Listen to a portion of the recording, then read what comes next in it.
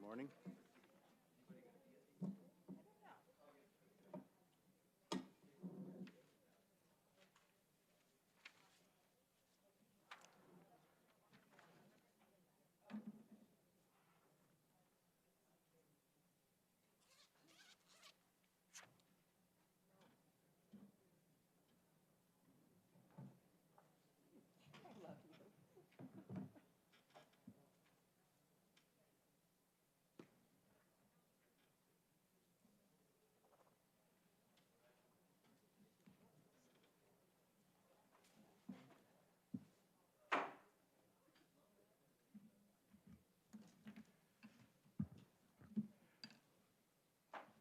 This is the Health, Human Services, and Elderly Affairs Committee.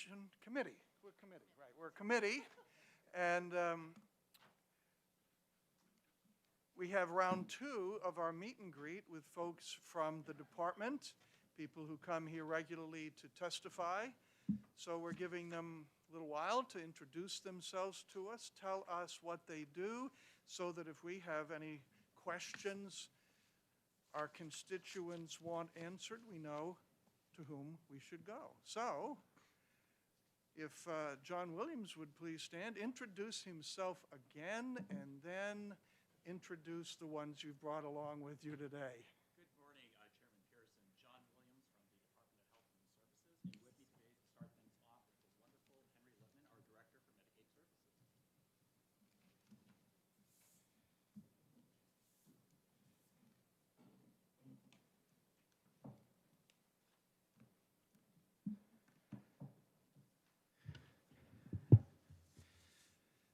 Good morning.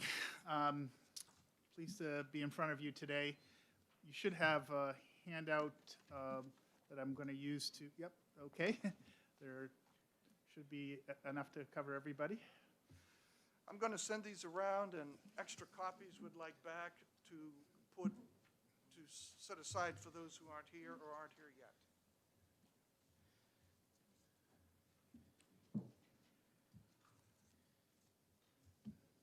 You may go. Sure.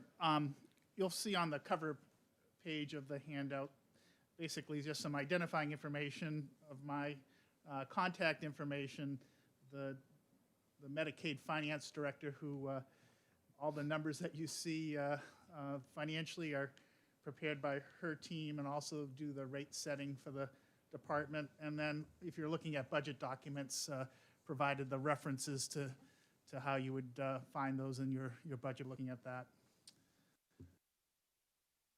The cover was to introduce you to policy leads within the Medicaid group and Medicaid team.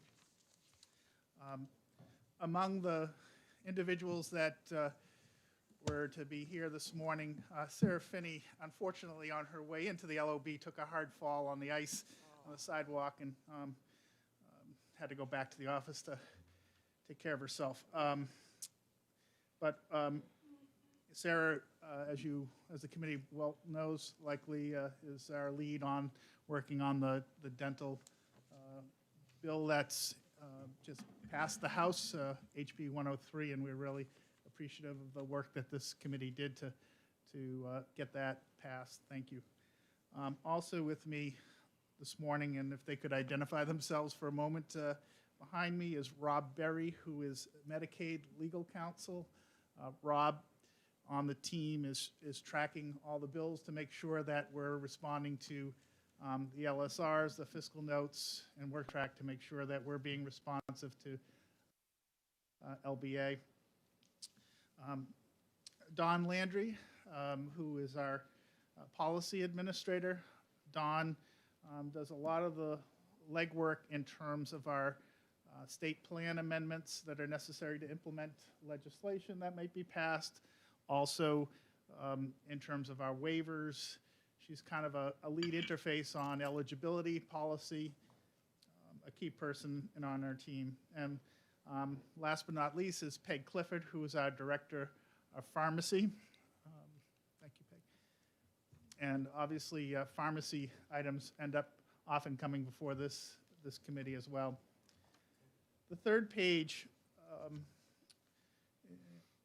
just tying to the chair's opening remarks about what we might either be in front of you or that your constituents may want to talk to you about in this session. I try to come up with a list of some of the things that I think will likely you'll either hear from or will be speaking to you on. Right now, the item 1 on that list is the Medicaid enrollment. Our Medicaid enrollment, because of the federal public health emergency and the requirements of continuous eligibility, we're required to maintain people enrolled as long as the federal public health emergency is ongoing, and that comes with the enhanced federal match to take care of those individuals. Today we have over 235,000 individuals. That compares to about 178,000 in March of 20 when the public health emergency was first declared. The Medicaid group called Granite Advantage, the Medicaid expansion group, has grown by over 66% in that time period. The overall program has grown by about 23%. So there's also been growth in our standard program. We've already talked about the adult benefit legislation, but let me take you to page 4, where we sort of put together a little bit of a dashboard to communicate to various stakeholders kind of what's going on and kind of what the challenges and what you might hear from constituents about. If you look at the upper left-hand pie chart there's a section called Current Metrics. And what we're identifying on the right-hand chart and the right of the left-hand chart first is 86,038 people today, if the public health emergency were to, at risk of losing coverage. Breaking that 86,000 individuals down, about 28,615 individuals. We have information that would suggest that, barring any new information to us, that they would lose eligibility, that they no longer would continue to qualify. And another 55,000 that are at risk because of overdue redeterminations. Individuals weren't required to do redeterminations aren't required to do redeterminations during the public health emergency. And we've been doing a variety of outreach efforts, which are kind of outlined on the bottom here and over on the right-hand side. I won't go into all that unless you have questions subsequently, but just suffice it to say, if you have constituents that are reaching out to you on this matter, we are here to help. We want to make sure at the end of the public health emergency that all those who should remain on Medicaid, who are eligible, do so, and to help those who aren't able to remain eligible for Medicaid to look at their options. Going back to the third page. So other legislation that we expect to potentially talk to you about, we understand there's 2 bills taking advantage of the American Rescue Plan to extend postpartum coverage from 60 days to 12 months post a delivery of a baby. And there, I think, again, I won't get into this, but there are, I think, interesting public health reasons as to why that might be a good thing to do. We're also working on implementing the Home and Community-Based Services Spending Plan, which was another feature in the American Rescue Plan, which provided one-time enhanced federal match of 10% to support services provided in the HCBS setting. The fifth issue, which I'm particularly concerned about, and there's at least 1 or 2 bills that address this, I think, out there, avoiding the collapse of maternity care options in the northern and western parts of New Hampshire. Coming out of this committee, a bill that was passed from a policy standpoint, but funding has been suspended, is the in-and-out Medicaid option. I know Representative Snow's been in contact with me on that many times. Of course, Medicaid rates, inevitably, you'll hear about those, in particular, I think, for nursing facilities and home and community-based services. The commission to evaluate the effectiveness and future of the New Hampshire Granted Advantage Healthcare Program kicks off again this week. And generally, waivers and state plan amendments, two of which we're working on right now. As a waiver is the inpatient psychiatric IMD waiver as an amendment to our SUD1, substance use disorder, and supportive housing. Okay. Just wrapping up briefly, the fifth slide just gives an overview of the key functions that the Medicaid division's involved in, and we basically support other divisions in their interactions with the Centers for Medicaid and Medicare Services. And lastly is just a summary organizational chart of individuals who are on the team, some of which are here today and some you might meet at some future occasion. And with that, I've gotten the hook to let someone else go. Thank you so much, Thank you. Mr. Lippman. Always a pleasure. We'll see you soon. Same here, thank you.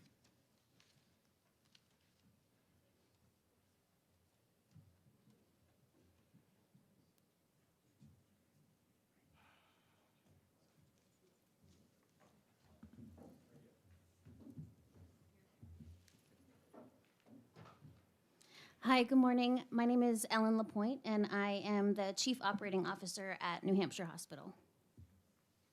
And good morning. My name is Joe Caristi. I'm the Chief Financial Officer for New Hampshire Hospital.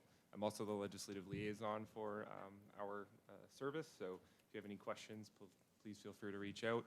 And look forward to working with all of you on any potential legislation that impacts the Mr. hospital. Christie, what is your position there again? Chief Financial Officer. Okay. Sorry. Good morning, everyone. My name is Heather Moquin. I'm the CEO at New Hampshire Hospital. So the team that you see in front of you today really can answer any questions that you have. Any of us can go back to the facility, get you answers. So we're here for you, and please don't hesitate to reach out if you have questions. Are you building a new facility? Yes, we are. We're building a forensic hospital. Wonderful. Yep. Thank you for coming. We'll Thank see you you. again.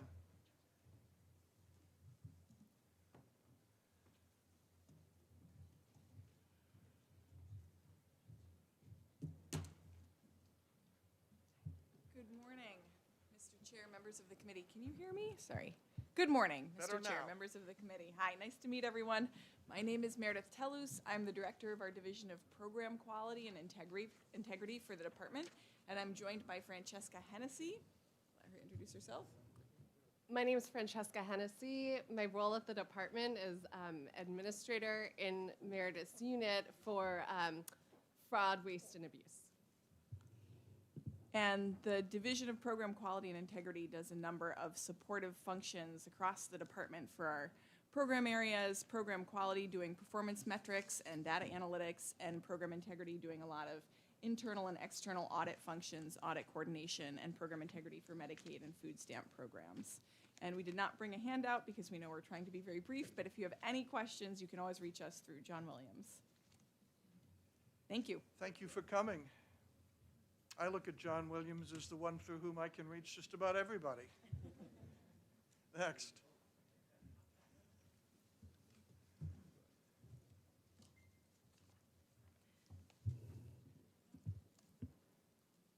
Good morning, Chairman and members of the committee. My name is Sandy Hunt. I'm the Bureau Chief at the Bureau of Developmental Services.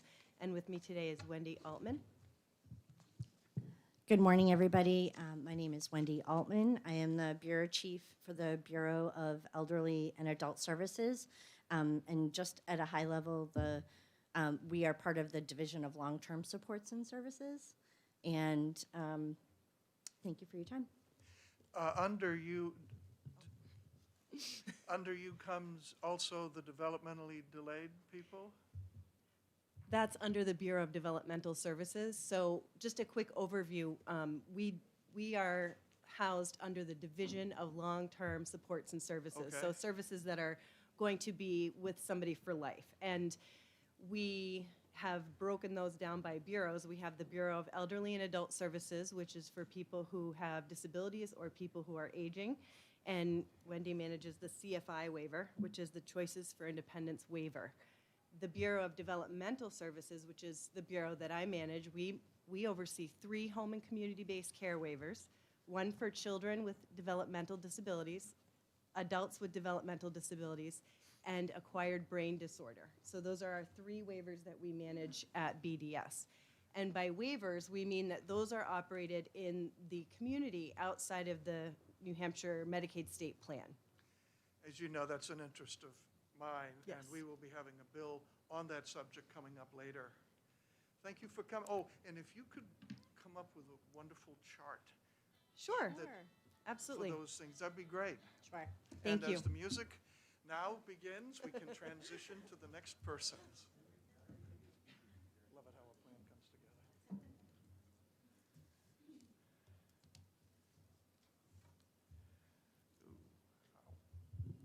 Good morning, Mr. Chair and members of the committee. I am Katya Fox. I am the Director of the Division for Behavioral Health. And within my division, there is a policy unit as well as our critical time intervention program. We have 3 bureaus: the Bureau of Mental Health Services, which addresses the needs of adults in need of those services. We have the Bureau of Children's Behavioral Health, which addresses children's behavioral health needs. And then we have the Bureau of Drug and Alcohol Services. I have some of the representatives who you will see from our division who will be appearing before you. One of the things that is important to convey to this committee is that we are guided by a stakeholder process that developed plans that really lay out our work. So we have the Children's System of Care. So there's a ton of programs under that. There's a lot of implementation that's going on, as well as our 10-year mental health plan. That, again, is our guide, and you will often hear us talk about it and talk about how our initiatives tie into those 2 plans. So with me this morning, I will have them stand and so that you can recognize them. I have our brand new Director of the Bureau of Children's Behavioral Health. She started on Friday. She is not she is not new to this committee, to this work, to the legislature, or to the state. However, she is new to this role. So that's Rebecca Ross. I also have with me, within the policy unit, specifically addressing substance misuse, but she also is a jack of all trades and Jill of all trades, and she can cover just about anything, and she often does appear before you, and that's Jenny O'Higgins. In the Bureau of Mental Health Services, we are fortunate to have the services of legal counsel, and he also serves as our legislative liaison, and that's Philip Bradley. And finally, as the Director of the Bureau of Mental Health Services, we have Julianne Carbon. And if you, of course, if you have any questions, I'll say you can contact me directly. You don't have to go through John Williams, but if you'd like to, you can. Thank you.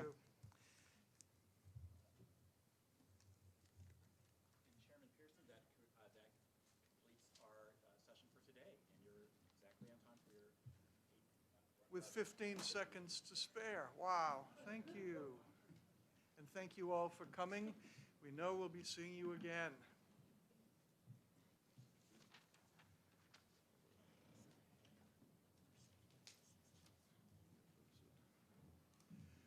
All right, where are we?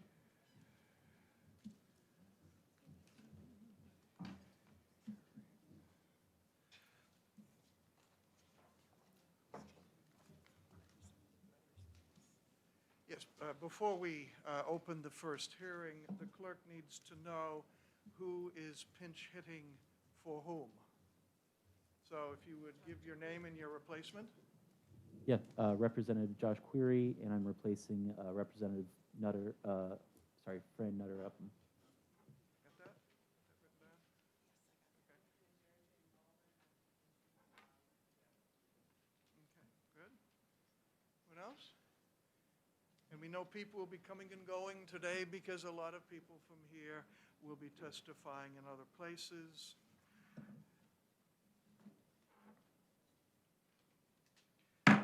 Open the hearing on House Bill 1609 relative to the scope of the Fetal Protection Act.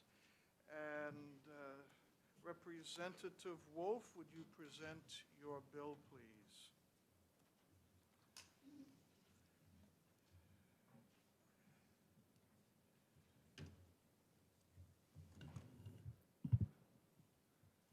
Thank you.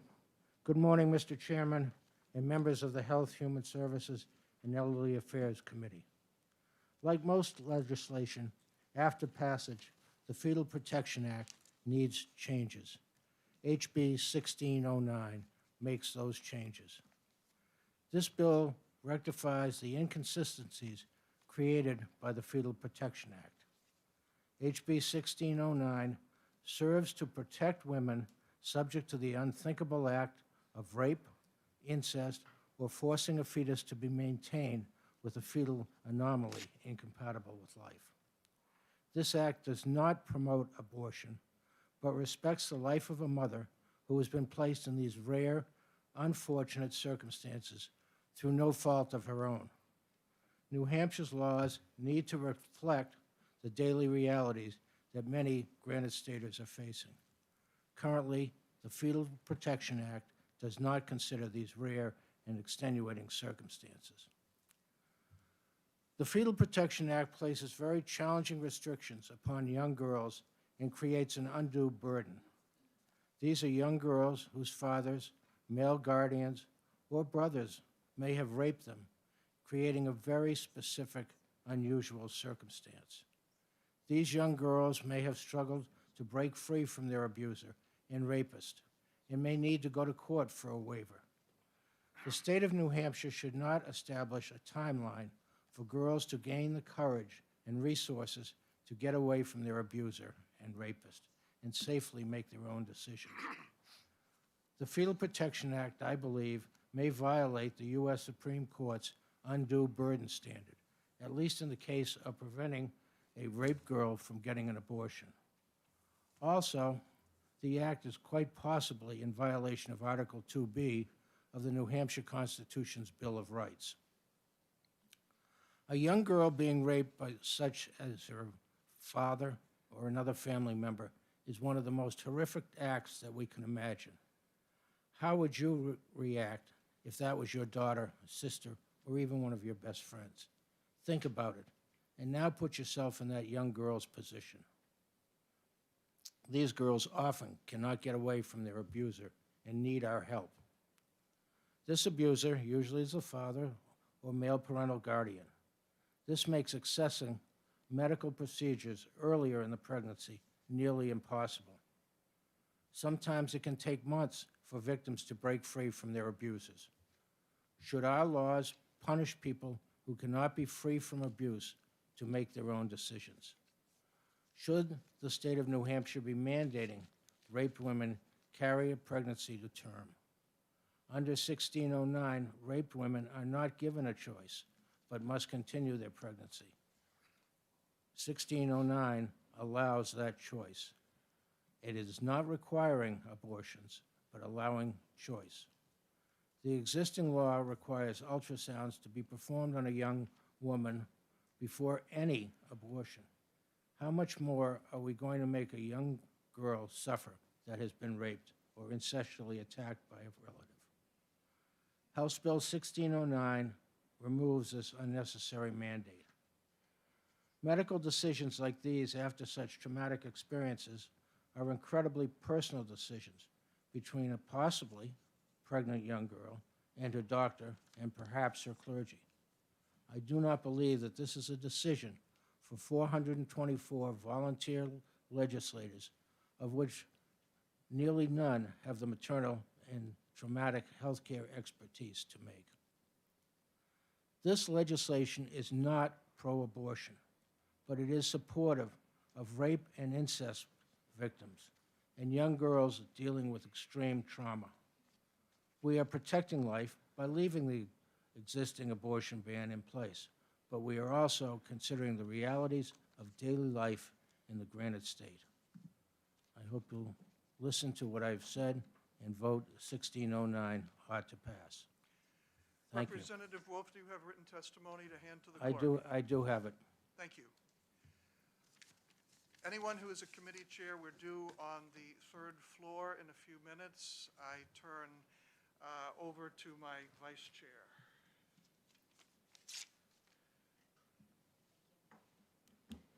Thank you. Are there any questions from the committee members? Thank you for your testimony. Thank you very much. Next, we will have a representative from the Department of Health and Human Services. Yes.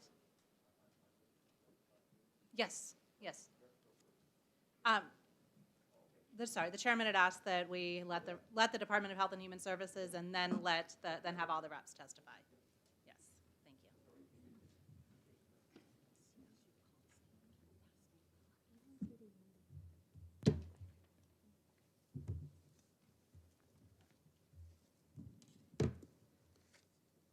Good morning, Representative Leon and members of the committee. My name is Abby Rogers. I'm the legislative liaison for the Division of Public Health Services. Good morning. For the record, my name is Sai Churala. I'm the Bureau Chief for the Population Health and Community Services. Good morning. I'm Jahwe Chola. I'm the Bureau Chief for Public Health Statistics Informatics. We are here to speak specifically to Section 4 of the bill, which requires the department to collect pregnancy termination statistics. So that's the scope of what we're here to talk about today. Thank you for giving us this opportunity to speak about the reporting piece. There are two big pieces identified in this bill. One is reporting from the providers. We don't currently have any system that allows the providers to report directly to us. So we would have to create a new system to get that information. And this has to be HIPAA protected. So that's a privacy and liability. Those have to be built into the system. Currently, there is no appropriation set forth for creating that system. That's one part of it. The other part is we also have to have other data systems that has to be in place that Ms. Chawla will be talking more in. Sorry, I need to stretch my body. So currently, the indicator of termination of pregnancy after 24 weeks gestational age is not currently available in the DHHS data portal, formerly New Hampshire Health Wisdom System. In order to do so, you will require additional resource or workforce for the division to do the data analysis and visualization to conduct statistical reporting for this purpose. So I would like to give some information from the Bureau of Health Statistics, currently staffing limitation. So the Bureau of Health Statistics provides data analysis and epidemiological statistical support as the Health Statistics Center of New Hampshire. And depending on the data availability, this type of report will need to be customized. And with the limited resource currently the Bureau has, we don't have enough staff to provide this type of customized data modeling, data visualization, and data analysis. Currently, the Bureau only has one full-time data analyst as well as one full-time system developer in order to do the visualization on the online system.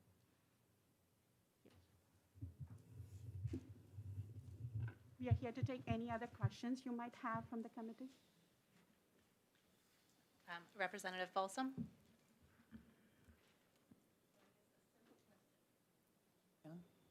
Mine is a simple question. I need your names written out for me so I can put it in the record. Thanks. Will do. Representative? Thank you, Madam Chair, and thank you for taking my question.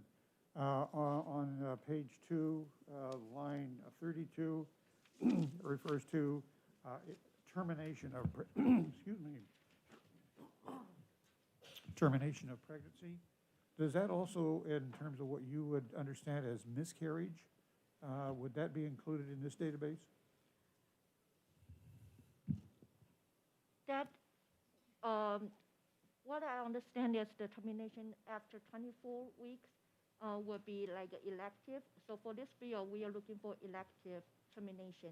For the miscarriage, it will have a different type of coding or data analysis that will fall under CMS. So if I continue, Madam Chair, follow up? Yes, follow up. Thank you. So if we added voluntary termination of pregnancy, that would clarify any confusion about the miscarriage?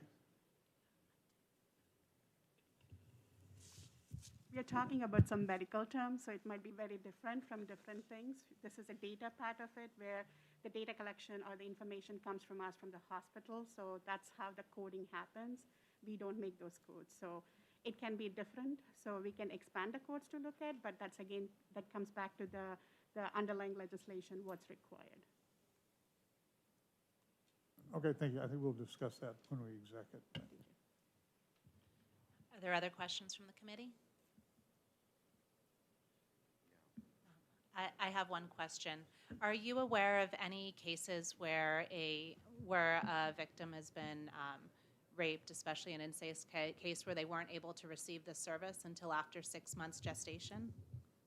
We don't have that kind of information, as the department doesn't collect that information. That would be either in other places, but not in the Department of Health and Human Services. Okay, thank you. And do you know where we might be able to find those?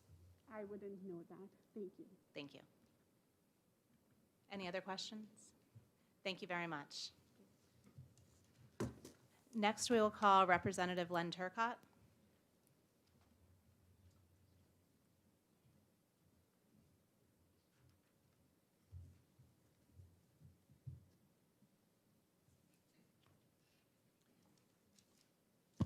Thank you, Madam Chair, members of the committee. My name is Representative Len Turcott. I represent Stratford County District 4, which is the town of Barrington. I promise I'm going to be very short, and I will not take any questions after. I sit on 3 different committees, but today I come to you and sit before you as a representative of the House Majority Office. We in the House Majority Office recommend that this bill be found inexpedient to legislate. Last year, as part of HB 2, the House of Representatives passed an exceptional fetal protection legislation. And just 2 weeks ago, the House tabled another bill and a possible amendment that would have chipped away at the HB 2 legislation that we passed just last year. This bill, HB 1609, is a further attempt to roll back and infringe upon last year's legislation. Therefore, House Majority Office strongly recommends HB 1609 be found inexpedient to legislate. Thank you. Thank you. Next, we will call Representative David Love.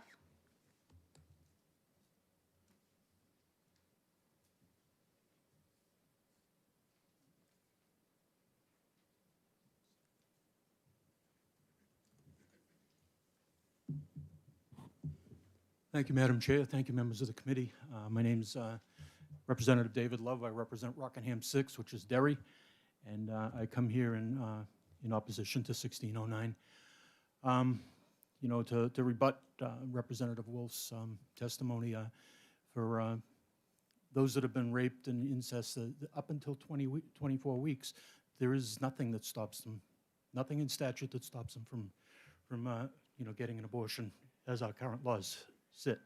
And you know, it's only up until 24 weeks.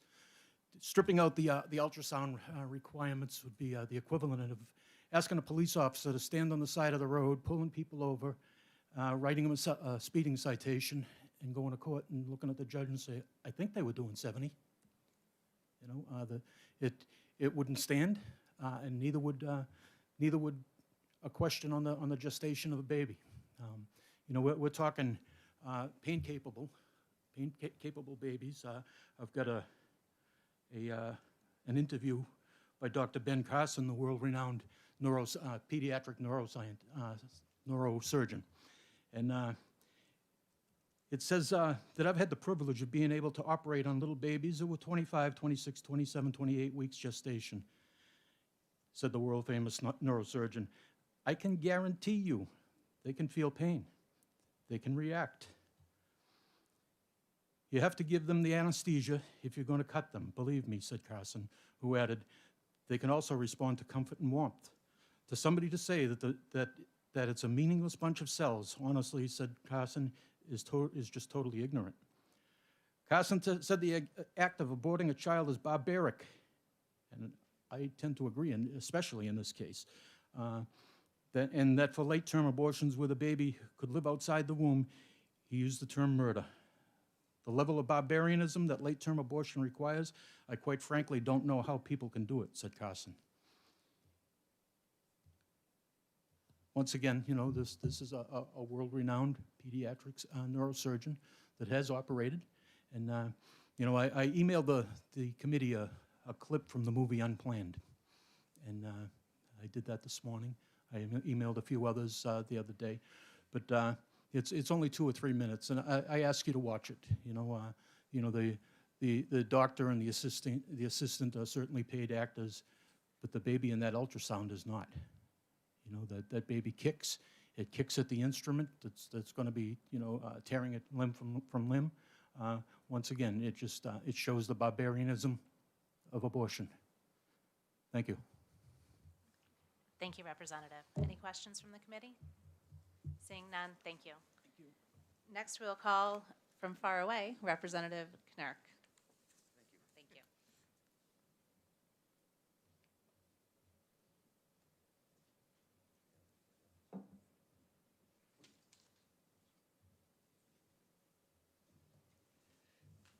Thank you very much, Madam Chair. For the record, I'm Representative Jerry Knirk, and I'm representing Carroll County District 3. And for those who don't already know, I'm a retired surgeon as well. So I'm here to testify in support of HB 1609, which removes some of the most troublesome portions of the Fetal Life Protection Act, an act that legislates the practice of medicine, which we don't do, compromises patient-centered, evidence-based care, and criminalizes a standard of medical practice. Abortions after 24 weeks gestational age are really very rare, and they're usually done in major medical centers, nearly exclusively because of the discovery of a severe fetal anomaly, which is incompatible with survival, or when the pregnancy presents a severe risk to the mother's health. Now, importantly, what 1609 does is it adds an exception for severe fetal anomalies, which wasn't in the original. These are anomalies that are not compatible with life. And those are also rare, but there are a number of different anomalies. For example, anencephaly, when a child is going to be born without any portion of the head or brain.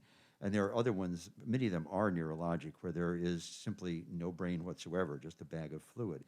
These are infants which will not survive after birth, or if they do, it's for a few days, or only with heroic efforts. The issue is that you kind of wonder, why 24 weeks? But it's important to realize that although we may know there's an anomaly early, sometimes the severity can't be determined until after 24 weeks as you look at it with further ultrasound. And given our large population of uninsured and underinsured people, it's important to realize that some women may not even obtain prenatal care before 24 weeks. And in a case of rape or incest, the comment was made a moment ago, she's got 24 weeks, but some may be too traumatized to even go seek care. And the other is sometimes a woman doesn't know she's pregnant. I know you may find that a little weird. I was not an OB/GYN, I was a spine surgeon, but I had this happen once. I had a woman about 17 come walking in to be seen for back pain. I had a medical resident shadowing me that day. After we took the history and we walked out, I looked at her because she was changing her clothes. I said, "Does she look pregnant to you?"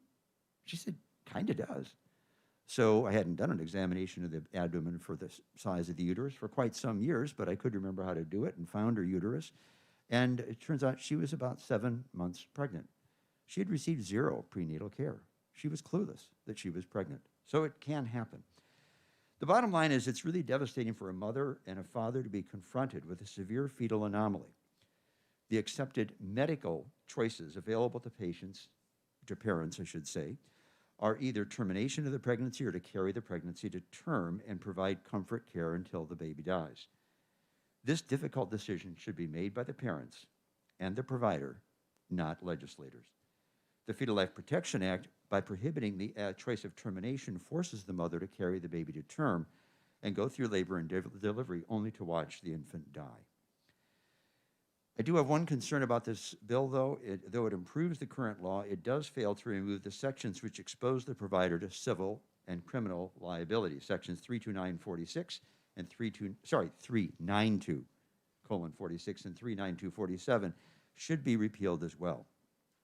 Even with the exceptions allowing termination of pregnancy for severe fetal anomaly, which is added, or in the case of life of the health of the pregnant woman, the exposure of a physician to criminal and civil liability with up to a $100,000 fine and years of prison is very troubling. We're used to civil liability because we got malpractice cases that we have to face. But the criminalization of the wrong decision, wrong in quotes, places an extra burden on the physician because the decisions that we face as physicians are often complicated with serious consequences and a lot of gray areas. There's been massive documentation that on any number of relatively common disorders, when the story is presented to a panel of physicians, that they'll disagree on what the decision would be, and it's justifiable. So different providers can make justifiably different decisions, even when placed with the same problem. So place yourself in the shoes of a physician who must make a decision when faced with a seriously ill pregnant woman, perhaps blood pressure 220 over 180, and they've got to do something about it, or a fatal fetal anomaly. No longer can they make the best decision for the mother. They got to watch over their shoulder and wonder whether some court will later decide that that fetal anomaly or that seriously ill pregnant woman wasn't quite severe enough to justify the termination. That's what happens in malpractice. We're only facing civil penalties. They need to wonder whether this court will later decide that it wasn't serious enough and sends them off instead to prison. This is really going to make it hard for us to be able to recruit OBGYN practitioners to this state, and particularly anybody who wishes to work in high-risk obstetrics. Thank you. I'll take questions if there are any. Yes, Representative? Thank you. Microphone? Yes. Your microphone, please. Yes. Thank you, Madam Chairman. Thank you, Representative, for taking my question. It's a very quick question. I'm not clear. From your testimony, do you intend to submit an amendment to this bill? I would think it would be a reasonable thing to do, because again, I think it would be wise to remove at least the criminal penalty, if not the civil penalty as well. So that I think should be considered as we consider the bill. Thank you. Thank you very much. Other questions from the committee? I have one. Thank you very much for taking the question. Is there anything in the law that prohibits a doctor with a patient with preeclampsia, as you mentioned, or any other of these challenges from simply delivering the baby early, either through induction or through a cesarean? Actually, no, that's an option. And I have a very good friend who had a 28-week gestational age baby who had preeclampsia and did have her delivery. And I know this child quite well, and she's had a lot of problems, but she's been doing fine. So that's fine. But so that can be an option. Sometimes, and I think, again, in the heat of the battle, you may not be able to move on to that one well. And so I think, again, the question is, should legislators with no training, distant, at some point in time, make a decision that influences the decision made by the surgeon, the OB/GYN, at that moment? Anybody who's been faced with a patient who is looking like they're going to die right in front of you doesn't want to take a lot of time thinking about whether they could go to jail for making what's going to be an appropriate decision. So, yes, they could do that, but that's the thing. It's a choice, not a mandate. And just as a follow-up, is there any time when the mother's health is protected by terminating that child before that early delivery, or would that waste those precious seconds? I I might defer to any OBGYNs that might be coming up. I don't know for sure, but I would presume that that could be, because it probably takes a little longer to organize for an actual delivery, which would usually have to be a cesarean. Actually, they're both operations. So I don't know for sure. I better not go any further because I know not to speak when I don't know. Thank you very much. Any other questions? Thank you very much for your testimony. Thank you very much. Next, we will call Representative Kurt Welper. And as we have a very long list, we will start going to the time limits as well. We've been doing a pretty good job with that, and I'll just start watching it more closely. Thank you. Thank you, Madam Chair, members of the committee. For the record, my name is Kurt Welper. I represent Stratford District 3, the towns of New Durham and Stratford. But today I come to you as the Vice President of New Hampshire Right to Life.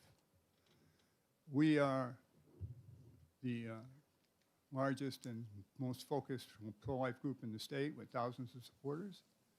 We were involved in the development of the Fetal Life Protection Act, and I just want to very briefly, you have written testimony already, so I'm just briefly going to cover a couple quick points. We don't need any changes to the FLPA, the Family Fetal Life Protection Act. It was carefully constructed to avoid the challenges that we hear about today, the undue burden statute. One is just one. There are several other constitutional issues that could have come up over this bill, but it was constructed specifically to avoid all of those. So there's that. Here I want to talk, as you just asked about the delivery and the abortion business, right? Delivery is faster. You can get delivery done in, I don't know, 12 hours or 20 hours. An abortion at this stage of pregnancy takes days. So it's faster and safer for the woman to have an early delivery, and of course, way safer for the baby. But that delivery has other benefits that abortion negates, and that is the child actually gets born. The mother, the parents, can relate to the child. They can love that child, no matter how short its life might be. And there's testimony of thousands of mothers about the few minutes that they have with their child as it expires and the value that that provides. Everybody's sympathetic, empathetic with rape and incest victims, but 6 months is a long time. And at some point, we have to say, you've had enough time, and it's time.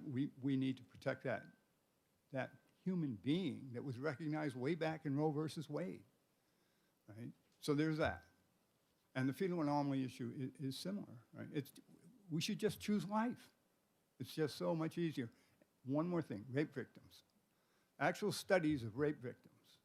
The mothers testify that the baby helps them heal, gives them a reason to continue living and look to the future. And abortees represent the abortion as a second rape. With that, you have my written testimony, and in the interest of time, I won't take any questions. Thank you very much. Next, we have Representative John Graham. Hi. What's that? Oh, he's in the chair's meeting. I apologize. That's why it was stacked that way. Thank you. Then next we have Lori Stafford from Health and Human Services. Sorry, we have Lori Stafford. Sorry, I'm trying not trying to give you a job at the department. I apologize. Thank you. Good morning. Thank you for listening to my testimony. So the Fetal Life Protection Act is a moderate, common sense law that should stand as is. Most Granite Staters, like me, believe in these protections for third trimester babies. I'm also a widow and a mom of 2 adult sons with Duchenne muscular dystrophy. Although they couldn't be here today, you may remember them testifying in the past in their power wheelchairs.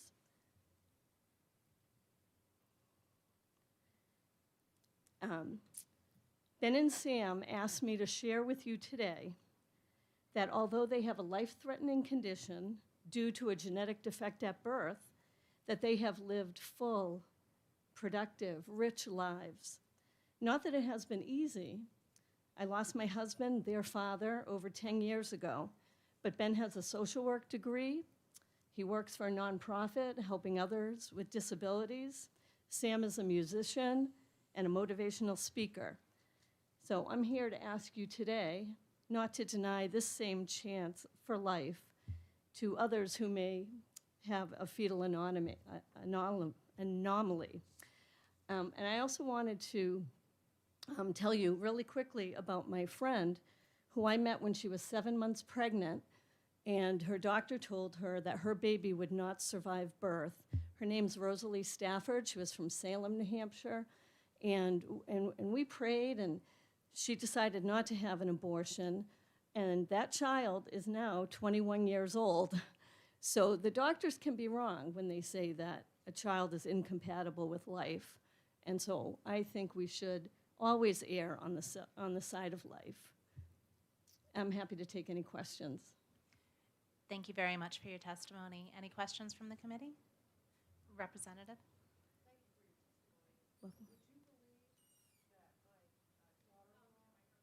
Yeah.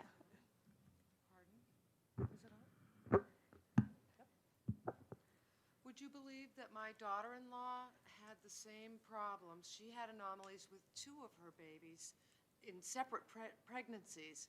Both times, the doctors were adamant about saving her life and that the babies would not survive. One had a kidney malady, and the other had fluid up the spine and right into the Encephalitis. cranial, Yes. and cranial cavity, and it was severe. And he's not going to live. They're not going to have productive lives. This child is going to die at birth, if not before. And she chose life. Yeah. And both of those boys are brilliant. They're perfect. Yeah. There was no problem with them at all, even though the doctors 2 times suggested. Actually were very adamant about that. Representative DeLemus? I'm sorry. I'm sorry, it should be Would a you question believe that this? became, Would you believe- I know, it Would ran you on a believe- bit long, but Sorry. we appreciate that. It's been a while since being in committee. So, thank you. Thank you. Thank you. Thank you very much. Next, we have the Honorable Linda Ray Camerata.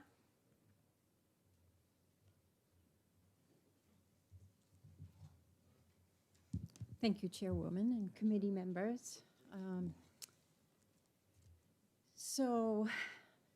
Thank you for giving me the opportunity to testify today. I come before you today as a registered nurse asking you to oppose HB 1609. In preparation for today's meeting and testimony, I did some research and I learned a few things relative to this issue. Let me share a few bullets with you. Number 1, abortion providers, believe it or not, require a transvaginal ultrasound to be performed during early stages of pregnancy. But New Hampshire's new law does not even mention this procedure. And I bring that to your attention because I always watch what our legislators are doing. I'm always interested in different viewpoints.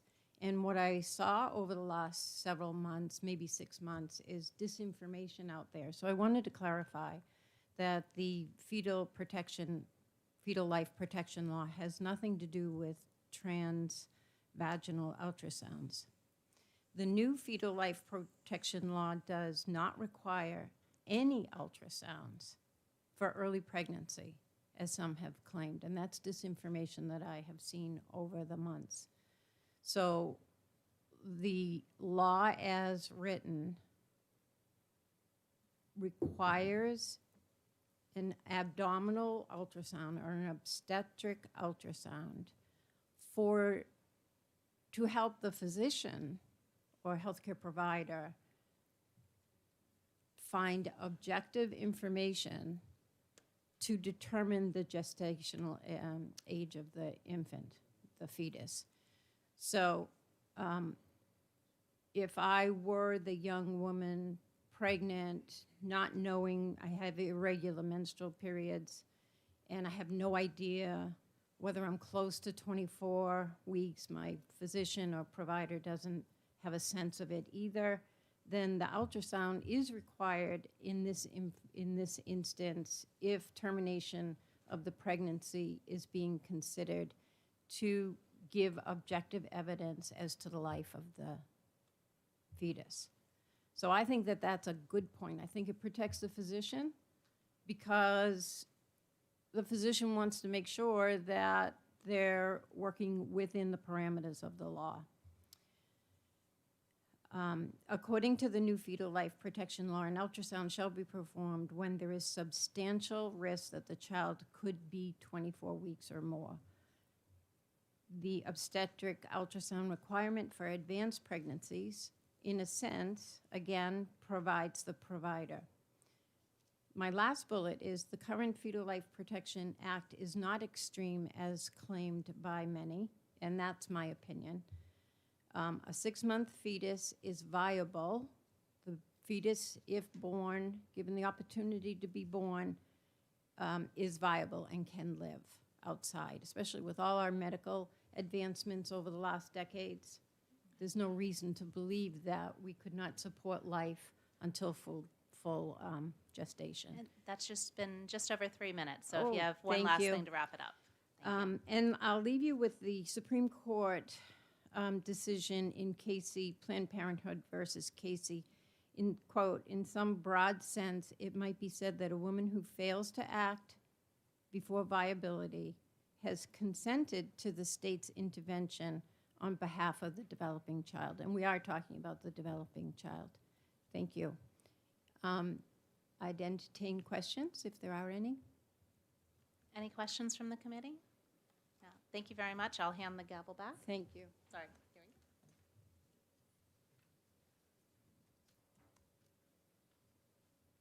Here we go. The chair recognizes Matthew Hood to speak from, it says, Dartmouth-Hitchcock.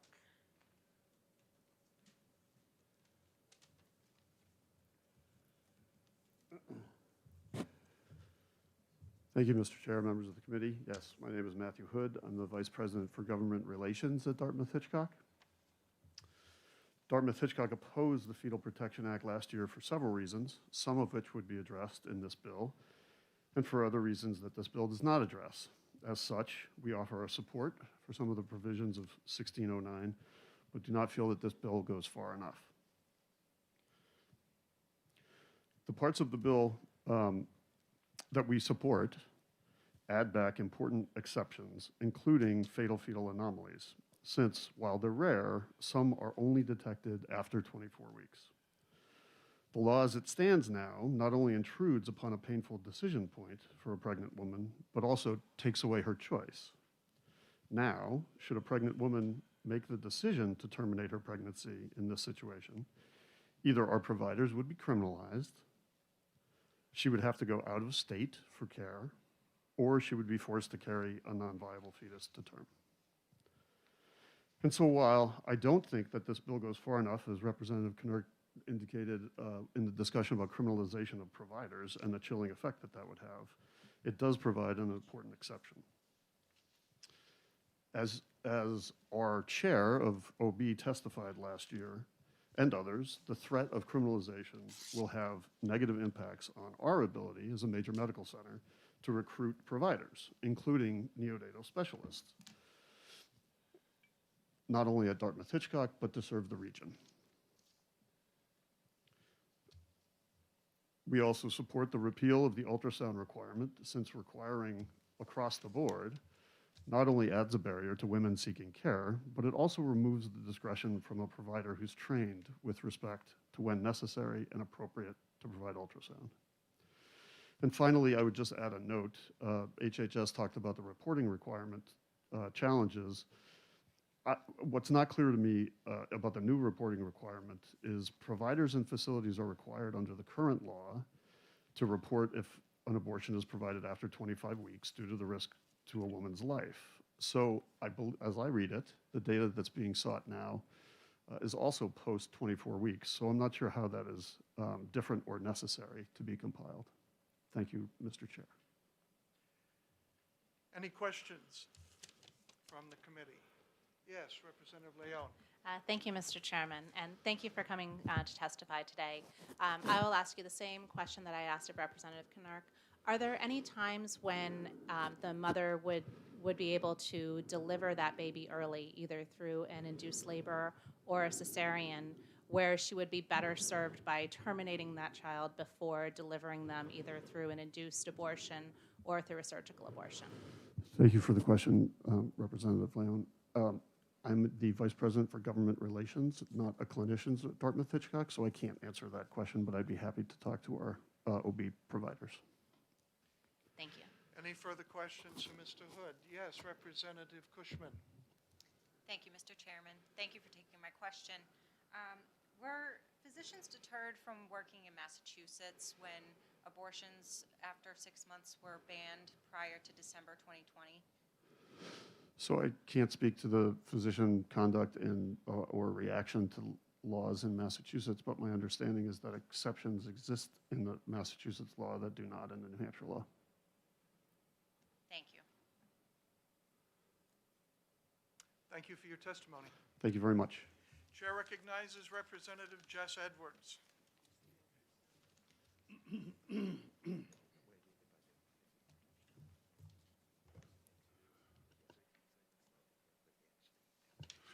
Thank you, Mr. Chair. I'm Representative Jess Edwards, representing Auburn, Chester, and Sandown. I was involved during the committee at conference as this law passed into HB2, so I'm a little bit familiar with the background and the thinking. And I just want to remind people, because there has been so much intentional misinformation about what this bill, what this legislation did. To emphasize that, there has been... Representative, don't use the word intentional, please. There has been a lot of information out in the public domain that I don't think was meant to elucidate the facts about the bill. For example, it said that 24 weeks is an extreme position. 24 weeks is extremely well accepted in society, in Western civilization. We were the 43rd state to say that 24 weeks is where we begin to recognize life and start to treat the baby, the yet-to-be-born baby, as a human entitled to human rights. Also, every European nation recognizes that by the 24th week, they're dealing with a human being. So I think whatever we do to this bill, it should be done from the perspective of, at 24 weeks, we're dealing with human life, with human rights. On the rape and incest issue, it may sound crude, but it's so obvious that a woman knows at moment zero if she's a victim of rape or incest. There are 24 weeks for the woman, her physician, hopefully the father of the child, to come to a conclusion about what the right thing to do is, whether or not they want to bring that baby to full term. 24 weeks is a long time. I checked at West Virginia University, where I used to be a radiology administrator, and I talked to the academic physician that teaches ultrasound practice for that university. And one of the things he mentioned to me that I think is relevant due to some of the scare tactics over transvaginal ultrasound, a term that is not in our law, it's obstetric ultrasound. But what was mentioned to me is after an abortion, in order to make sure that a woman is completely free of any bio waste from the procedure, it's normal to do a transvaginal ultrasound to make sure that the woman is clean, and if all the bio waste hasn't been removed, she's at severe risk of incurring sepsis, which can be deadly. So I hope as we debate this, we can debate it in honest ways, taking a look at how valuable life is to each of us. And with that, I'm done if you have questions. Any questions for Representative Edwards? Seeing none, thank you, sir. Thank you. And Representative John Graham, he has given me testimony, which I will attempt to pass out. Thank you, Mr. Chairman. My apologies for being late, but I was at that same meeting with you. For the record, Mr. Chairman and members of the committee, I'm Representative John Graham, and I represent Hillsborough District 7, which is the town of Bedford. This bill is introduced correcting what, in my mind, a couple of grievous errors in what we passed last June in House Bill 2. That is not to say that I am supportive of late-term abortions, because I am not. But there are elements of the so-called Fetal Protection Act that need to be changed in my mind. First is the absolute requirement for an ultrasound prior to having any abortion performed, regardless of the stage of the pregnancy. You will hear that this is always not always non-invasive procedure, but I can tell you that categorically it is during the first couple months. As many of you know, my wife and I had a baby daughter last November. As part of our routine checkups during the pregnancy were ultrasounds to measure the gestational progress of the fetus. I can tell you, having been in the room while they were conducted, that these ultrasounds done during the first 3 months were done vaginally. Think of what that may mean in other circumstances. Remember, in what we passed, there is no exemptions for rape. Therefore, a victim of rape who wishes to terminate a pregnancy that results from that violent act must endure an invasive procedure. Is this really what we want to do to a young woman who has had that act perpetrated upon her? I don't think so. Second, while in current law we are concerned with the life of the mother, we are largely silent on the health of the mother. I realize that there are some factors in there, but this bill corrects part of that omission, and it does talk about the health of the mother. Likewise, the current law is silent on the viability of the fetus if it is brought to term. A full anatomy scan, a level 2 ultrasound, is routinely given between the 18th and 22nd weeks of the pregnancy. It is at this point that many physical issues that deal with viability after birth are noted. Note that I said as late as the 22nd week.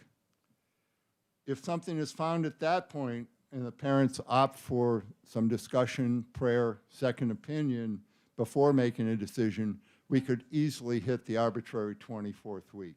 I think that we need to reconsider what that means about viability and the 24th week window that we've established. Thank you, and as a co-sponsor of HB 1609, I urge that you find this critical health care bill ought to pass. Will the representative take questions? Do I have a choice? Yeah, you do. Yeah, actually you do. I know I don't. I'll try. Any questions?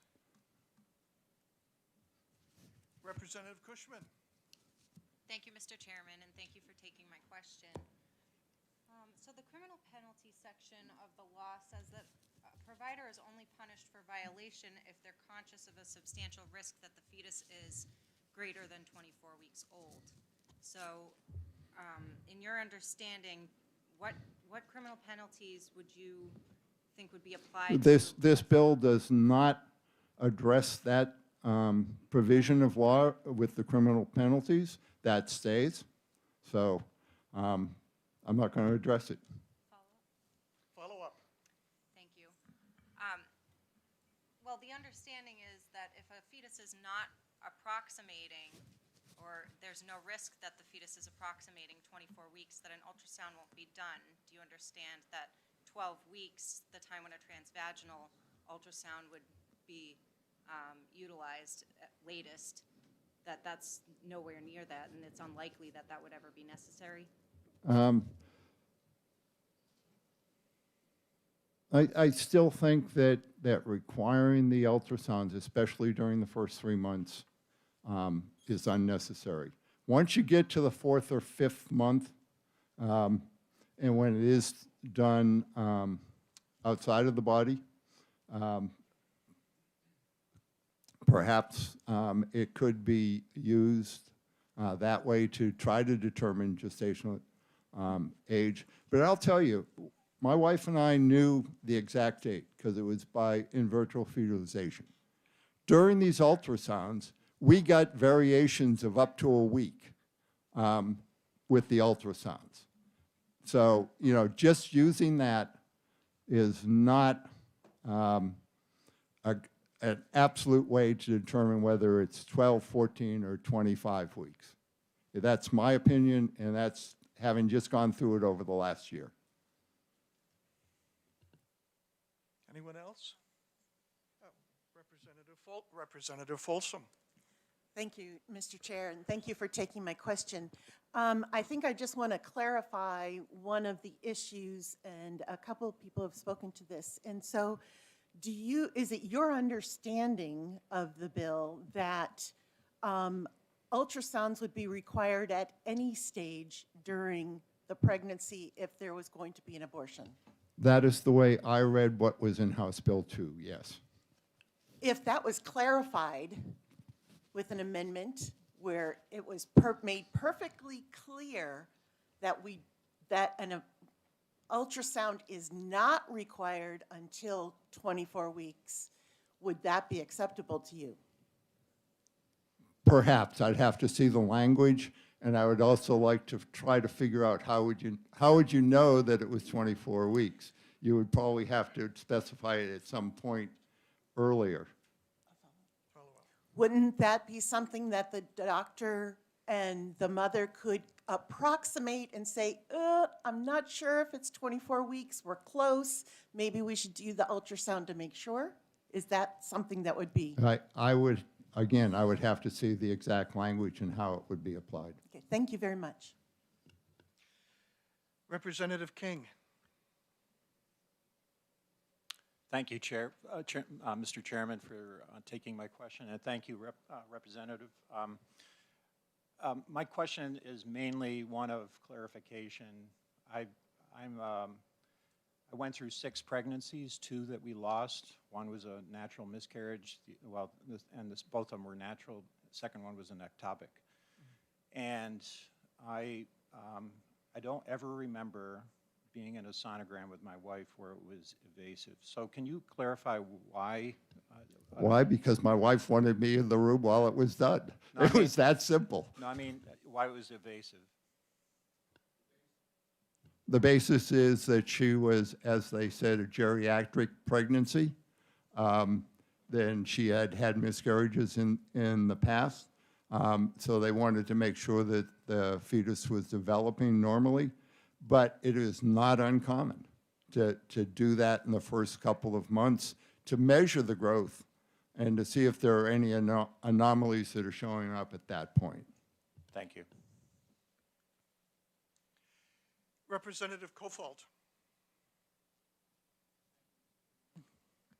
Thank you, Mr. Chairman, and thank you, Representative, for taking my question. Can you point to anywhere in the existing law that refers to transvaginal ultrasound? It says ultrasound, and in my experience and understanding, in the first 3 months, they are not done over the stomach, they are done internally. So that's where it is. Thank you.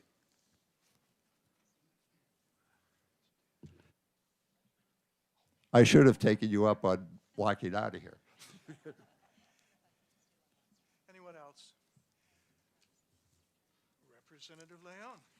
Thank you, Mr. Chairman, and thank you for one last question. Would you believe that I've had 3 pregnancies, and the only time I had a transvaginal ultrasound was when we were trying to determine if a surprise pregnancy was ectopic or not, because it was thought to be a belief, and that all of my other ones after that, even 8 weeks, 10 weeks, were all transabdominal. I would believe that that is your experience, yes. You're free to go, and congratulations on this. And by the way, I hope most people do that, but by the way, I am a cigar smoker, and I'm still waiting. I gave up smoking years ago. I didn't, so I'll take yours. Thank you, sir. It is the custom in committee hearings to call on representatives first because often they have to go to other meetings in the building. The chair recognizes Representative Matthew Simon.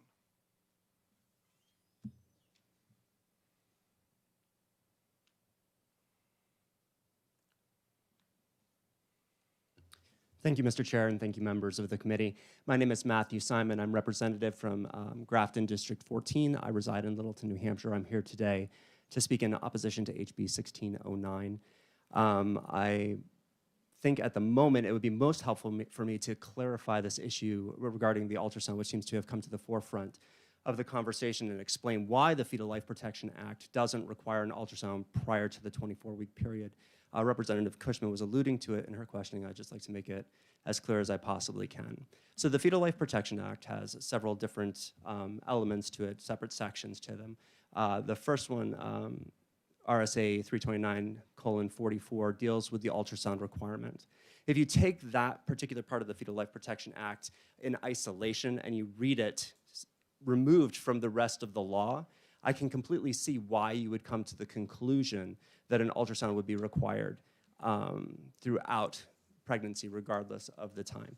But if you go down two more sections to RSA 344-46, I think, 346, you'll see the criminal penalties section. And in that section, I'll actually read it for you because it'll be helpful. It explicitly states that the only thing that the state is concerned with is ultrasounds at the 24-week period. So 329:46, criminal penalties. Any healthcare provider who knowingly performs or induces an abortion in violation of this subdivision and knows that the fetus has a gestational age of at least 24 weeks or consciously disregards a substantial risk that the fetus has a gestational age of at least 24 weeks shall be guilty of a Class B felony, and in addition to any other penalties the court may impose, be fined not less than $10,000 and not more than $100,000. So when taken within the context of the whole law, the state only has a legal interest in whether or not the provider was provided an ultrasound at a time where there's a question of whether there's a substantial risk that they're at the 24-week mark or they've actually reached 24 weeks. That's the only thing that the law is concerned with. So that even if a provider gives an ultrasound earlier in the pregnancy because the doctor is concerned, well, I don't want to be on the hook for this, I want to have an ultrasound taken just so that I can watch my back. The only thing that he's trying to determine is whether or not that fetus is at 24 weeks. You don't need a transvaginal ultrasound to determine whether an 8-week-old baby is 24 weeks. An external ultrasound will do that just fine. You can put some jelly on the belly and take a picture and you can tell perfectly well. We don't need to know if the child is 8 weeks. We don't need to know if the child is 10 weeks. We don't need to know if the child is 12 weeks. We only need to know that the child is not 24 weeks. And that's easily observable through an external ultrasound. The bill itself, or the law, I apologize at this point, the Fetal Life Protection Act does not require that. It does not even infer that. It was not the intent of the bill. And President Folsom's point, just to clarify for everybody, I was bringing forward a floor amendment to our last session that got tabled that would bring the language from the criminal penalty section forward into the ultrasound section so that that was clarified and there was no longer any question. For the sake of time, I won't touch on any of the other parts of the bill which I oppose, but I'm happy to take any questions. Any questions for the representative? Seeing none, thank you so much. Thank you very much. Chair recognizes Karen Sweeting, representing herself.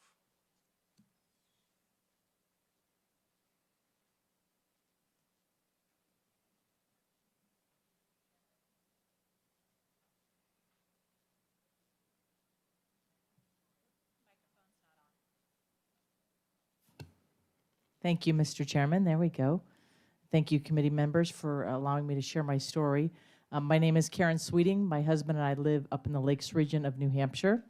and I'm here to oppose this bill for 1609. Not to gut this bill. I actually, regretfully, had a reproductive loss myself in 1993, and 6 years later almost took my life.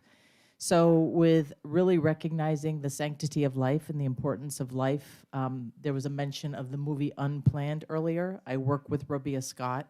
She was actually the woman that played the face of Planned Parenthood in the movie Unplanned. She was actually a backup singer for Prince before she actually ended up getting into full-time ministry with her husband. But she now runs an organization that deals with counterfeit comforts, and it's people turning to drugs or alcohol or any other type of counterfeit comfort because of the pain and shame of terminating a pregnancy. So as far as this bill goes, I really hope and pray that the decisions being made will be opposing this, because at any time, I mean, we are a Bible-believing, God-fearing nation, last time I checked, and the founding fathers were God-fearing, Bible-believing men. And I just hope and pray that there will be opposition to this bill, because it terrifies me that the thought of life is just so flippant and so flippantly taken. It was mentioned also about the case of rape. How does murdering a child then make a rape a solution to a horrific interaction between a man and a woman to then take the life of a child, which only then perpetuates even more pain and shame? So I don't know, all the ins and outs of this bill. I actually was not even here for this bill. I was here for another purpose, but I have a funny feeling that God has a way of working all things together for good. So if there's any questions about my story or if I will tell you, I was playing professional basketball after I graduated from UC Davis, and when I came back to the States, I found myself with this unplanned pregnancy. And however, the ultrasound, if I had had an ultrasound and saw the life of that child inside me, I guarantee you my daughter Joy would be here today.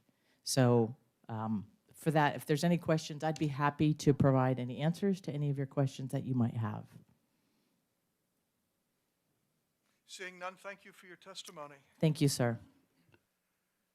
Chair recognizes Margaret Dry, and you have written testimony.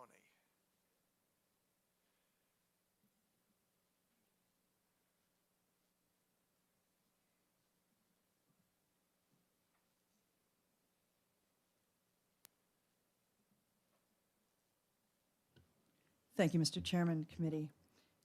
For the record, I'm Margaret Dry from Plainfield, New Hampshire.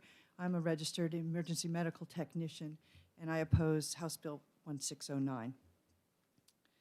Today is day 18 for the Fetal Life Protection Act. Though it's been on the books only less than 3 weeks, it's already attempted to be changed. Actually, not changed, not tweaked, not fine-tuned, and not clarified, but gutted. By introducing the word health into every reference to the life of the pregnant woman in this bill, Section 3, this bill takes the criteria for a medical emergency from the very objective physical realm of life-threatening physical conditions to the very subjective realm of health. Roe v. Wade used the United Nations definition of health as a state of complete physical, mental, and social well-being, not simply the absence of illness or disease. Its companion ruling, Doe v. Bolton, adopted a very broad definition of health. It said all factors relevant to the well-being of the patient, including physical, emotional, psychological, familial, and even the woman's age. Familial factors are not medical emergencies. What are they doing in this special section defining medical emergencies? This new statute deals with abortions after 24 weeks. The purpose of the ultrasound is to determine gestational age. The language of the new statute only requires a healthcare provider to conduct an obstetric ultrasound. It doesn't have to be invasive. In all cases, non-invasive abdominal obstetric ultrasound can be used to determine whether or not a woman is less than 24 weeks pregnant. And it is the most reliable method to do so. These ultrasounds are available for free at pregnancy centers across the state: West Lebanon, Manchester, Plymouth, Nashua, Rochester, just to name a few. In addition to determining gestational age, ultrasounds are used to verify pregnancy, determine twins or multiple births, and very often to rule out an ectopic pregnancy, which is a true medical emergency. These are all things that any pregnant woman should hope would be taken into account before any kind of medical procedure. What's the rush? This statute was voted on by a majority last session, and it just hit the books. Give it more than 10 business days. I'm happy to answer any questions. Are there any questions? Dr. Woods, Representative Woods. Thank you, Mr. Chair, and thank you for taking my question. Relative to the free, I mean, that's certainly a big benefit. Will that continue with the current milieu in which we find the defunding of many of these centers? Yes, most of these centers that offer free ultrasounds are privately funded. Any further questions? Thank you so much for your testimony. Thank you. The chair recognizes Dr. Richard Johnson of Dunbarton.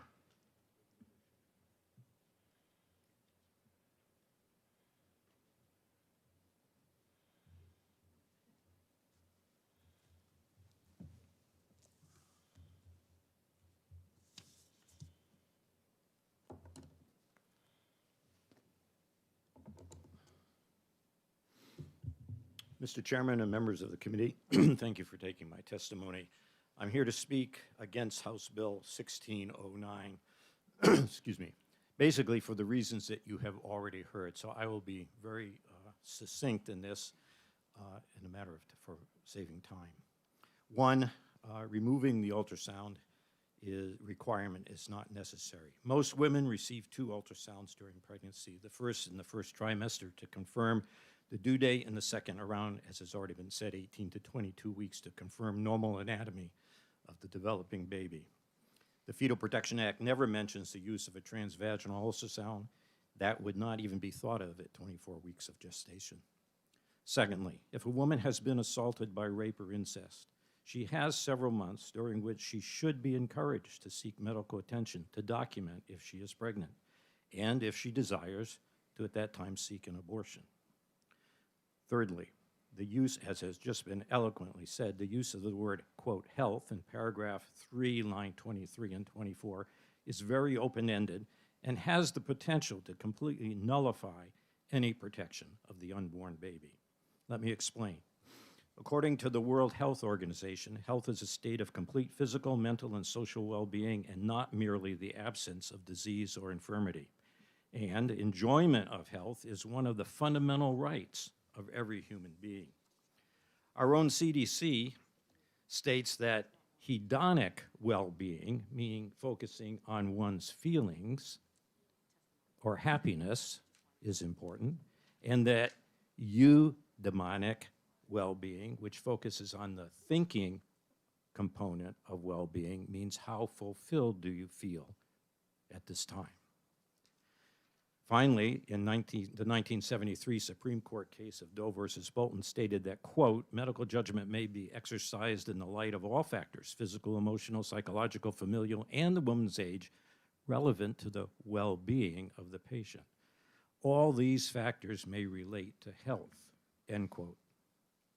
Using these subjective guidelines, it would be virtually impossible to disagree with a woman about her state of, quote, health, and therefore her desire for an abortion.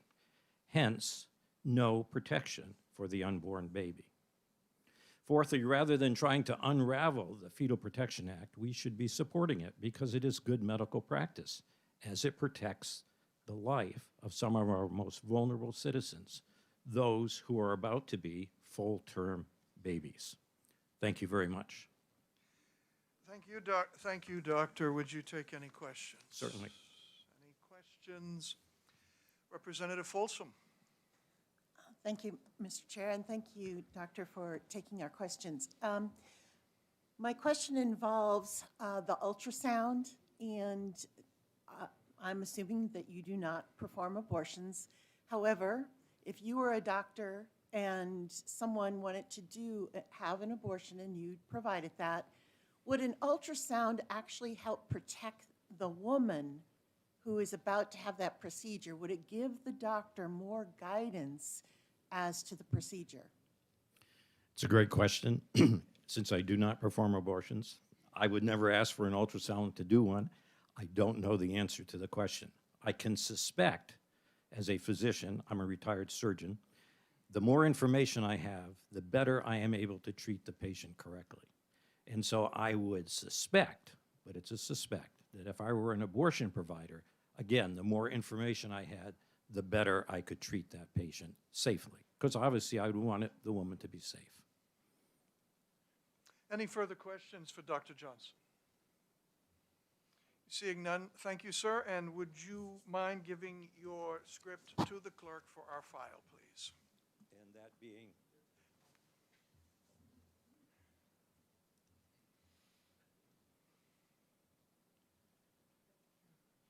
There's multiple copies. Not only does the clerk get one, we all get one.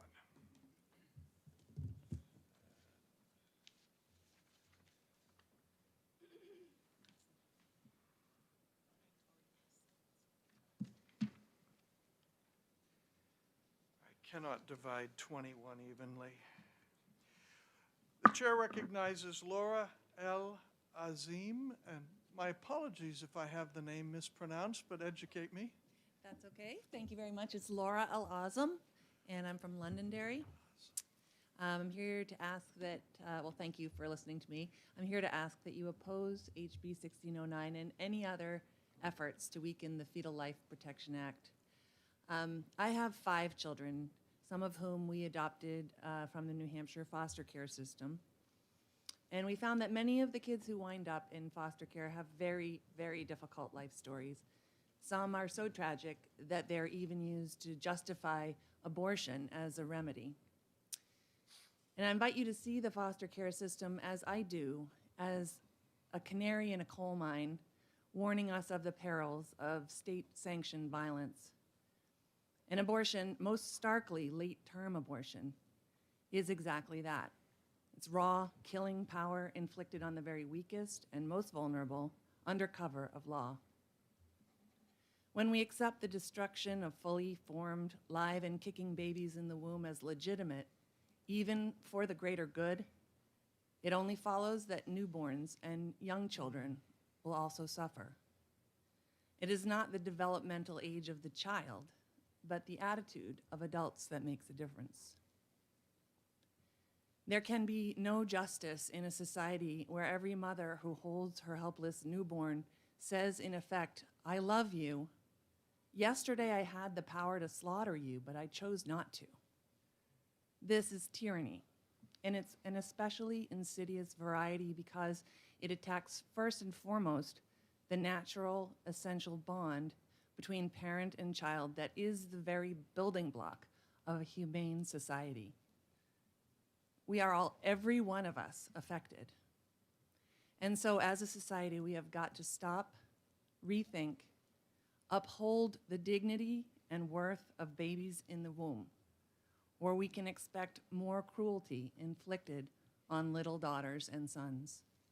We will see more children disappearing, and we will witness more appalling images, like last week's video of a New Mexico mother tossing her brand new baby boy in a dumpster to die. All of you have the power to defend the powerless before and after birth. And I ask that you please preserve the Fetal Life Protection Act as it is written. Thank you. Would you take any questions? If you have any. Well, let me try one. Have you observed that since abortion has become much more widespread and even legal, there's a slippery slope? Partial birth abortion, abortion as the child is being born, the putting of a child over there somewhere so as to die, legal in a few places, maybe soon more. And societally, it's now okay to toss a child in a dumpster. Have you observed a slippery slope? Mr. Chairman, it's a very small step from killing a child fully formed in the womb that we can all see looks just like the baby that comes out a day later. It's a very small step from that to mistreating the newborn child. And that attitude that small, defenseless children, totally dependent on adults, are disposable, it bleeds all through our society. And it makes some very tragic differences in the lives of small children. Anyone else with a question? Thank you for your testimony. Thank you very much. The chair recognizes Deborah Bishop from Ware.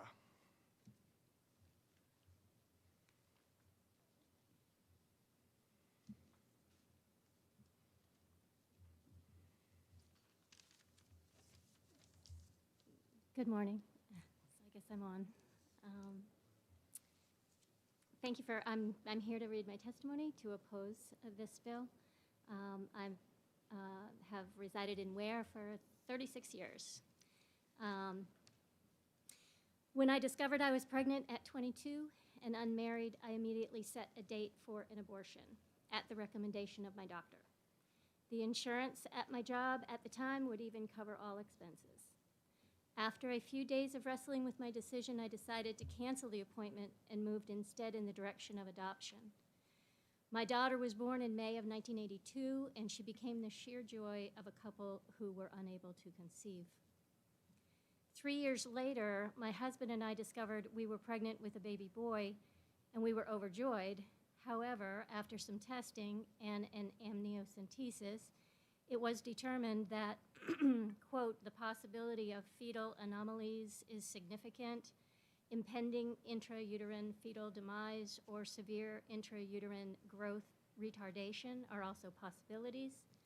Another possibility is congenital nephrosis. Although some infants can survive for a short time, it appears that congenital nephrosis is inevitably fatal. This fetus is at extremely high risk for having some other type of fetal abnormality or impending fetal demise if the pregnancy continues to viability, etc., etc. As you can imagine, we were devastated at this news, but rejected the recommendation of the doctor to end the life of our baby boy in the womb rather than choose life. Adam Wesley was born in June of 1985 and was whisked away from us immediately upon delivery to be inspected for any abnormalities. He was brought back to us a short time later and told, "You have a perfectly healthy baby boy." 20 years and 10 months later, during the Mother's Day floods here in New Hampshire in 2006, his life did come to an end when his car veered off the road and he was killed instantly while driving home from Liberty University, trying to make it home to me on Mother's Day to surprise me. Little did I know, 24 years before that, it would be the daughter I had given up for adoption who would be the balm my broken heart needed while grieving the death of my second child. She had come to find us just 20 months before Adam's death. She calls me Mom. She phones me at least once a day, and it is as if we were never separated. I often think of the loss I would have faced if I had decided on abortion for either of these people. I would have missed out on 21 years of my son's life, and now to have both my daughters to help bear the burden of losing him has been healing. He filled my empty arms when I chose adoption, and she has helped to mend my broken heart after his death. We don't know what the future holds for us, but we as mothers do hold the future of our children in our hands. I'm asking you to help women make the best informed decisions for these people in their wombs by opposing this bill and help protect the beating heart of a child. Thank you so much for sharing your story. Would you take any questions? Sure. Seeing none, thank you so much. Would you hand in your testimony to the clerk? We keep a... Wow, that's good. You already have given it. Wow. I could leave again, you know. The chair recognizes Catherine Boyle She says representing herself and Jeffrey Williamson.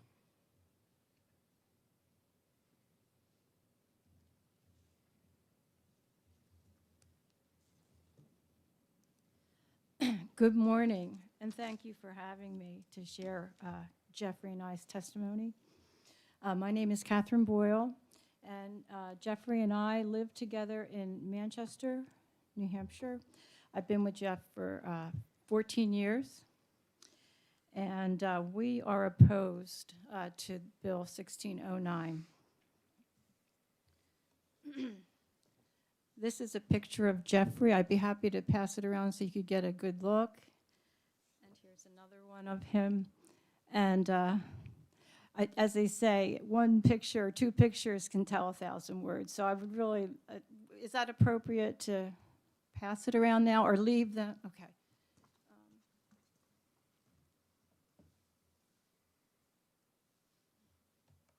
Thank you. I discussed this bill with Jeff at home. He is nonverbal. He's in a wheelchair. He has one strong arm that he relies on to do just about everything that he can do. I help him with everything else. And it has been just a sheer joy and a great privilege to have done that and to serve him in that way. I just want to say that we oppose this because when Jeff was born, the doctor said he wouldn't live 6 months, just take him home to die. And of course, these parents had no clue at that point. He's 50 years old. So at that time, they didn't have those technologies to forewarn as much as they do now. So they were terrified. They went home expecting their baby boy to die, and you know, he's now 50. And his mother was advised to not have any more children, or if she did have children, to have them aborted. And so they were so scared, they waited 8 years to have another baby. And then they did have 2 beautiful, healthy, perfect baby boys as well. But Jeff is the big brother. And I think they would even tell you that he has been truly a big brother in their lives, in the courage, in the fortitude, in the fight that he has to live as normal a life as he does. In fact, you know, we call these people disabled, but they're really a lot more abled in so many ways than we are. And they share that with us when we give them the chance, if we recognize them and we look at them as more than what they appear to be, because you would never know that Jeff was even in there when you look at him. And he almost died until he was able to speak through an iPad, which he learned at 20 because nobody saw him, but he's brilliant. And he is a lover of God, and he's a lover of man. And he has inspired so many people that we come across that have known him over his years of being in the community. His mother and father advocated for him to do everything as normal as possible. He's held jobs, and he's a responsible, he votes, he's a responsible citizen and a great inspiration. And so I've gotten to understand so much about the human nature of people with disabilities that are such unique gifts to us. So can we really make that judgment call by formulating bills to take away the life of somebody in the womb that we cannot even calculate the value of? And I want to say also that I can't imagine that I would be sitting here to give this testimony to you today as a woman who actually had an abortion when I was in my early 20s and was pressured to do so under the circumstances, but it was not my choice. So I will never know the potential of that human being that I lost. And I didn't even know how deeply buried that was in me because I never talked about it. And I can't imagine I'm telling you all about this now, but I'm compelled to do that because the sanctity and the value of human life that I lost, I found in living in relationship with Jeff and serving him. So it's both of our testimonies combined. And I thank you very much for having me. Thank you very much. Would you accept any questions? Sure. Anyone have a question? Thank you so much for your testimony. Thank you. Because we have still a number of pink cards, I'm going to call Samantha and Sarah Marcoux up together, and I'm going to ask that you keep your testimony combined to no more than 4 minutes.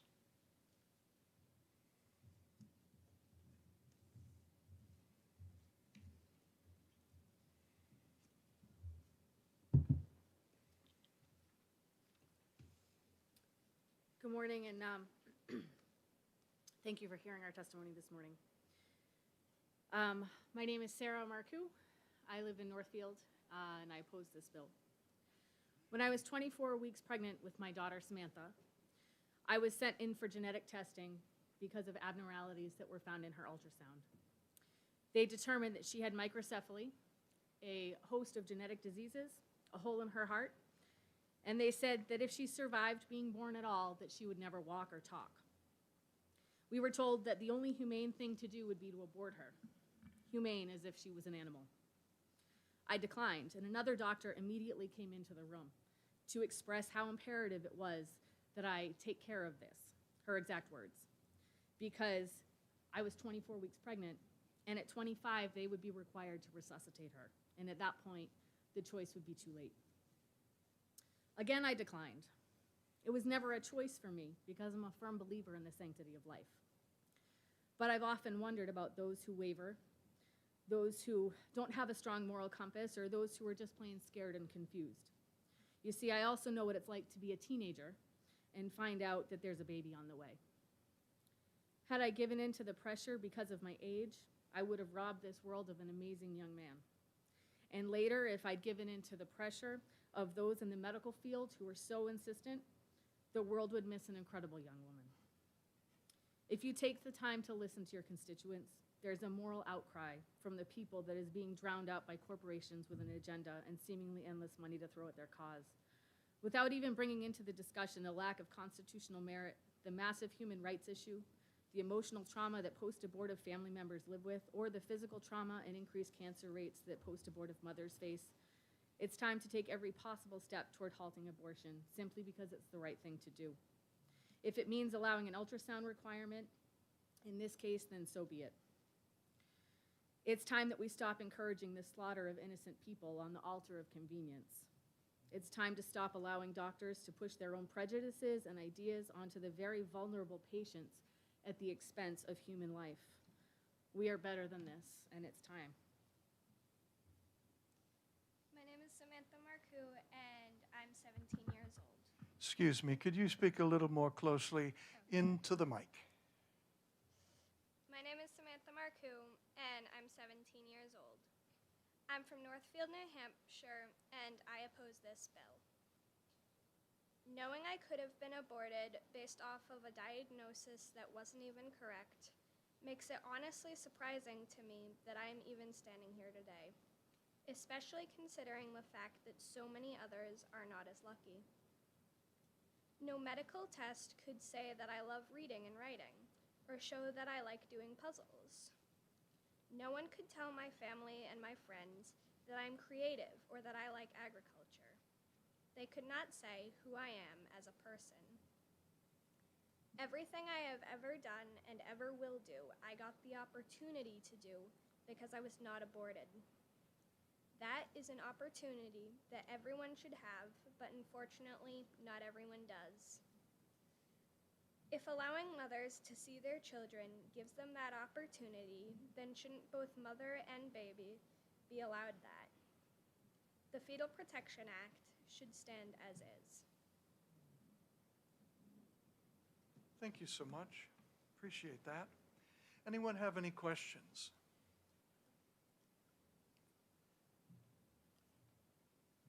Representative Folsom. I'm going to make a statement, but I'm going to say, would you believe? Careful. Thank you so much for coming and your personal testimony. I really appreciate it. It takes a lot to sit in that chair, and you're probably the youngest one we've had today. So thank you so much for coming and doing that. I believe that. Thank you. Chair recognizes Ian Hewitt, Esquire.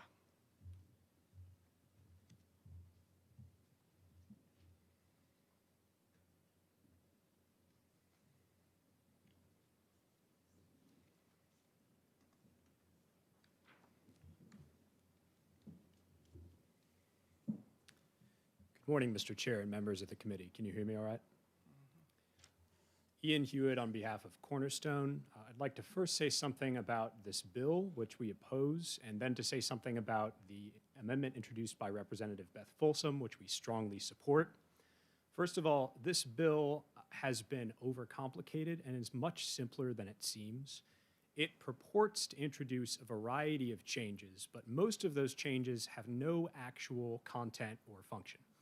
Fundamentally, this bill does one thing, which is to entirely nullify our current law, and it does that actually in either of two ways, but I'll just focus on one, which is that it completely removes the ultrasound requirement. Now, our law uses a numerical line to prohibit abortion, 24 weeks or 6 months. And as you heard from Representative Love, when you have an enforceable numerical line, you need a compulsory numerical measurement. To use the example Representative Love gave, if the speed limit is 65 miles per hour, that's only enforceable because you're subject to the compulsory measurement of being clocked with a speed gun. If anyone who wanted could opt out of being clocked with a speed gun, we would in fact have no speed limit, whatever the sign said. So in this case, there's no reason for us to debate about whether we need to add a rape exception when you've known that you're pregnant for 4 months, because the fact is that whether or not any of these exceptions apply, the bill causes the law to have no effect and to be unenforceable in every situation. Secondly, we strongly support Representative Folsom's proposed amendment because it will help to protect the Fetal Life Protection Act by further clarifying what the law already says. RSA 32946 already cabins the ultrasound requirement to situations where the abortion provider is conscious of a substantial risk that the fetus is 24 weeks gestational age or older, or 6 months. Representative Folsom has proposed to simply take this language and add it to the end of 44.1. So those who support the law as written should support the Folsom Amendment because it simply uses language already present in the law, and it will remove the ability of opponents to quote 44.1 out of context. And moreover, if there is any legislator who is open to the idea of a late-term abortion ban, but is simply in good faith concerned that the ultrasound requirement here is too onerous, Representative Folsom's proposed amendment should more than address those concerns. However, we think that Representative Folsom's amendment will likely be revealing in that even if it is enacted into law, many of the same people will still, in all likelihood, be attempting to repeal or gut the law, and we'd submit that's because this debate is not really about ultrasounds or any particular exception, but about a multi-million-dollar lobby and its desire to maintain unlimited abortion up to birth. I'm happy to entertain any questions about my testimony or any legal questions about the law, the bill, Representative Folsom's proposed amendment, or indeed Massachusetts law. Well, we can't look at Representative Folsom's amendment just yet, but we will. I may have misheard you. I thought I heard you say in reference to this, pregnant up to 4 months. Wouldn't 24 weeks be 6 months? The reason I mentioned 4 months is because a woman in all likelihood has known, if she's been raped, that she's been pregnant for at least 4 months. I see. So extremely, all of the data that I've been able to find in published, peer-reviewed medical journals shows that extremely late pregnancy awareness is 10 weeks. So if you were on the extreme end of the curve in terms of pregnancy awareness, you would have 3.5 months to obtain an abortion before the 6-month limit kicks in. I appreciate that. Thank you. I get it now. Any questions? Representative Folsom? Yes, thank you, Mr. Chair, and thank you, Ian, for taking our questions. Could you clarify what was asked before about the Massachusetts law and I certainly could. The response from the person who Representative Cushman asked the question of was quite correct as to Massachusetts' current law. Massachusetts' current law contains many exceptions that ours does not. Indeed, it contains so many exceptions that abortion is legal for any reason at any time in Massachusetts, and there are no criminal penalties in Massachusetts' law. However, this only became the case in December of 2020. In December of 2020, Massachusetts passed something called the Roe Act. When you cash it out, effectively what it says is that abortion's legal for any reason up to 24 weeks, And after 24 weeks, abortion's legal only if the woman and her doctor so choose. So they've maintained a nominal 24-week limit while legalizing abortion up to birth for any reason, and they've stripped out the criminal penalties section and replaced them with nothing. However, as Representative Cushman correctly pointed out, prior to December of 2020, Massachusetts had a felony 6-month abortion ban, and it did not have broad open-ended exceptions. Indeed, it had no fetal anomalies exception. And I think the relevance to Representative Cushman's question is that Massachusetts has for many years been ranked as having the best or the second best medical care in the country. So evidently physicians were not fleeing in terror from Massachusetts when it had a felony 6-month abortion ban. There's no reason to expect physicians to flee from New Hampshire either. Representative Shapiro. Thank you, Mr. Chairman, and thank you for taking my question. Can I be heard? I can hear you. Okay, thank you. Yes, in your testimony, you seem to be very much in favor of the Fetal Protection Act, as well as the similar bill in Massachusetts. So I'm wondering if you and your organization would be against further limiting abortion to an earlier gestation period. When you say bill in Massachusetts, just to clarify, I take it you're talking about the previous law in Massachusetts before it was repealed in December of 2020. Yes. Which was much better than what Massachusetts has now, certainly. I'm a little uncomfortable with this as the chair because I am under the impression a committee hearing is to debate the bill, not the personal beliefs of one giving testimony on a related subject, but not the bill itself. With your leave, Mr. Chair, I'd be happy to answer the question. Okay. Within Cornerstone and among our supporters, I think people would give different answers to that question, which is why I can't give you a single answer right now. But what I can tell you is that we don't expect it's politically realistic in New Hampshire to enact, for example, something like what we see in Mississippi. We think the debate in New Hampshire in the foreseeable future is simply not going to be about whether we can enact a 15-week abortion limit, for example. The debate now and likely will unfortunately continue to be whether we should have any limitation on abortion whatsoever or allow abortion up to birth. And so that's what we're weighing in on. Thank you very much. I appreciate that answer. Any further questions? Thank you for your testimony. Oops. Representative Cushman. Just quickly, does the Fetal Life Protection Act require a transvaginal ultrasound? No, it certainly does not. I'm glad you got the name correct. It is the Fetal Life Protection Act. I think OLS forgot that in this case. But the term transvaginal ultrasound appears nowhere in the legislation. It refers to an obstetric ultrasound, which is just another way of referring to an ultrasound performed during pregnancy. The law was intentionally framed in consultation with legal scholars around the country not to place any limitation on abortion substantially in advance of 24 weeks. Had the law actually done that, in all likelihood, it already would have been challenged and probably enjoined by the First Circuit Court of Appeals, which has made its position clear on these sorts of issues. Instead, the law was framed so that under 32946, these provisions only kick in if the abortion provider knows that the fetus has a gestational age of 6 months or more, or is conscious of a substantial risk that the fetus has a gestational age of 6 months or more. That's a very common legal test in the law known as recklessness. It appears throughout our criminal code and in our civil law in New Hampshire, so it's easy for courts to enforce. Representative Folsom's amendment, of course, would take that limiting language and simply reiterate it once again at the end of 44.1, making it even clearer and making it impossible for 44.1 to be quoted out of context, and hopefully resolving the good faith concerns of any legislators who mistakenly believe that there is an onerous universal ultrasound requirement in this law. Any further questions? Representative Folsom. Thank you, Mr. Chair. Thank you, Ian.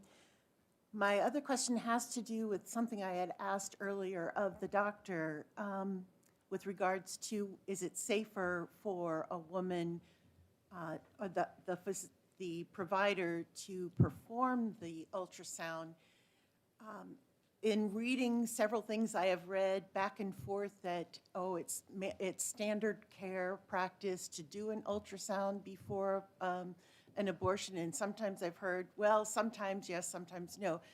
Can you add any clarity to that? Well, I can tell you we don't know what the standard procedure in New Hampshire is, and I can tell you that confidently because what we have heard from abortion clinics around the state has changed numerous times, month to month, and sometimes week to week. As recently as June 22nd of last year, the New Hampshire Public Radio reported that they contacted multiple abortion clinics around the state, and they reported after speaking to them that pre-abortion ultrasounds were already standard medical practice. Then later, a week later, June 28th, the union leader did an article where they reported abortion clinics were telling them that pre-abortion ultrasounds are actually rare. Then December 16th, I heard something I'd never heard before and was hearing for the first time on December 16th. Equality Health Center told the union leader that, in fact, for the past 2 years, they've never done a single pre-abortion ultrasound. So the story from abortion clinics has dramatically changed many times. And I think as a result of that, we have no clue what standard practice in New Hampshire is with respect to abortion clinics. We simply have to take their word for it, and their word has changed a number of times. Any further questions? Thank you very much. If you have written testimony, would like to have it. Thank you, Mr. Chair. I do not have a physical copy, but I can provide electronic That testimony. would be a good idea. And that's also to anyone else who has read off their phones. If those people could provide the clerk eventually a written copy. Chair recognizes Representative Timothy Horrigan.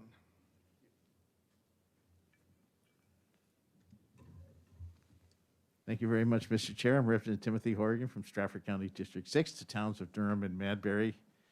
And I just wanted to chime in on the narrow issue of the sentence about the obstetric ultrasound. And of course, the bill as introduced actually strikes that sentence. So that, so if you were to pass that, it would be, that whole debate would be moot over whether or not it's a transvaginal ultrasound and what a transvaginal ultrasound or regular one is or is not.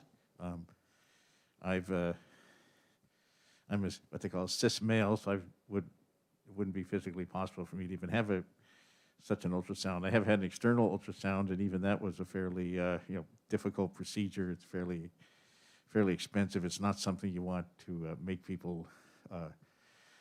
It's not necessarily something that'd be appropriate to do in a situation like counseling someone on an abortion. And it was I was part of this. We had a bill that came through Judiciary Committee, which we adopted to actually just strike that one sentence from the bill, and that almost made it to the floor. There was the speaker ruled that it was a non-germane amendment, and he, for whatever reason, he said he had just done it a few days before, even though he was actually in the room when we took the vote on the amendment, that the amendment had been publicized in every major media outlet in the state, and I'm sorry, are you? And actually, the Cornerstone Family Research even used that in several emails because they were basically urging the speaker to remove 2 Republicans from the committee who had voted to delete the obstetric ultrasound. So even Mr. Hewitt's organization sent out emails saying that. So it did seem odd that the speaker must have known about the amendment. I would now say to the That's representative, probably please confine it to this bill. Yes, so I'm opposed to the bill in general, but if you had a bill that just did that, that would actually have bipartisan support if you did just strike the obstetric ultrasound thing, because that's a very, very questionable thing to make any woman go through, especially in many cases, women who are pregnant through rape or incest. So like making even, it's not clear whether or not they need the invasive ultrasound, but certainly if it is invasive ultrasound, that's something in many cases not an appropriate procedure to force someone to have, so. Thank you for your testimony. Will you take questions? I suppose I may not be able to answer them, but. Well, that's all right. I can't either sometimes. Chair recognizes Representative Leon. Yeah. Thank you, Mr. Chairman, and thank you, Representative, for taking the question. I'm curious about your statement that the Speaker ruled on the germaneness of the amendment. I did not hear any ruling or see any ruling. Okay, well, I'm not sure. I was already interrupted by the chairman, not to my surprise, but that was my understanding of the floor maneuvers that happened. Obviously, those are 2 long days, but that was what I thought I heard. And any of us can go back and look at the video to see what it was he actually said. But that was my understanding of what happened. And certainly, we had a bipartisan majority voted through a bill that he refused to let us vote on. But anyway, that's then. This is now. But thanks. Thank you, Representative. The chair calls on Robert and Catherine Lacoste. I have a pink card from 2 of you. Would you please come up together and speak to us?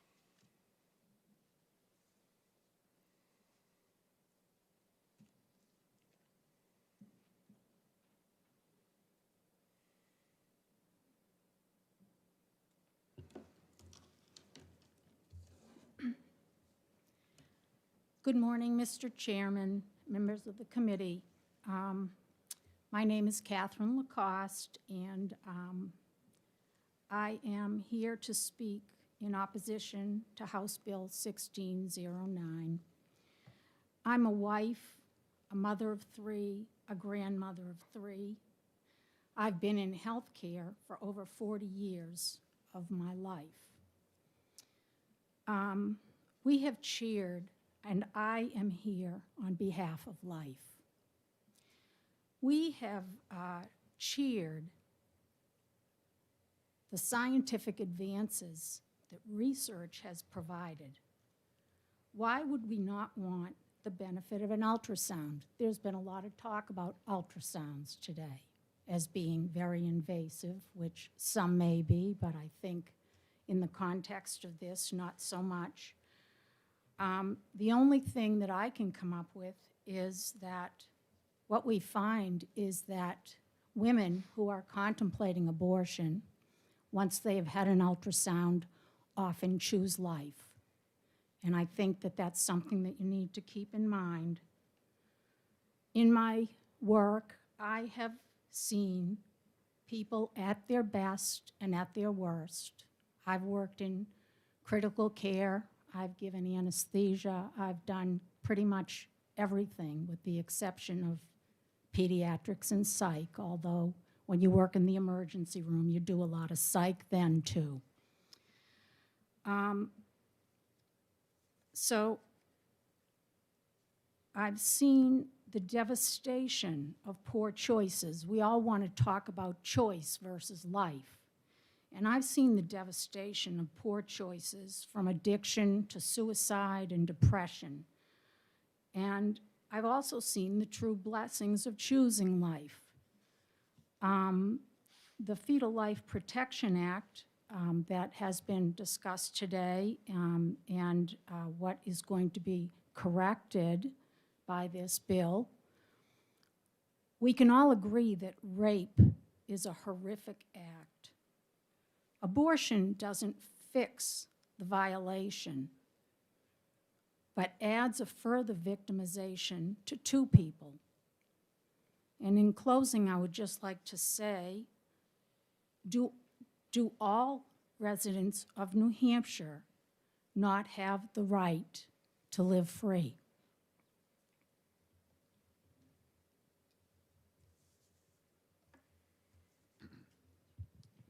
Good morning, Mr. Chairman, members of the committee. My name is Robert Lacoste. I'm a resident. We are a resident of Stratton, New Hampshire. I am 74 years old. Again, we have 3 children, 3 grandchildren. I have a Bachelor of Science of Nursing. I have a diploma as a nurse anesthetist. I practice as a nurse anesthetist for 29 and a half years. I've been retired for 7 years now.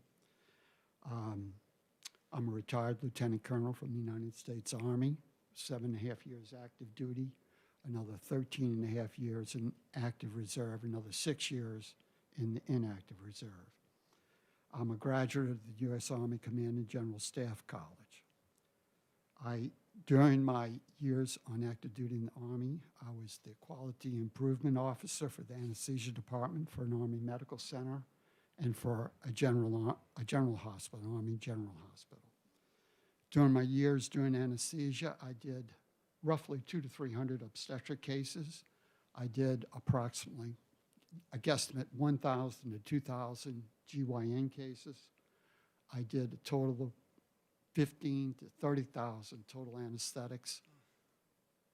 During the course of my practice, I never heard once anybody dispute the fact that life begins at conception. The sperm fertilizes the egg, and at that fertilization, that egg, or that zygote, has all the DNA that each and every one of us has in this room as we mature through our gestation period to birth to life as functioning human beings outside of the womb. 2 years ago, my wife and I had the opportunity to attend the March for Life, and as we walked down the street, thousands and thousands of people, there were many posters on the side of the road. This is my child. He's disabled. She's disabled. I'm very glad I had him. On a personal note, I had prostate cancer 4.5 years ago, and I had to undergo an invasive ultrasound for the diagnosis. It was very uncomfortable. I can appreciate what a young woman would have to go through for an ultrasound, a vaginal ultrasound. I'm sure it's very uncomfortable and traumatic in the state of her early pregnancy. I would refer you, each and every one of you, to the writings of Bernard Nathanson. He's deceased now. He was an abortionist. He said he did around 10,000 abortions, and when ultrasounds became available, he quit. When he saw the reaction to the fetus, to the probe of the ultrasound attacking. On a personal note, before my wife and I were married, I was married once before. After 6 years, my wife and I separated. We continued to date after the separation. She became pregnant. She called me, told me she was pregnant, she was going to have an abortion. At that time, I was not in healthcare. I did not appreciate anything about life other than where I was as a 26-year-old, individual going through a tough time in my life. And my response to her was, "Do you need me to go with you?" And she said no. She had the abortion, and to this day, I regret not saying something different to her. I live with this every day. We have 3 healthy children, 3 beautiful grandchildren, but I made a big mistake. And I'm very, very sorry about that. And I think that, as my wife pointed out, that when you give the person the chance to understand that it's a human life, that they will choose life. No, I would say one more thing. Statistics say 95% of all abortions are done for birth control and not for any other situation like rape, incest, whatever. Thank you for listening to me. And if I may add one addendum to that, his former wife, shortly after we welcomed our 3rd child into the world, committed suicide. And I truly believe that the devastation of what she had done in taking another life was definitely a factor in her ending her own life. So these things are not without their downside. Thank you for your testimony, both of you. The chair now calls upon Valerie Prescott from Concord, and you've asked for 2 minutes.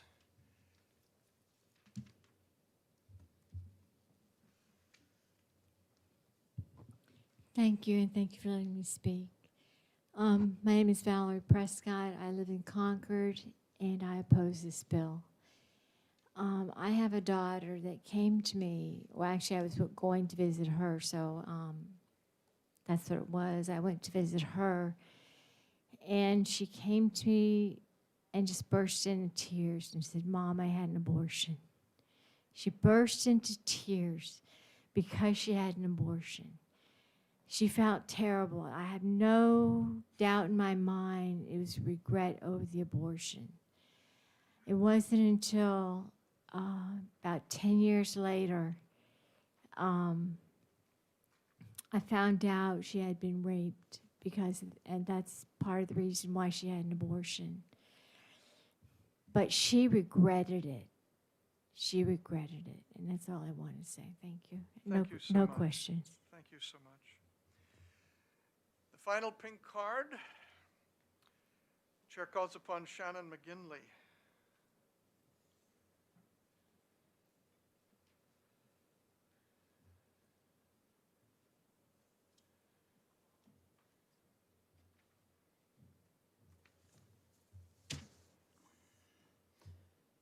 Hello, committee. My name is Shannon McGinley, and I live in Bedford, and I'm speaking on behalf of myself this afternoon. I speak in opposition to HB 1609. I feel like that this bill is a death by 1,000 cuts.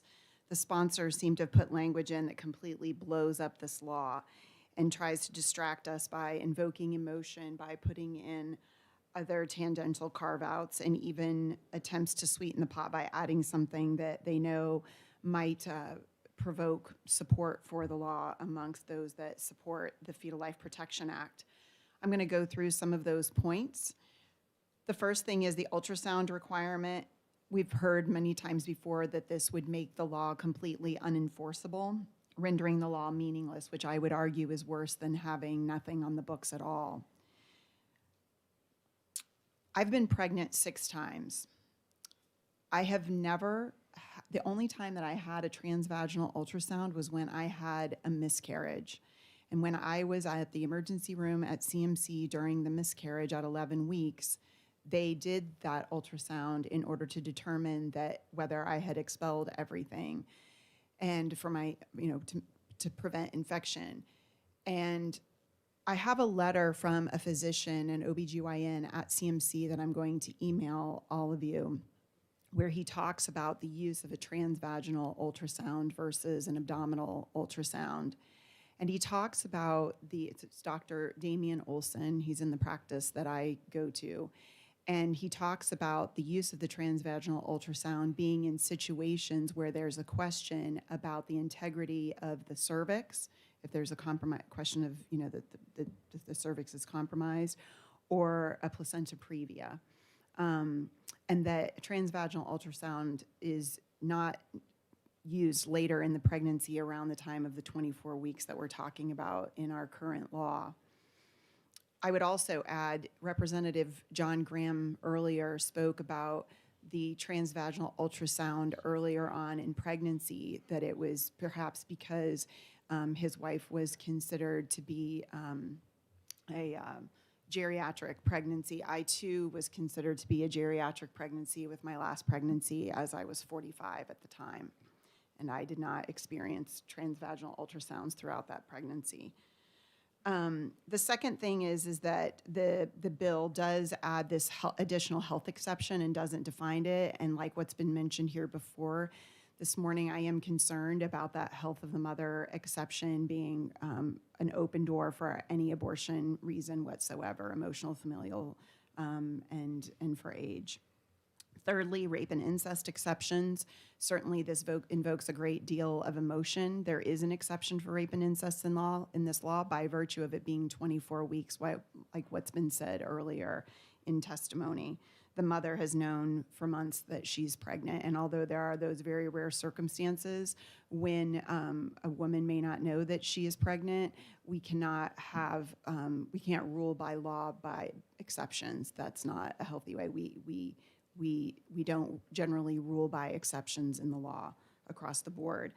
Fourthly, fetal anomaly has been added, and there's no reason to kill an innocent preborn child because the child might die.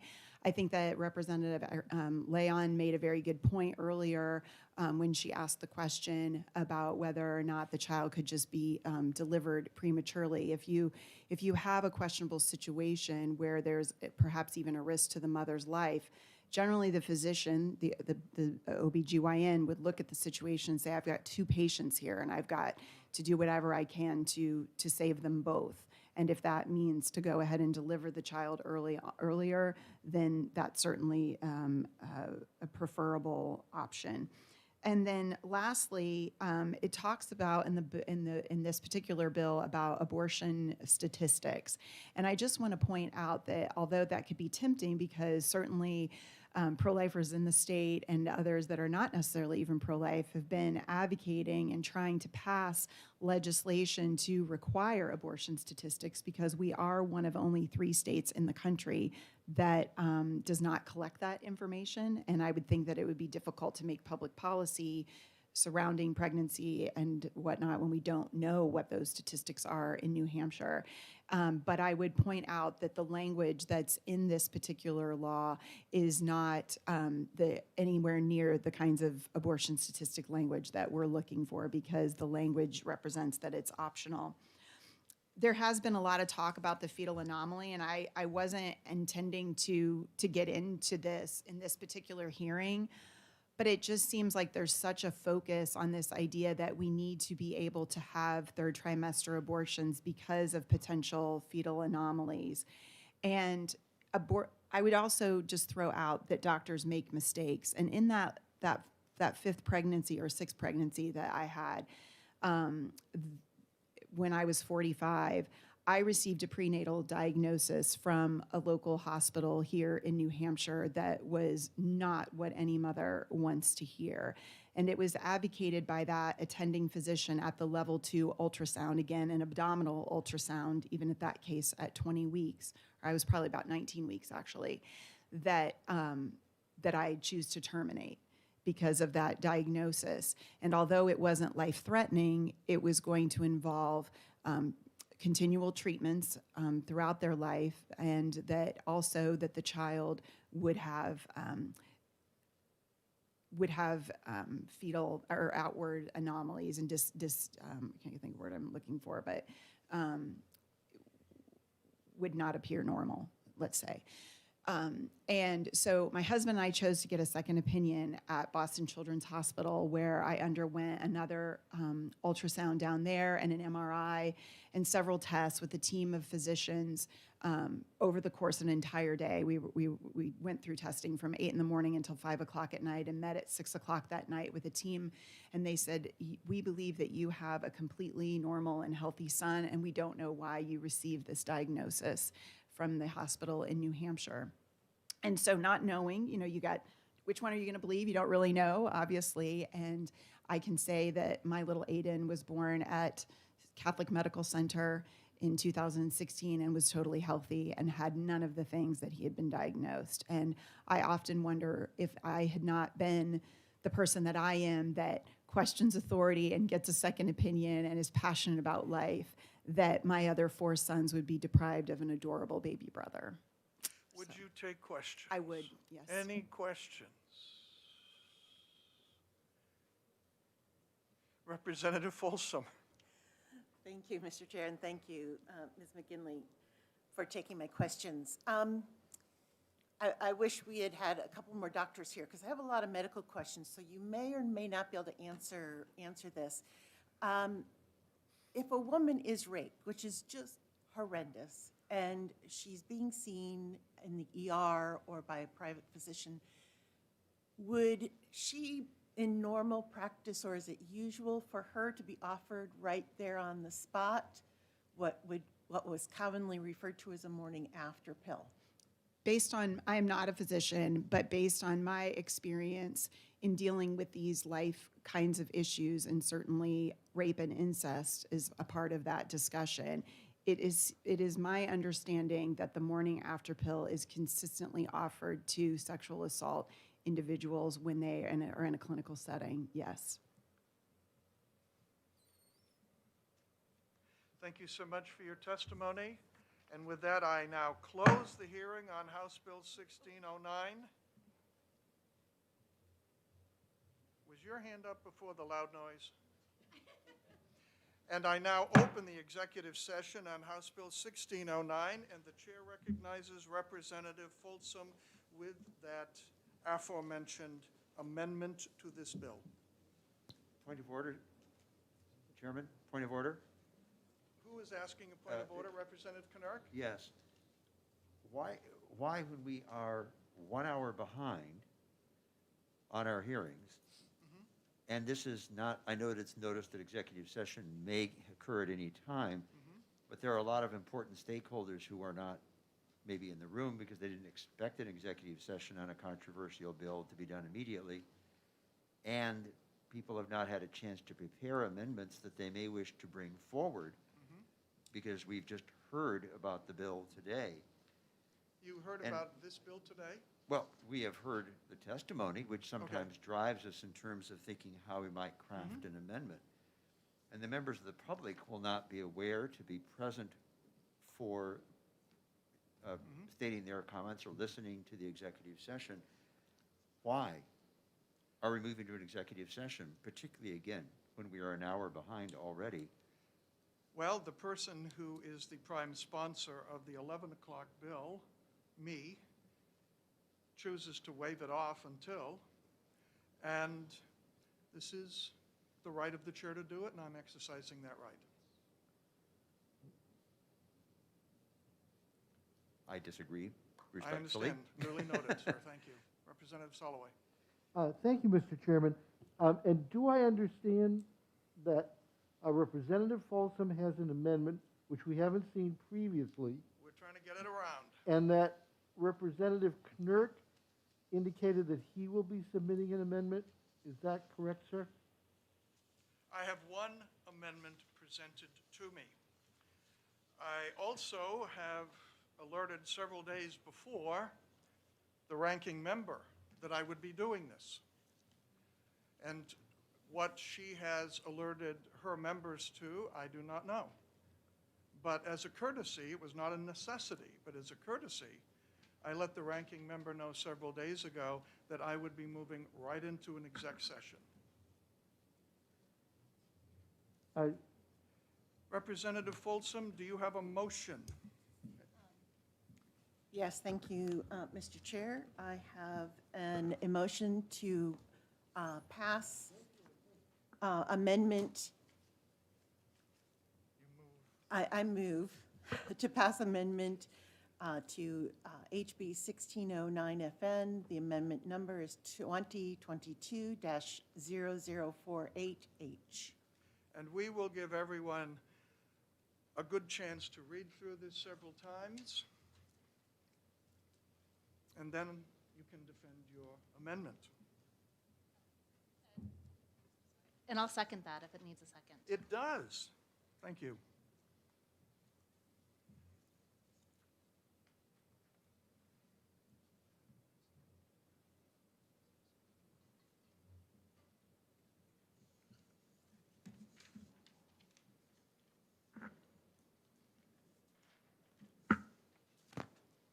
At the same time you are reading this, I will pass around a letter that has come to us.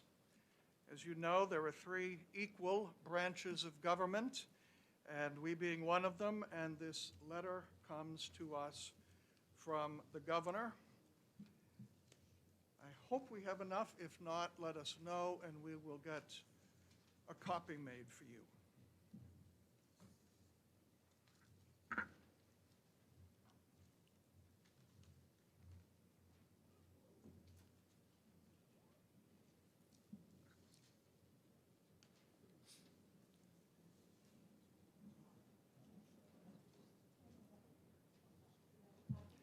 They're coming around, they're all, of which?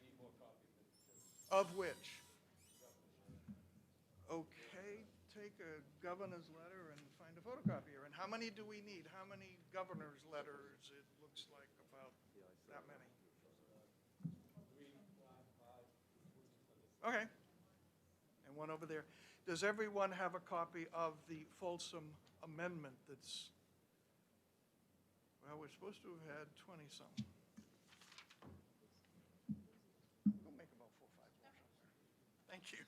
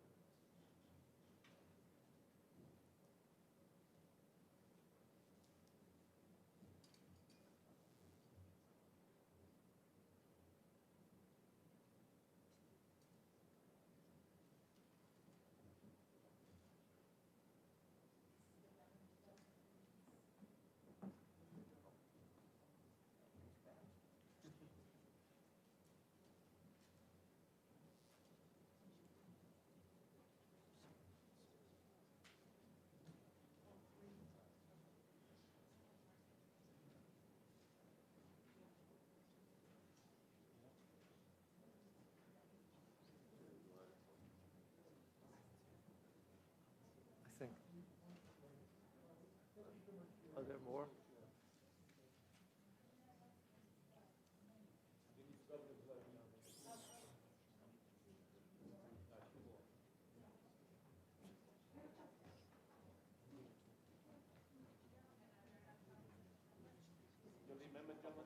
I think we have the amendment, but not the letter.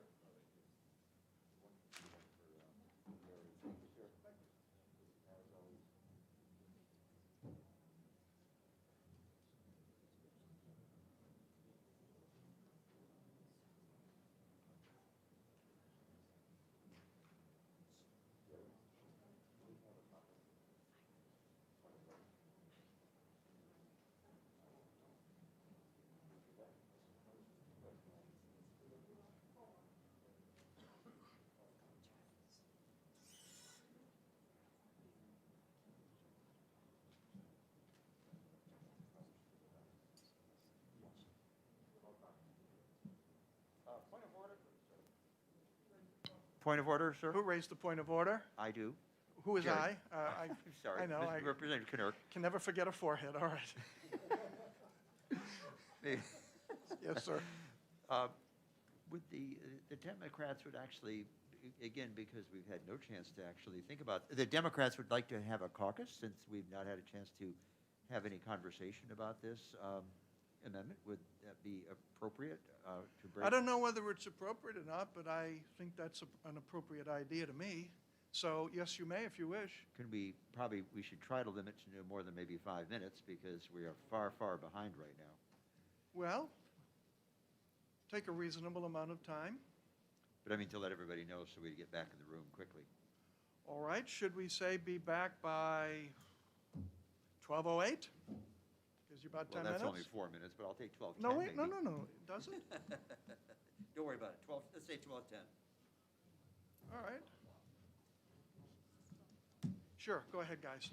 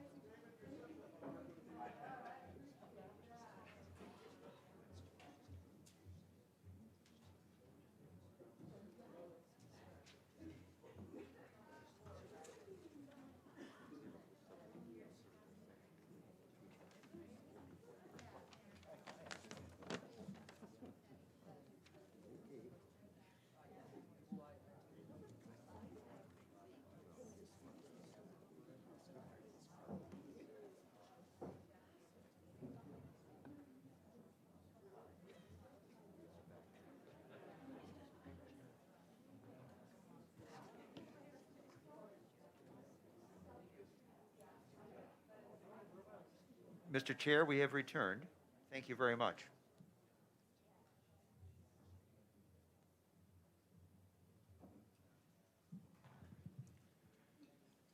Anybody who has not signed in, any representative who has not signed in, Betty Gay, have you signed? Betty Gay. That way you get your mileage. We can prove it now. It has been moved by Representative Folsom and seconded by Representative Leone. Amendment 2022-0048H to House Bill 1609. Representative Folsom, you may present your amendment. Thank you, Chairman. Is there a way to lock? Oh, it did lock on. Thank you. Good. For those on the committee that might not know, I was the sponsor of the Fetal Protection Act. So this is near and dear to my heart. And this is something that my constituents have very near and dear to their hearts. And so I was thrilled with all the work that went into the bill so that, I mean, we ran it past judges and lawyers and all of that, and we thought we had it down. But just like law in history has happened, it all started with the 10 Commandments and do not murder, and then the judges got involved, and pretty soon there were, you know, well, what if it's self-defense, and what if it's this? And so the law just kept getting more and more and more and more complicated. And so we have to fine-tune our laws more and more and more because of what happened with this bill is a perfect example. When I put the bill out, I got a lot of emails, mostly in support, but you can imagine that I got some that weren't all that nice. What I found consistently is that no one of those people ever talked about the rape situation, the incest, or anything like that. It was all surrounding the ultrasound portion of the bill.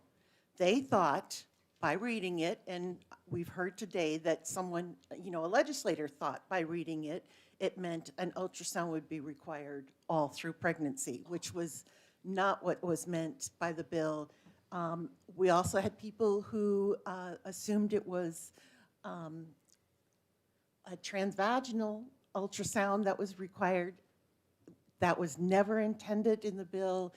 And so all the confusion surrounded the ultrasound of all the mail, phone calls, and emails that I got on this that were not happy.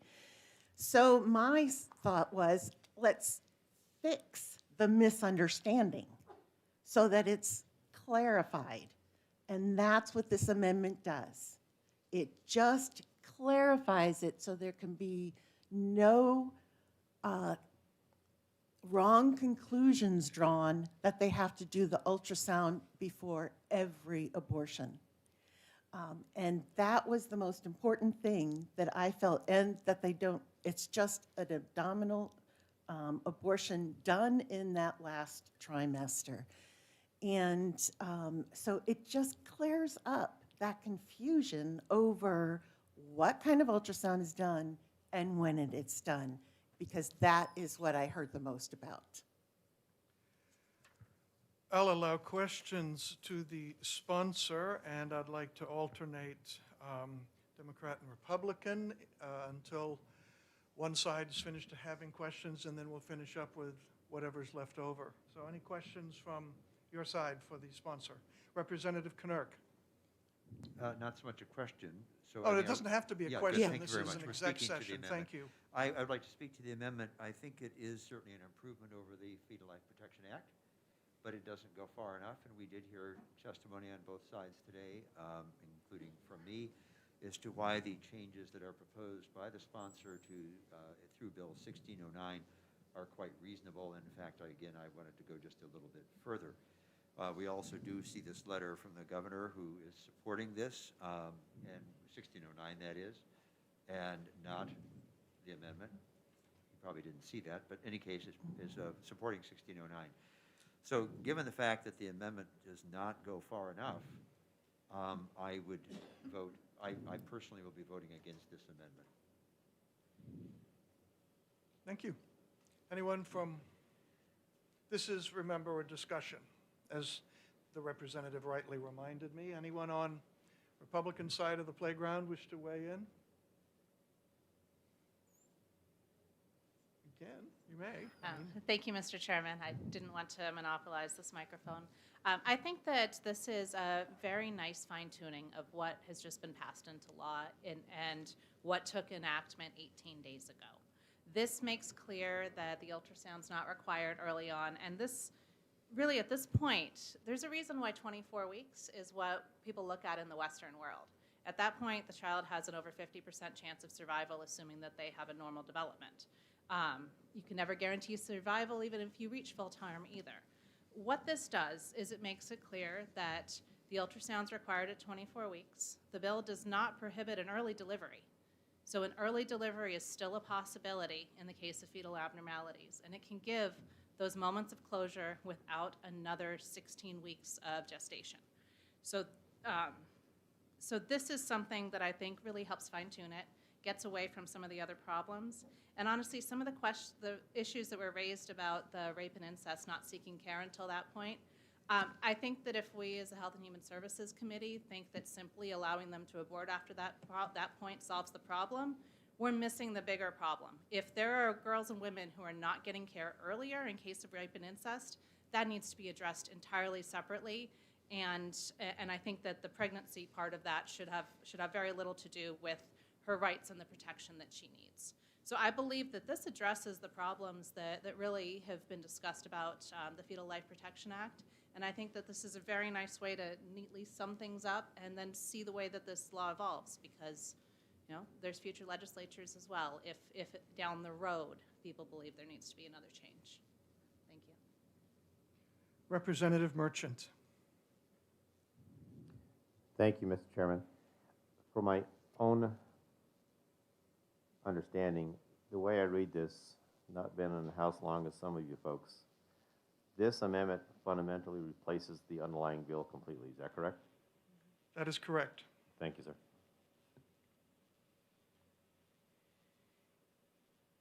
Anyone else wish to add something, say something? Representative Shapiro.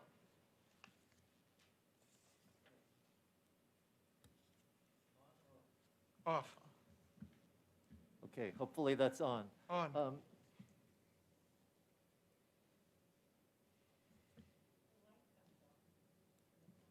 I don't see a light. It's on. It's on now? You're good. Once again, I fully appreciate Representative Folsom's amendment. I think it does clarify something that was obviously intelligent people on both sides had a disagreement of how it read, and that amendment fully clarifies the part about an ultrasound. And I appreciate that, but I will vote against this because of what the amendment doesn't include. And I think that one of the things that I think is really important, there's been a lot of talk about it already, but about rape and incest. And I think people are underestimating the difficulty of a young person who has been raped or has been in an incestuous relationship. People have been underestimating the difficulties of what it takes to get themselves out of that situation and rise to the occasion where they can really speak up for themselves. And, and in some cases, that will come after 24 weeks, and there is no exception for that, so I won't be voting for this amendment. Thank you, sir. Representative Folsom. Thank you. Representative Shapiro, I've never told anybody this in public, okay? I do understand what someone goes through when they've been raped. And I have had to make some decisions. It's not easy. But that's the counseling I got was not to abort or not abort a baby. The counseling that helped me move forward in my life was counseling surrounding the rape. And that's where I agree with Representative Leon. That's, if you are concerned about rape and incest, that is where you need to put your work into helping the women at that point with what they're going through. Thank you. Representative Knirk. May I just respond? I think the old saying is I can walk and chew gum at the same time. I think we can deal with the problem of inadequate health care, poor mental health care for women who've been submitted to sexual violence, and still offer them the protections of 1609. Representative Folsom. I think we all know there's several more bills coming down the pike. And I think if people want to add some other amendments to those, we can actually debate those issues with those amendments at that time. And so that is, this isn't the last chance to fix other things in the bill that we might want to add to something later on.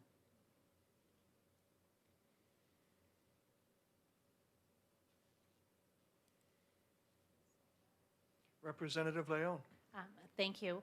One point that we don't want to miss is that when a woman who's been in one of those situations with rape or incest who doesn't seek care until 24 weeks, we also need to appreciate the potential mental health issues from having a forced decision at that point. So I agree with Representative Folsom. That should be a larger separate discussion for one of the other candidates coming down the pike later. This simply addresses the largest contention in the current law, and I think will give a lot of comfort to people who are in this unfortunate situation.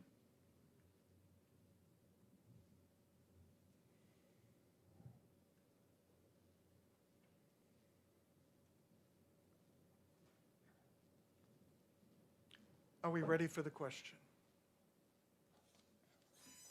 The question before us is the amendment 2022-0048H to House Bill 1609 FN. Moved by Representative Folsom, seconded by Representative Leon. Would the clerk please call the roll? Representative Leon. Yes. Representative McMahon. Yes. Representative Acton. Yes. Representative Gay. Representative Cushman. Yes. Representative Folsom, yes. Representative Kelsey. Yes. Representative King. Yes. Representative Kofalt. Yes. Representative DeLemus. Yes. Representative, oh, I'm sorry. I didn't put the right names on here. Can you say your name instead of Representative Weber? Okay. No. Yes, yeah. Sorry about that. It's all right. We've done that job. Representative McKay. No. Representative Snow. No. Representative Knirk. No. Representative Soloway. I have not had time to consider. I must vote no. Representative Cannon. No. Representative Query. No. Representative Shapiro. No. Representative Woods. No. Representative Merchant. No. Representative Pearson. Yes. It's 11 to 10. The motion carries on the amendment. The chair will now entertain a motion on the bill as amended. Representative Leon. Thank you, Mr. Chairman. I would like to move ought to pass as amended with amendment 2022-0048H. Moved the bill as amended. Second. Representative Cushman.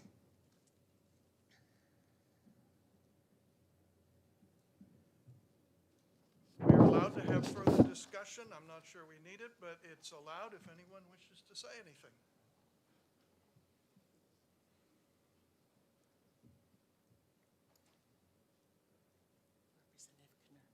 Representative Knirk. Unfortunately, I will vote no, even though I do think this improves the Fetal Life Protection Act. The removal of all of the other good improvements that HB 1609 would bring forward forces me to vote no on the ought to pass with amendment. Thank you. Thank you, Doctor. Anyone else?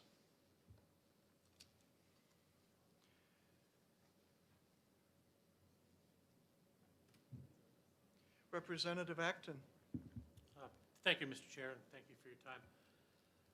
I've been a kind of a libertarian on this issue for many years, and I deeply believe in the woman's right to discuss with their doctor and make difficult decisions early on without government intervention. I've also opposed the extreme parties on my side of the aisle who want to ban and criminalize abortion altogether. I find what we're working on here, moving towards a common sense solution to a vexing problem that we've been dealing with for decades. The bottom line is that we're addressing the rights of the baby, and that's something that we haven't done much of. And that's always been what I've wondered about, was when do we set the point where the baby actually has rights? Someone actually advocates for that child. And you know, my wife and I were married for 18 years before we had our first baby. We tried for years and never happened. We got married in '94. We had our first child in 2011. So this is near and dear to my heart. We couldn't have a kid, and suddenly we have this beautiful miracle in our lives. And you know, at the time, my career was flourishing. My wife was busy. We could have made that decision to terminate the pregnancy, and we didn't. But that was our decision to make in that period. I wouldn't want the government to step in. We're moving in the right direction as far as what I feel is coming to a common sense solution. Both sides are giving up some core beliefs, but that's what politics is about, is coming to an agreement somewhere in the middle and figuring it out. So that I will be voting for this, and I do look forward to other amendments down the road which may address some of the issues that are in 1609 that are being taken out from this. But I will be voting yes for this. Thank you. Representative Snow.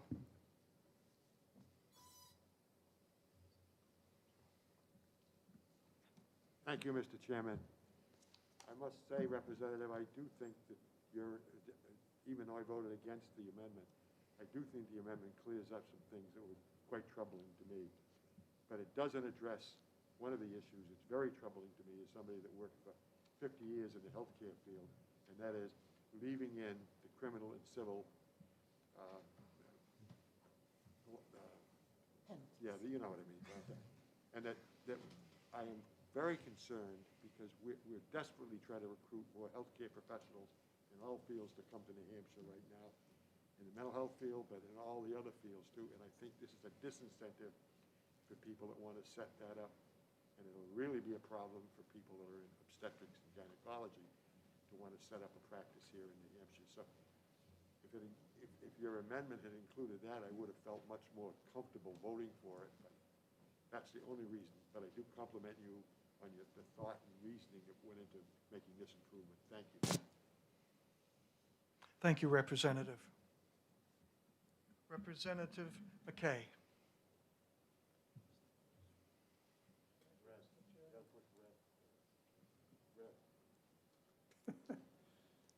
Neither one seems to be doing it. Let me just say very loud, I agree with Representative Snow. I was very concerned that there was so little testimony on the other side. I won't say our side, but the other side. And I was aware that the chairman was going to bring this up, but I think other members were not, and probably part of the public was unaware of the fact that this was going to be dealt with today. So that I think it was a mistake to not hear in depth what we heard on the one side and not the other. So I'm going to vote no. Representative Merchant. Thank you, Mr. Chair. I think the underlying bill itself, when it was first passed, is a fatal flaw in it. What I'm trying to get to is we talk about the rights of a child we talk about the rights of the parents and rights of the mother and the parents. What we don't talk about as a society, by denying that choice for a mother when you have a child that has fetal abnormality, what we don't talk about, what we haven't talked about, is the fact that we don't take the time or the resources to support that family financially. We talk about the financial burden placed upon the parents, but at the same time, don't talk about how we support that burden.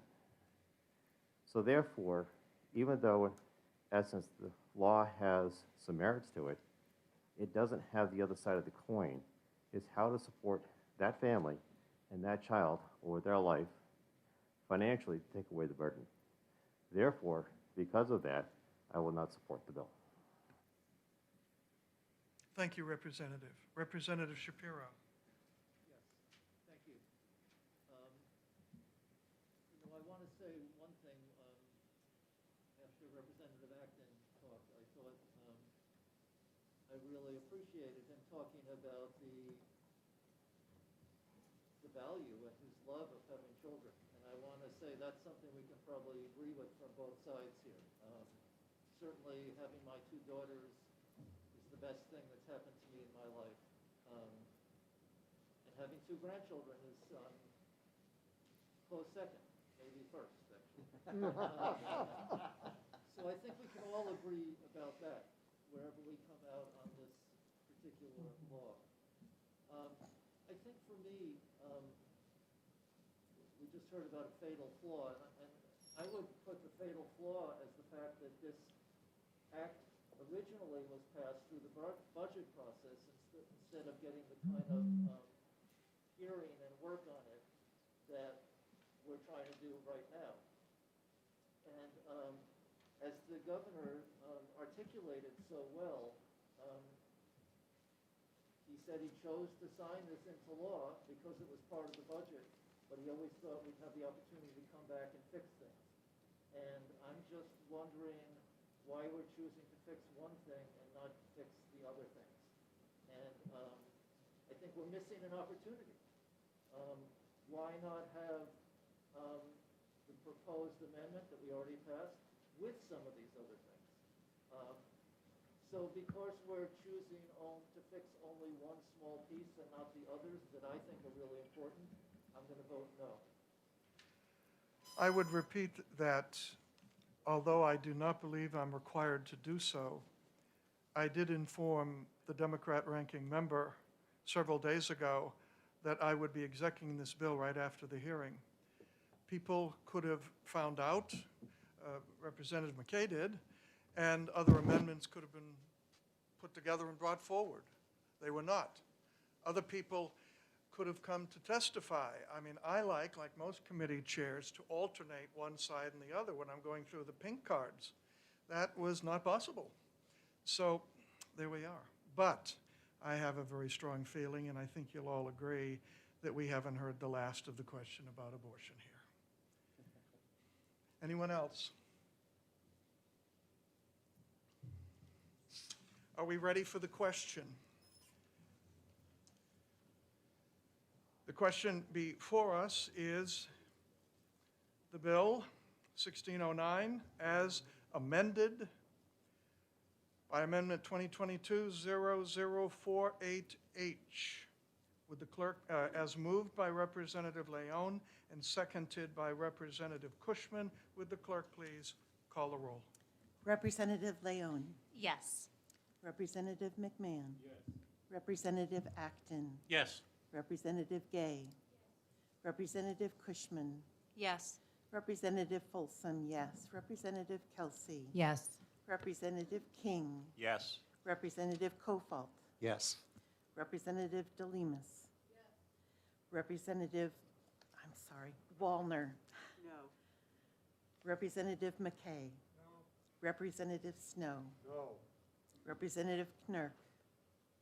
No. Representative Soloway. No. Representative Cannon. No. Representative Query. No. Representative Shapiro. No. Representative Woods, No. Representative Merchant, No. Representative Pearson, Yes. 11 to 10. It is 11 to 10. The bill has passed. I'm going to make a schedule change. We start at 1 o'clock, and we will start with 1327. There's reasons for that. Then we'll try to sneak in 1345, and then continue the schedule as printed with my bill 1045 at the end. We are adjourned now until 1 o'clock. So we're starting with 1327? Yeah, right here. Okay, yeah, I got it. 1327. Most Okay. cities are bringing in dogs. Oh, yeah. 1345, which is this. Yes. And then we shoot down straight. And then 1045 from up here. Okay. Okay?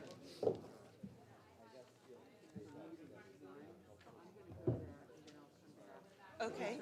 Oh, yeah, we don't. That's the only one I know about. Yeah.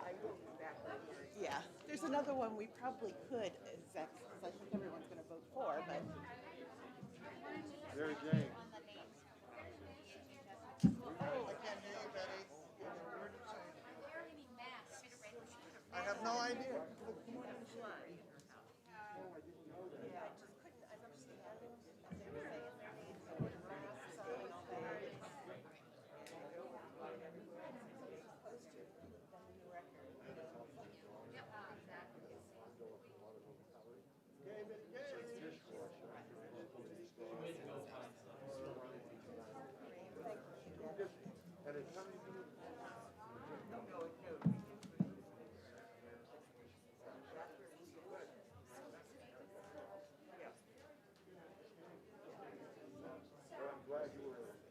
Yeah. Oh. Great. I'm not going to, I'm going to have another meeting at 1, so I'll be back.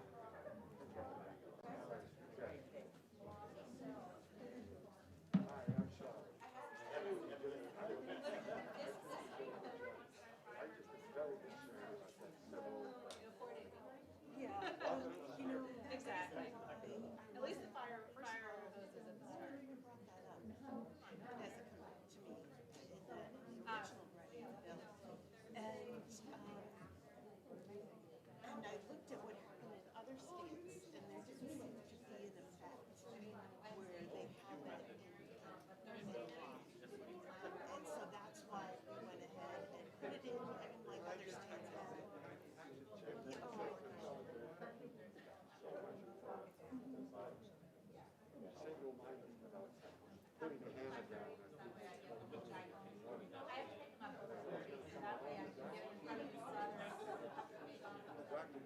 Well, I think that the fact that I kind of feel like ultrasound does the doctor as much as it does the mother. I agree. Yeah, it's kind of like, nope, don't receive. It was clear that it was below the critical. It seems, but you know, there's questions about. Yeah. I just wish there were other ways. And there are more life bills coming through. We already have investments, they all carry huge amounts of malpractice insurance. And I don't think that was the idea that somebody could go after the criminal manslaughter. I don't know if that's what they go after, or whatever, negligent. Anyway, I hate negligent. You obviously have a lot of time and effort to try to draft that. Don't worry about that. And you know, I didn't expect a lot of yes votes on the side, but that's okay because I know you guys, and I know we're not into attacking each other. It's not our persons that disagree. It's we disagree on how to get the best thing across. So, yeah. No, you guys are too nice to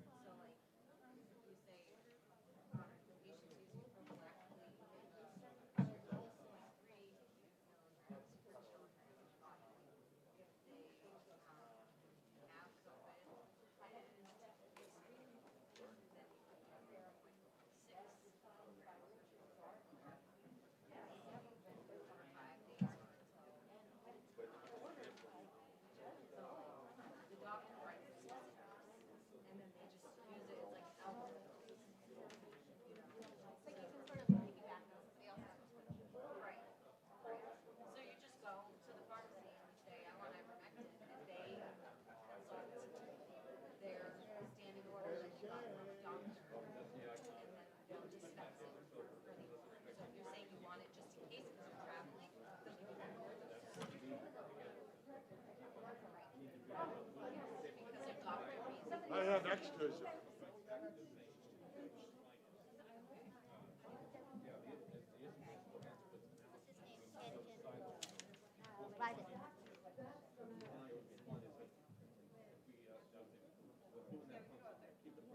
Let me get my wallet, Chow, because I'm gonna go to the cafeteria after.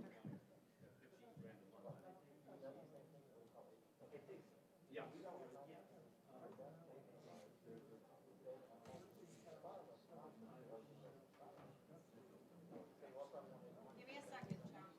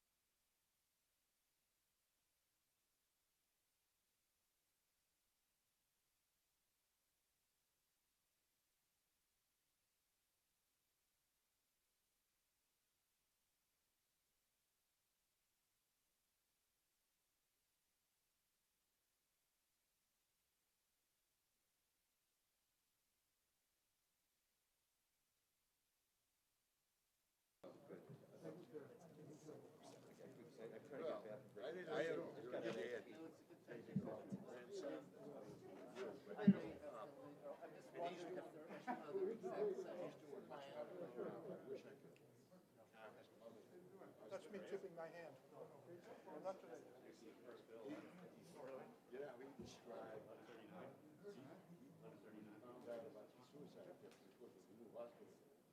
My son brought him in, he's the only one. Visited the ICU. It's my son's son, my grandson. Her mother, his mother, is a physician. And her husband is a fire.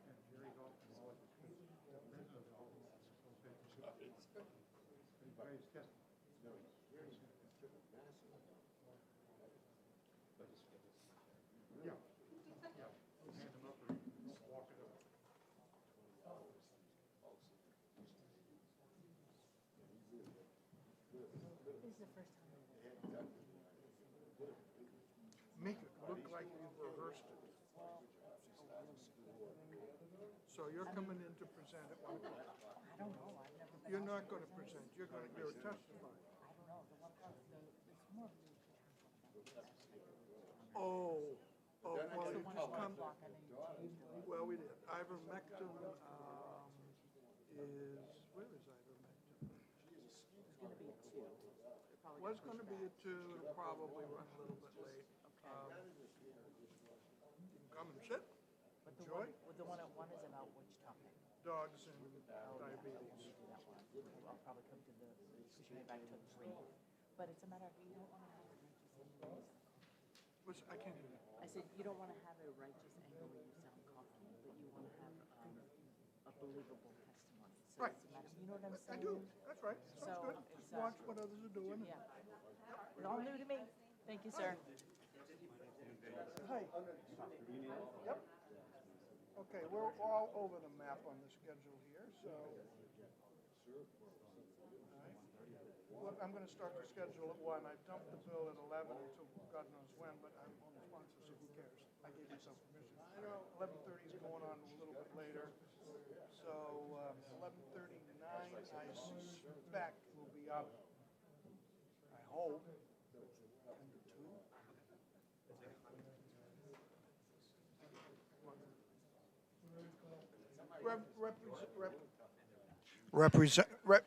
Could you get the committee people and the 1 o'clock people to come in, please? Hi. Do you have any idea what time we would get to 10:22? Oh. 10:22, oh, probably about 2:30. Okay. But who knows? Okay.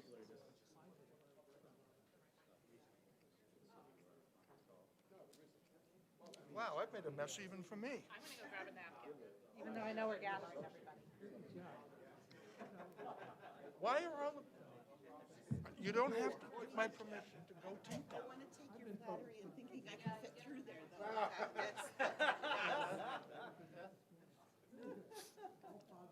Well, I think I better go. We have too much time, we got 1 minute to go to the men's room. Oh, we'll wait for you. Can I pull myself together? I was not planning on saying what I said. I was not planning on saying what I said. But it came out, and I think it was the Holy Spirit just said, when you say this. So, we are going to, let's see, 1609, 1609. Wow, that's good. Sorry, that's. 13. Yeah, I wasn't planned. You know? Yes. You're welcome. You're welcome. Okay. Here's a 10:22.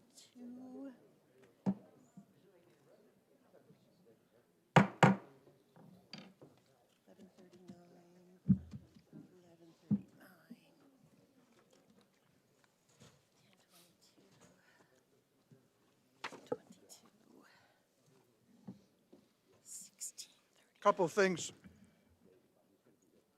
A couple things. Is this on? It should be on. How about now? This one? They might have cut it for lunchtime. Oh. They said they weren't going to. Your mic isn't lighting up. Does mine work? No, mine's not working either. They're off. Did someone hit the? I've got a couple of things I have to do according to parliamentary procedure. I am opening the hearing on House Bill 1045, and I am now postponing it till the end of the schedule for the day. I open this hearing on House Bill 1345 and move it to after 1327. I now open the hearing on House Bill 1327, including diabetes in the conditions listed for eligibility for a service animal. And would the sponsor please present it to us? Thank you, Representative Short. Thank you, Mr. Chairman. Members of Health and Human Services, can you hear me all right? No. Yeah. Well, it says that it's on.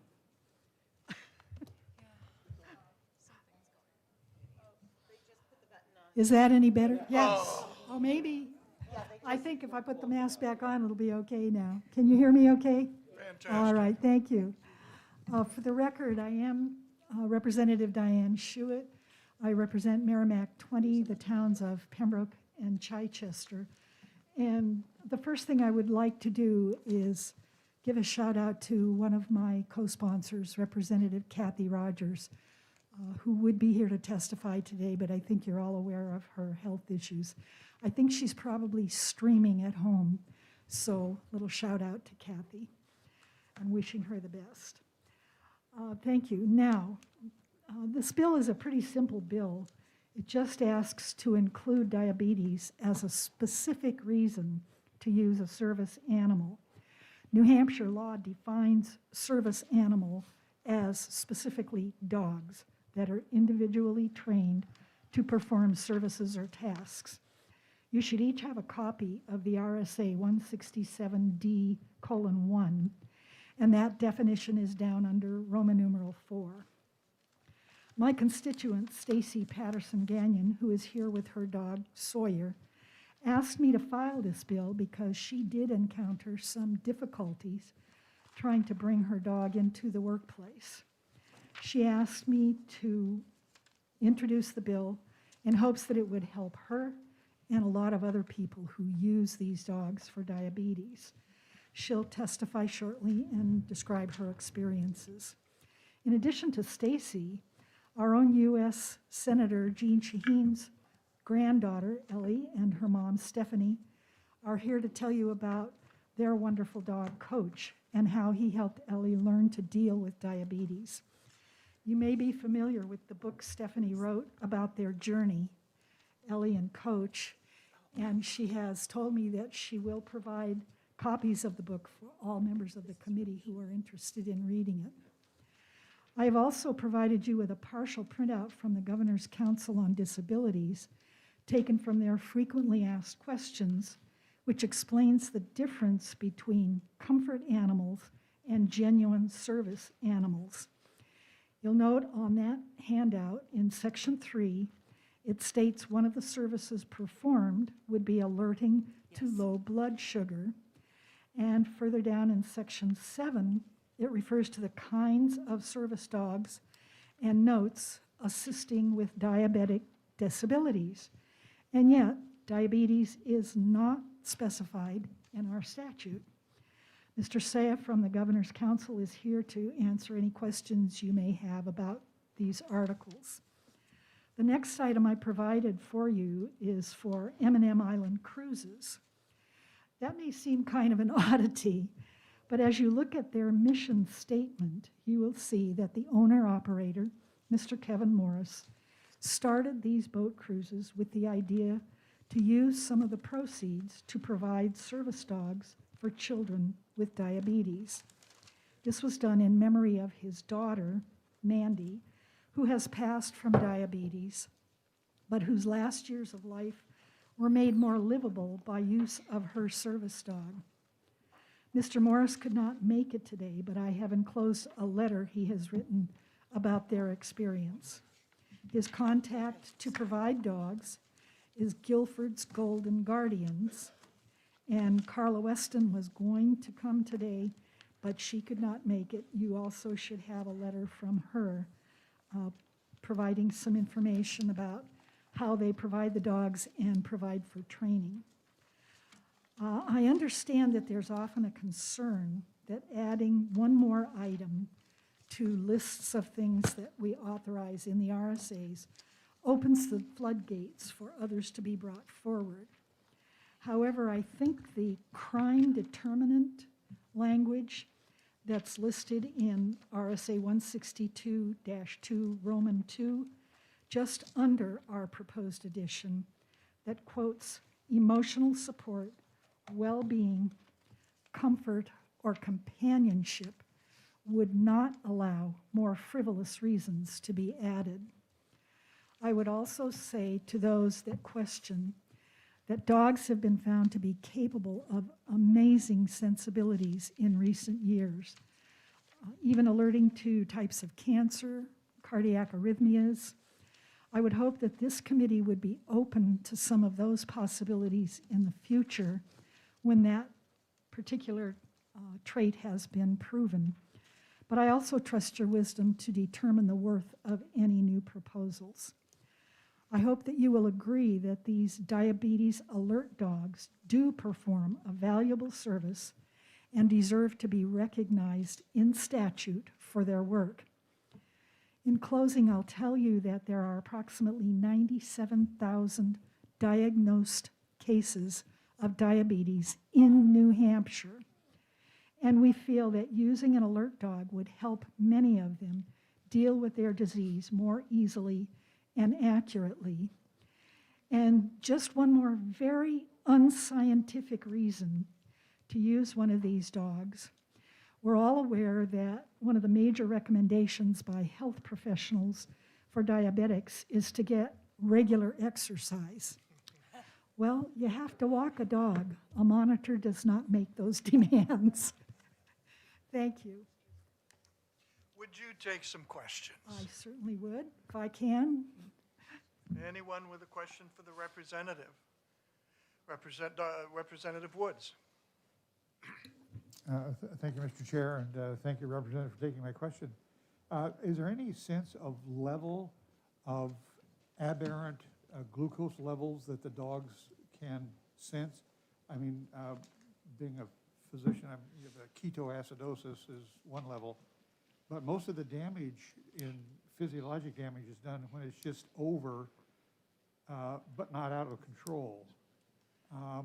Is there any information about what level they're able to sense? I'm not sure that I have the expertise to answer, but we have 3 people who use the dogs, plus one lady who provides dogs, and I think they can probably address that question better. Thank you.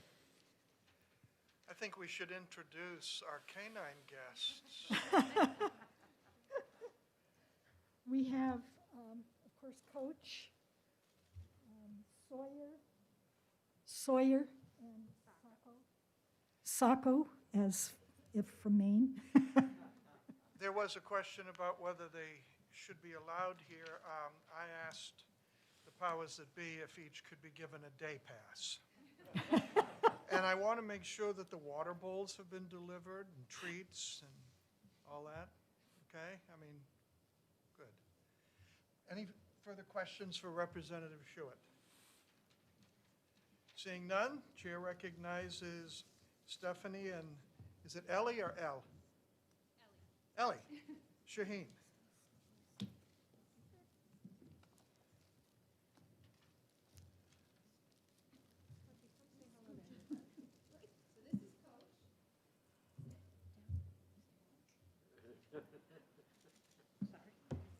Wish my grandchildren were that well behaved. Well, thank you, members of the committee. It's an honor to be before you today to testify on behalf of this bill. Special thanks to Representative Schuett and Representative Rogers at home for bringing this before you. As we've said, this is Coach, and my eldest daughter, Ellie. Ellie lives with type 1 diabetes. Here, you want these? And she's been living with this diagnosis since she was just 8 years old. Coach came to our family when she had been about 5 years into progression of the disease. For those of you who don't know, type 1 diabetes and type 2 diabetes are different. Type 1 is an autoimmune disease. It means your body does not produce any insulin, so you have no ability to regulate high and low blood sugars. For all of us who don't have the challenge of living with diabetes, our pancreas does that work for us. So as you're thinking about digesting lunch, your pancreas is doing all that work for you without any decision-making at all on your part. Unfortunately, because Ellie has to live with continuous dosing of insulin, she's making constant decisions about whether she needs more sugar or more insulin or more food and how to handle activity. And for a growing young person, it's quite a challenge to handle all of those variables. Coach is a medical alert dog. He was trained in a correctional facility in Kansas and brought to our family through a nonprofit organization called CARES. He's actually by the time we received him in our family, he was about 18 months old and he had already had 2,000 hours of training. He had been on a plane 5 times before we even met him. Does he fly coach? Yes, always. He can make himself very small. You'd be amazed. And in order for Ellie and Coach to be a team, a training team, they actually went through a week-long training together and had to be certified through a public access test process so that the trainers and the handlers could be assured that she had the capacity to manage him on her own. He's joined our family when she was in 8th grade. He's seen her through high school and college. She just graduated college, and she'll share her own words about that experience. But as her mother, what I can share with you is that managing type 1 diabetes is a constant chronic challenge. And as you heard one of your fellow members of the committee ask, you're constantly trying to achieve a blood glucose range that's healthy. In Ellie's case, it's somewhere between no lower than a blood sugar of 70 and no higher than about 150. So Coach is trained to alert when he can detect her blood sugar levels dropping below 70 or above 150. Wow. He alerts in a bunch of different ways. He often will paw at her lap. If she were in a class right now at school and not feeling well, high or low, he would stand up, he would circle her chair, or he would paw at her lap to get her attention so she would test her blood sugar.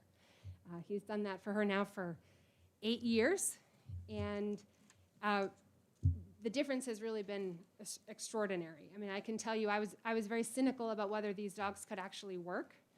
I'm a technical person. I like to see data. I'm a business person. And in the first week, I was awoken in the middle of the night with paws on my chest. Ellie doesn't wake up with low blood sugars, which is another risk to her safety. And I felt the dog on my chest, and I was still a little disoriented. He was still new to our family, and I thought, maybe he needs to go out, or maybe he's bothered by some noise he heard in the house.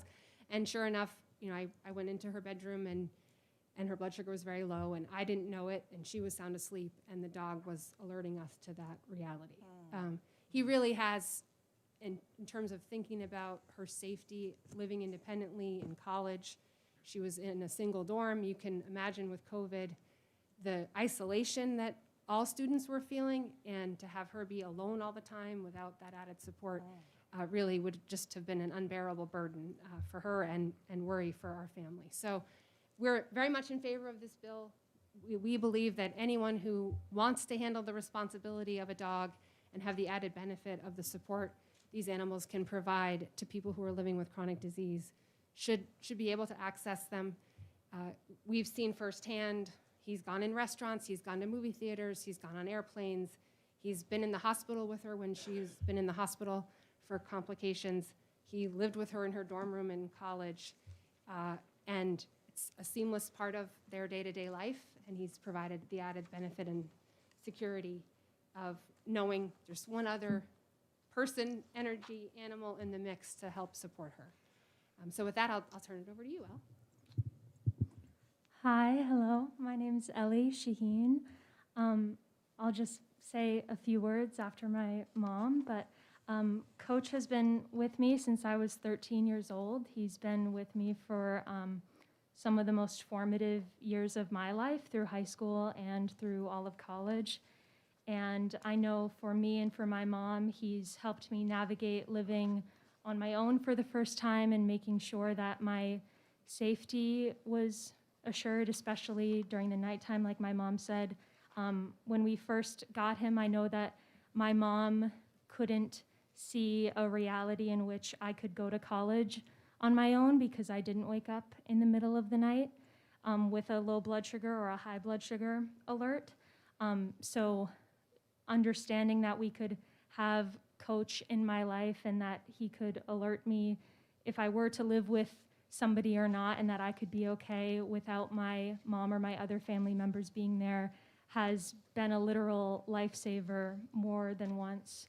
And just reiterating what my mom said, anyone who would want the responsibility of living with a service dog should be able to access them in whatever capacity. Would you take a question, Ellie? Yes. Did you have a glucose monitor before Coach showed up? Yes. Did you do a compare and contrast for us? Sure. There's really no compare and contrast between the dogs and the technology. There's no way to tell if they're any different. I'm not sure if I'm being very eloquent with this, apologies, but you're not using one over the other necessarily. I know any other diabetic that uses a dog is also using technology alongside it. The dog is just an aid and a support to help you, not just emotionally, but also, like I said, alerting. In the nighttime, the technology is also never 100% right. So the dog helps in that capacity as well. Does the dog help you screen out potential boyfriends? Yeah. Yes. We actually have some pretty funny stories about some field trips that he got himself in the middle of her with some other boys. He's featured in many yearbooks. The technology question is one I just also want to elaborate on because it comes up all the time. And when Coach first arrived, the technology was more rudimentary. This was over 8 years ago.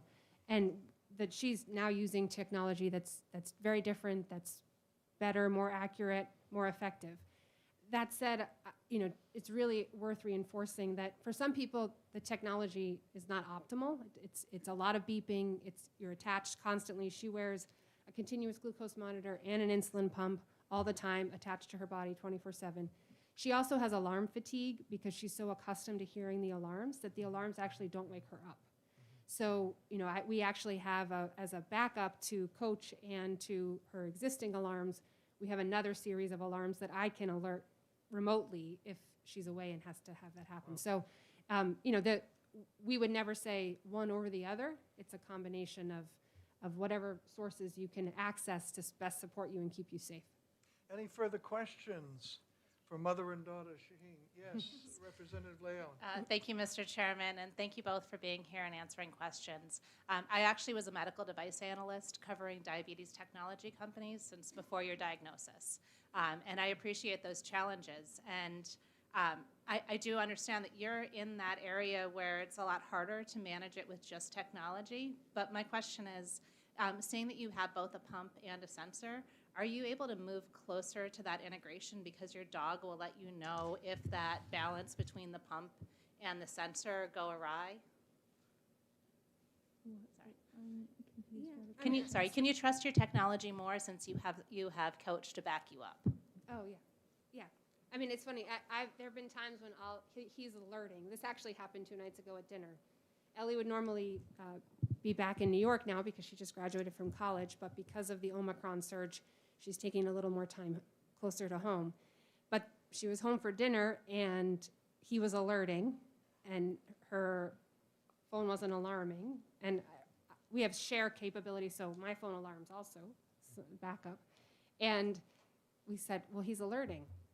Well, my phone's not alarming, but he's alerting. And then you look at the trend, and the arrow's headed up. So he's catching it as it's on its way up before the technology necessarily registers it. And I say, because she's seen so many evolutions of different devices, before we got Coach, she tried a glucose monitor, and the technology was so tough then that it was alarming her every other minute in class, and it was very disruptive and distracting. It's gotten much, much better now. But I think, as you point out, the combination of the dog reinforcing the messaging she's getting from the technology is helpful. And then also this is a a personal note as her mother, before Coach, it was always about diabetes, and I was her nurse. It was always, are you high? Are you low? Have you tested? Did you take enough insulin for that? What's your number? And it created friction and frustration on her part. There's so much emphasis on the diabetes. When Coach arrived, it became about her relationship to him. And so when he was alarming her or alerting her, she wanted to reward him if he was right. And it was about him. It wasn't about the diabetes. And I do think that's a powerful part of this dynamic that has made the quality of her life better. Because it's about her relationship to him more so than it's about the diabetes demanding that she do something, or the mom who's now feeling like the nurse, causing friction and frustration. Any further questions for mother, daughter, and dog Shaheen? Seeing none, Stephanie, when you back up carefully, you have a dog right behind you. Okay, thank you so very much for your consideration. We appreciate it. Chair recognizes Kurt Ehrenberg from Rye, from the Humane Society of the U.S. in support of the bill.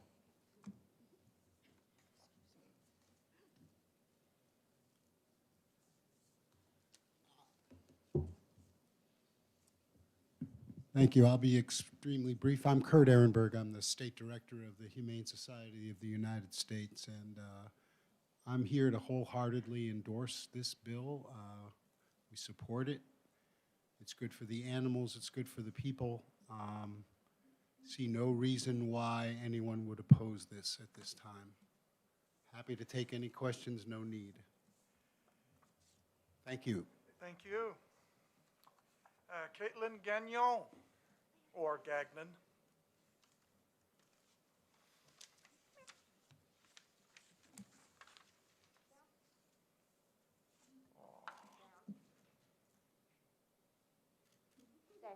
Who's your friend? This is Sacco.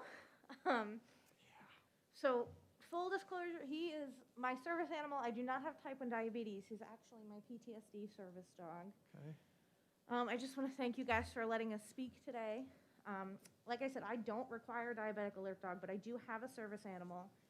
So I understand how difficult it is to be living, with a medical device, a living medical device, around people that don't really, understand why they're necessary or what exactly they can do. I am, however, the spouse of a type 1 diabetic who has a service dog. She's the reason I'm here today. She suffers from something called low unawareness. This means she doesn't feel when her blood sugar is dropping anymore. This can be dangerous. It can cause her to seize, have permanent nerve damage. She can die if a low blood sugar is left untreated. I've spent years watching her try to mitigate this disease with insulin and diet and, and her glucose monitors. The problem is that technology is imperfect, and it's often wrong or too slow to react to her rapidly dropping blood sugars. So one day, her endocrinologist said it was time to get a service dog, and after years of worrying about her glucose levels dropping when she was alone, it was a relief for us to discover that there was a solution to this, and that being a diabetic alert dog. So she spent months researching trainers and programs. We interviewed with trainers from all around New England. She met different dogs until we found the right fit. And we were lucky enough to match her with Sawyer, and meet Mary from Granite State Service Dogs. And since matching her with Sawyer, we've extensively worked on scent training and public access training with him. And she's now able to go about her day with the comfort of knowing that even if she doesn't feel herself dropping or if her technology doesn't catch it in time, Sawyer's almost always able to notify her before the situation gets dangerous. So we're asking that you guys add diabetes to the state statute as an additional protection for people like my wife. I understand it's already covered by the Americans with Disabilities Act, but federal laws can be changed. So the more protections that we have to protect our citizens' rights that actually need these dogs, I can't see that that's going to be bad. Additionally, employers in the state are not always aware of ADA regulations. It's been very difficult for my wife to actually have Sawyer with her when she starts a new job. So the more protection information we have, the better it is for people in her position. She's often been told, well, so-and-so has diabetes and they don't have a service dog, so you don't need one either.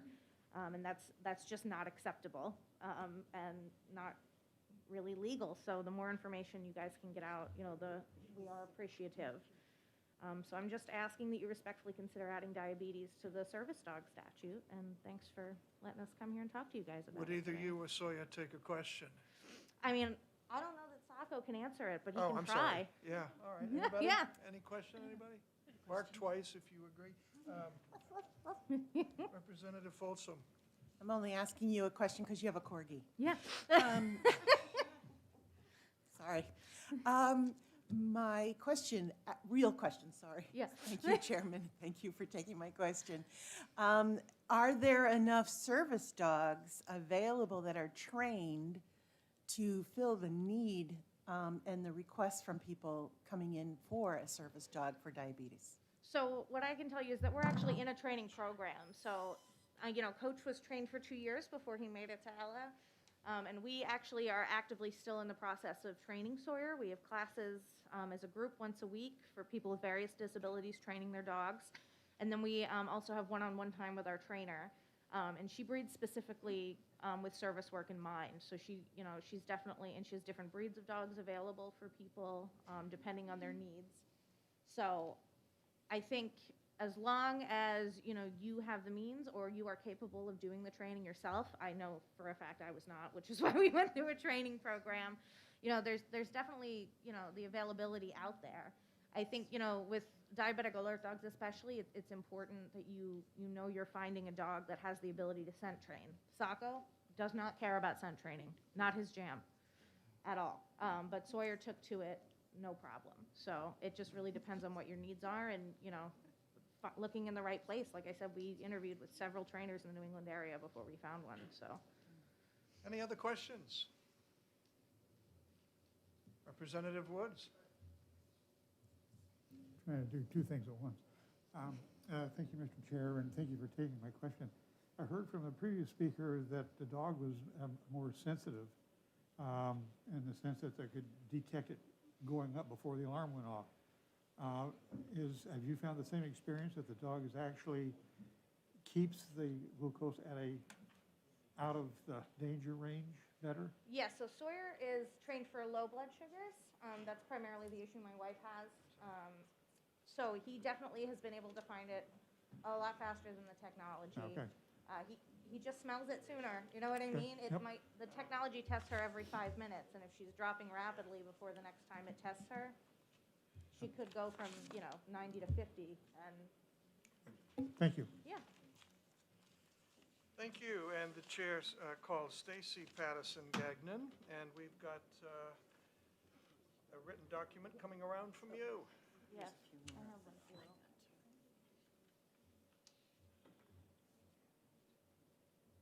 Come here, Sacco. Come here. Come here. Let's go.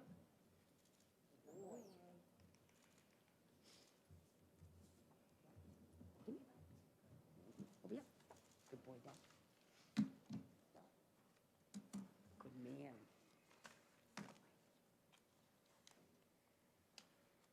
That's a good boy. Sorry, I just wanted to get him settled. First of all, I just want to say good afternoon, and thank you so much for letting us speak today. I'm not going to be anywhere near as polished as Shaheen's. Thank you so much for coming, though. Really appreciate it. So my name, as he mentioned, is Stacy Patterson Gagnon. I'm a resident of Pembroke, New Hampshire. About 8 years ago, I wasn't feeling too well. My vision was blurry. I was constantly fatigued, always thirsty. A good friend of mine was like, maybe you have diabetes. And I'm like, yeah, no. She tested my blood sugar, and my blood sugar was 370. For those of us who don't know what that means, it's supposed to be between 80 and 120. That was my introduction to the world of diabetes. I was diagnosed at 37 years old. I can't imagine being diagnosed at 8. You're my hero. I don't know how you did it. The thing with type 1, and it is type 1, it's not type 2 or anything like that, is it's a really misunderstood disease. So it's kind of different for everybody who experiences it. By that, I mean, Elle and I can eat a cupcake. We're not going to dose the same amount of insulin, and we're going to have different results. But it sounds good, doesn't it? Yeah. About 3 years ago, I was at my endocrinologist's office, and I was telling him, that I really couldn't stay. Hey. Sawyer's very curious about Coach. He kind of just wants to play with them. But I was at my endo's office and I was letting him know, I said, I'm dropping, just like this. And at the time, I was still what's called honeymooning, so I was just kind of up and down. At a very long honeymoon. It wasn't anywhere near as enjoyable as a regular honeymoon, just wanted to put that out there.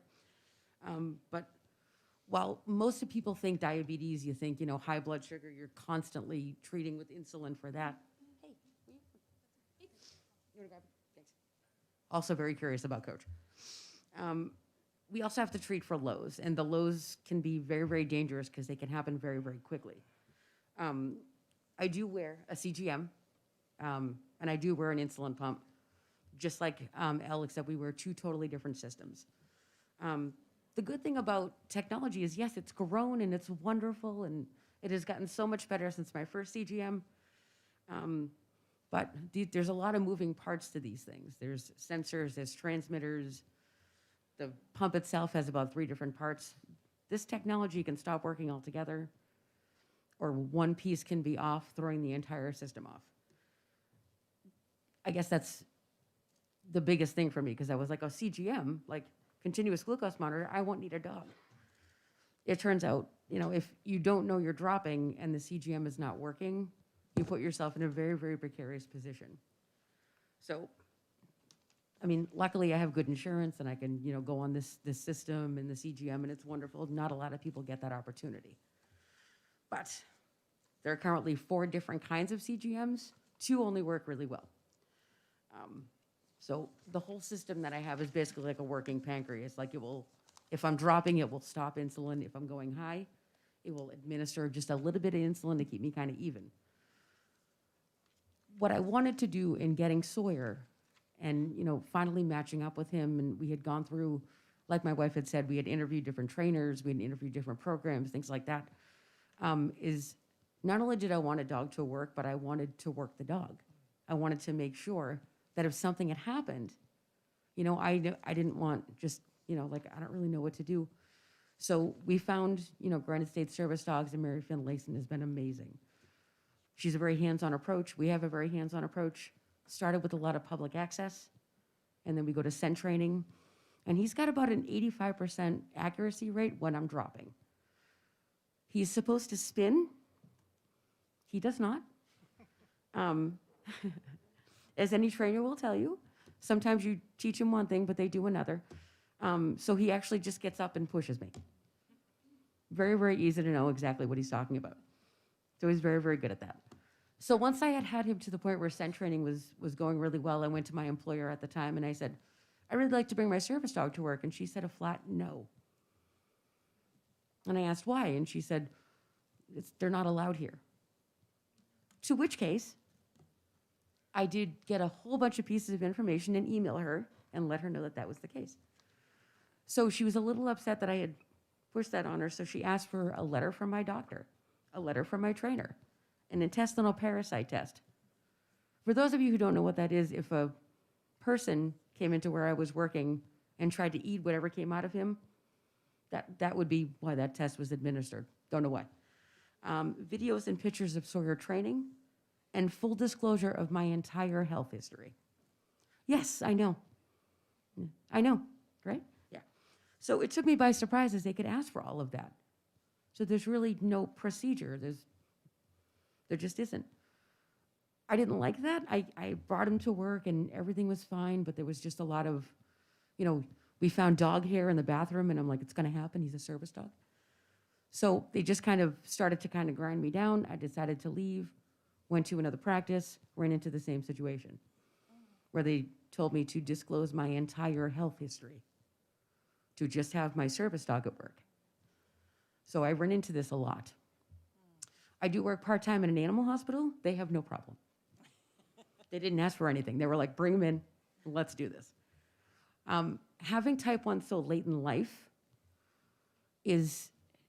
first of all, it's incredibly hard to manage both physically and mentally. You have the type 1 people, and then you have the type 1 parents. I cannot imagine having to wake up at 12, 2, 4, and 6 to test your child to make sure that their blood sugar is okay. Steph, I don't know how you do it. I don't know how you do it at all. But, type 1, and I mentioned type 1, and I've mentioned it many times in this testimony, because it's not just diabetes. People think diabetes, right? They think it's a punchline. It's not. Type 1, definitely not. It's an autoimmune disease. My body is attacking itself. This is why this happened. So, it's just something that you can't control. It's something that you can't really manage. And you can do the same thing the exact same way every day, and you're going to get different results. So there's something to be said about explaining it, but there's something even more about experiencing it.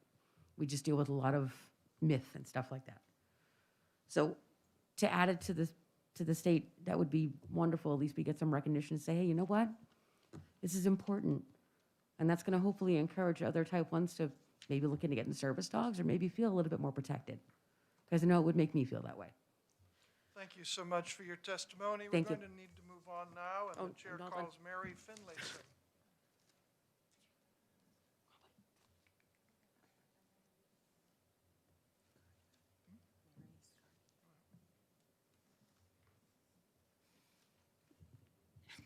Okay. My name is Mary Finlayson. I own Finlayson's Pet Care and Granite State Service Dogs. Obviously, I support adding diabetes to this bill. I met Stacy, I think it was close to almost 2 years ago, when she was looking for some type of service dog for her diabetes. Now, I had been doing service dogs for quite some time. I had not done a diabetic service dog at that point, but I wanted to. You just have to have the client to start with. And I work with corgis. I also work with English setters. I've recently started with some labs. And, they had come to me, and we did some meetings and sat down with some of the different dogs that I had and talked about, what they were looking for. And of course, Stacy, her lows are her most important, her biggest risk is her lows. And we had talked for a while. We had a good relationship with each other. We felt very comfortable. They got to meet some of the dogs. At that time, Sawyer was just coming up on 6 months, a little over 6 months. And I knew that Sawyer had a very strong nose. There was lots of things that led to that in my observations with him. I felt that he would be definitely a good candidate for this project of doing a diabetic alert dog.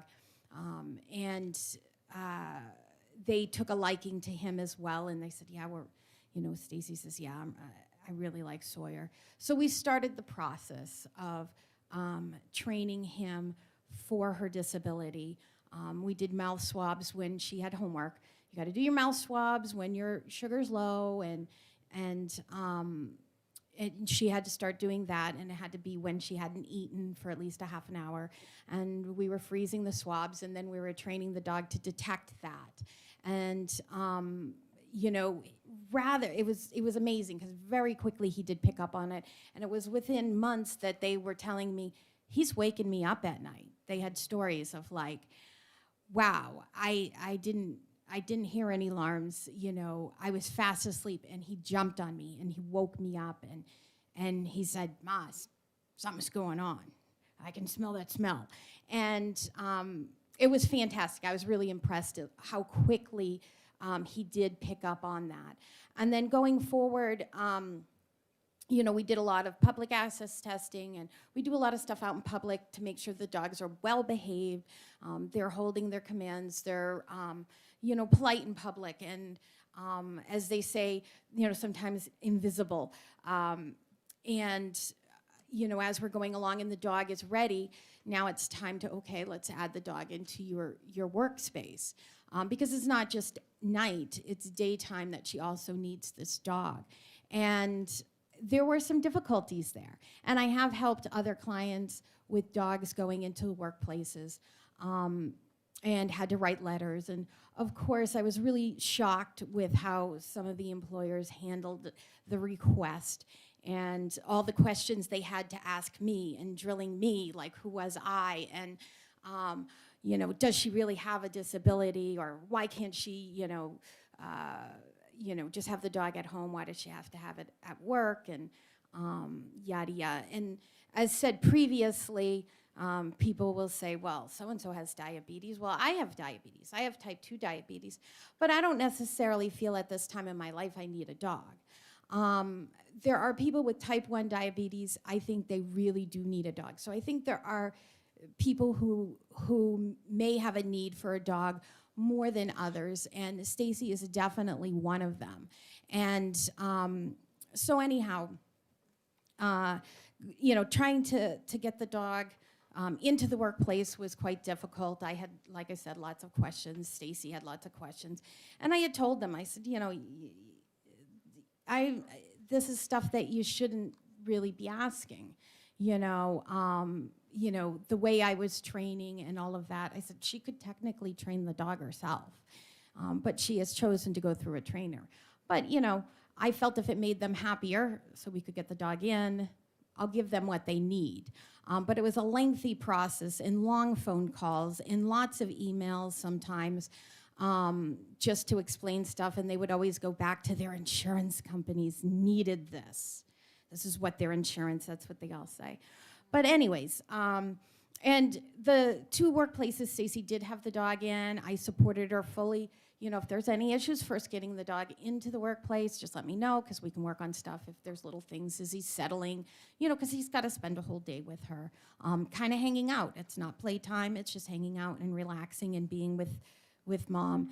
And I also, another thing, I had to work with or educate a little bit the employers who said, okay, well, she can bring the dog, but it's got to be in a room by itself, and so she can be out front. And I said, well, what's the purpose of having the dog if it's going to be in a back room locked up and it has no access to her? And they didn't get that.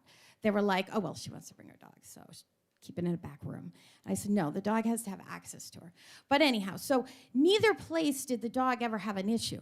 Neither employer ever contacted me and said, we have an issue with this service dog, or the dog is barking, or the dog is misbehaved, or there's an issue.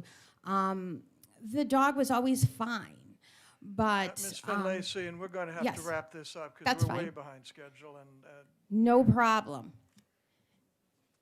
That's it. Thank you. you're welcome. That was good. And finally, from Chuck Saya, the Executive Director of the Governor's Commission on Disability. Welcome.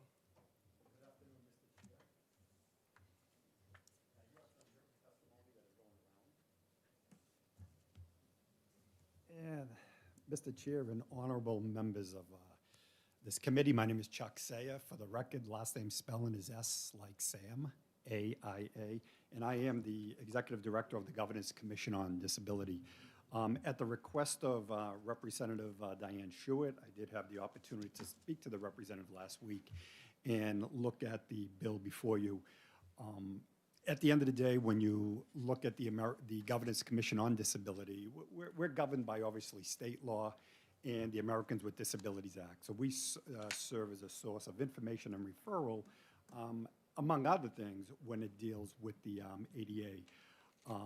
According to the Americans with Disabilities Act, and state law is consistent with that, a service animal is a dog. So that's number one. Service animals are only dogs, and they're specifically trained to perform a task for an individual with a disability. All of the testimony you've heard before me squarely supplements that and speaks to the dogs in this room. These are, based upon what we've heard, these are all service dogs because they are essentially, they are performing a task that is directly related to a person's disability. Having said that, when we look at the ADA and we look at state law as enunciated in RSA 167, 167D, the proposal before this honorable committee is consistent with state law and is consistent with the ADA. And quite honestly, from just a basic life perspective, it'll make life a lot easier for individuals. When we look at the amount of calls that come into the Governor's Commission on Disability, the vast majority of calls at the end of any month circle around service animals. What is a service animal? What is an emotional support animal? What's a therapy animal? Is a therapy animal a service animal? And unfortunately, I don't believe I'm telling, this is nothing new. There are a lot of abuses in the system, and that is not just New Hampshire. It truly is a national concern. When I sit in on national calls, when I sit on calls with my New England counterparts, service animals is a big issue, and many people obviously have to handle those questions, so they direct them to the Governor's Commission on Disability. But the individuals here today have said it squarely and poignantly. This will make life easier for individuals who have diabetes because the dog is performing a task. It's alerting the individual that there's something occurring with a blood level change. So with that, we have a very robust website. The Honorable Representative Schuett referenced it. We have much literature on there, many brochures. We perform many presentations to both private and public sector individuals who are dealing with the issues with service animals. So with that, this proposal and this bill would be a good thing for the community. So with Thank you. that, Will you take questions? absolutely. Any questions for Mr. Saya? Seeing none, thank you. Okay, thank you, Mr. Chair, and thank you, members. And this concludes the hearing on Bill 1327. I wish to thank our guests, human and canine.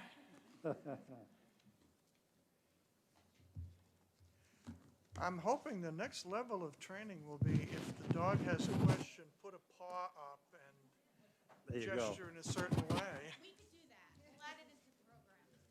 Thank you. I'm looking forward to seeing a dog coming in to testify. Yeah.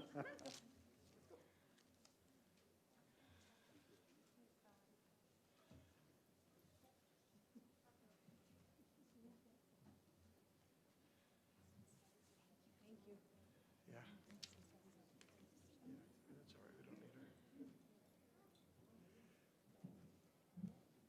her. Now we open the hearing as was previously announced on Bill 1345, originally scheduled for this morning at 11:30, relative to the release of a teenager's medical records to a parent or guardian. And thank you, Representative Kofalt, for pinch hitting. I think Betty must have set the record today of bills in which she was prime sponsor, 1 here and 6 in another committee.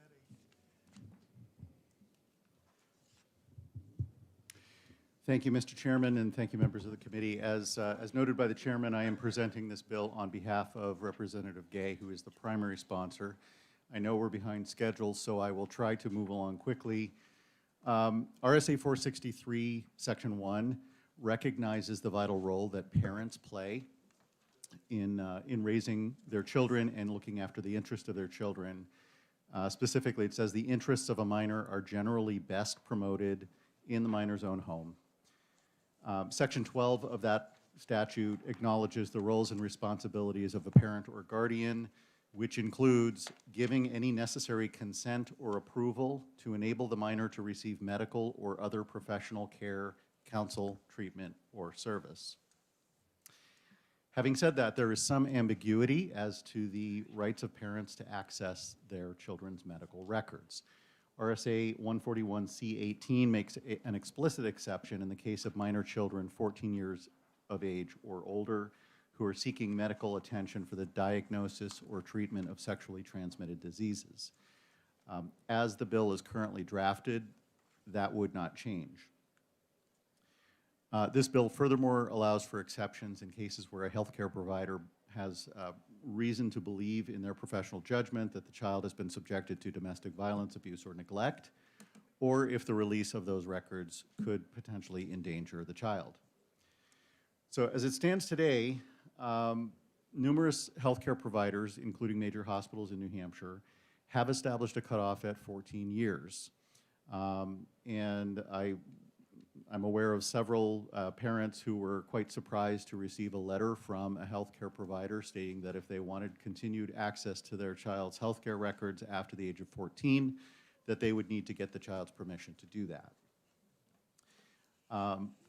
in light of the current language in the RSA that recognizes the important role of parents, including the responsibility for giving consent to medical procedures, it seems somewhat odd that the same parent called upon to give that consent must do so potentially without access to the very medical records that would inform that decision. So I hope I have done justice to Representative Gay's bill in this process. I'll do my best to answer any questions that members of the committee may have. Any questions for Representative Kofal, pinch hitting for Representative Gay? Representative Shapiro. Thank you, Mr. Chairman.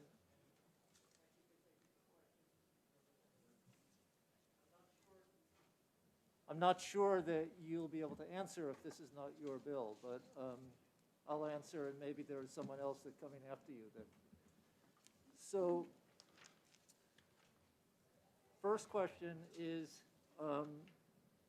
in crafting this bill, has any thought been given to consideration for exempting substance use disorder treatment, which under current RSA is someone consent to at age 12? So I can't answer as to the thought process in formulating this. I will say that HIPAA generally creates some governing structure that sits over top state statute, and HIPAA tends to defer to state law. However, there are certain exceptions to that, and one exception would be that if the minor is allowed by state law to give consent, whether or not they have asked for their parent to be representing them as a medical representative, if they have not explicitly asked the parent to be a medical representative in that case, I believe those are the circumstances in which HIPAA would regard those records to be confidential records excluded from being shared with the parent. I think this, follow up? Follow up. I think this is also alluded to in federal law, the right to consent to treatment for substance use disorder treatment. So I will pass that on to the sponsor of the bill. Correct. I mean, I have a document which I can share with the committee that has a table of those categories of treatment for which a minor may consent to medical treatment or may consent with limitations. So for emergency situations, for example, emergency treatment, a minor may consent, but there are some limitations to that. For others, having to do with STDs and mental health and some other issues, there are broader allowances for minors to give consent without the participation of a parent. Further follow-up, yes. So this is really a different question. In section Roman numeral 2, where it talks about another exception being that the healthcare provider reasonably believes in his or her professional judgment, and then it goes on to create another exception. You know, in my experience working in my career as a mental health clinician, this issue of parents seeing a minor's record would not come up unless there was some kind of contentious issue. And so given that, I'm wondering if this is clear enough that the healthcare provider reasonably believes. I'm wondering how that will actually, what's the criteria for deciding that? And once again, I realize it's not your bill, but I wonder if that could be clarified. I think that's good feedback, and I would encourage you to share it with Representative Gay. I will comment that in my research for presenting this bill, I did come across a case in which in New Hampshire in which a 17-year-old his father was seeking his mental health records because there was a contentious divorce going on, and he wanted to understand what the son had been saying about the wife in this case. In that case, the court upheld the privacy of his medical records and denied the father the access to those records. Nevertheless, I think that what you bring up is a very good point, and again, I would encourage you to offer that feedback to Representative Gay, as will I. Any further questions? Representative Cushman. Thank you, Mr. Chairman. Thank you for taking my question, Representative Kofalt. Would you agree, or would you believe that a parent would seek access to their children's medical record, not only when there's a contentious issue, but also to be an active participant in their child's health and well-being? Yes, and what's quite surprising is the default position that many healthcare providers and healthcare organizations in the state seem to have taken is that age 14 is sort of the blanket cutoff at which records should no longer be accessible to parents by default. In other words, they're not managing that as an exception, they're managing it as the rule. And I think that's what this bill is primarily intended to address. You know, I know that there are also some differences as to how medical records are handled under FERPA versus under HIPAA. So if medical care takes place in the context of a school, it is not protected by HIPAA, and many of the HIPAA rules don't apply. So it can get to be a very complex issue. I think the concern is that the New Hampshire law is currently quite ambiguous with respect to access to medical records by parents, and I think that that is probably a disservice to many of the medical organizations who have to grapple with this issue and find their own way. And I think it's certainly a disservice to parents who are taking an active interest in their children's well-being.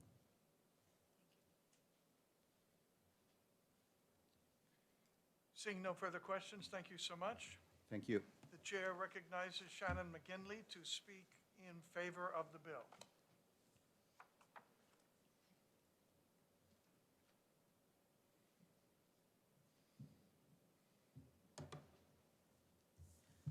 Hello, committee. My name is Shannon McGinley, and I am the executive director, volunteer executive director of Cornerstone Action here in New Hampshire. I live in Bedford, and I am in support of this bill because interestingly, when I heard about the bill, I had a personal story with it, and I'm going to email you all this letter that I received back actually in 2012 from Elliott Hospital Physicians Network, notifying me, it was my pediatrician's office, notifying me that I would no longer have access to my children's records with the exception of a couple things like immunization records.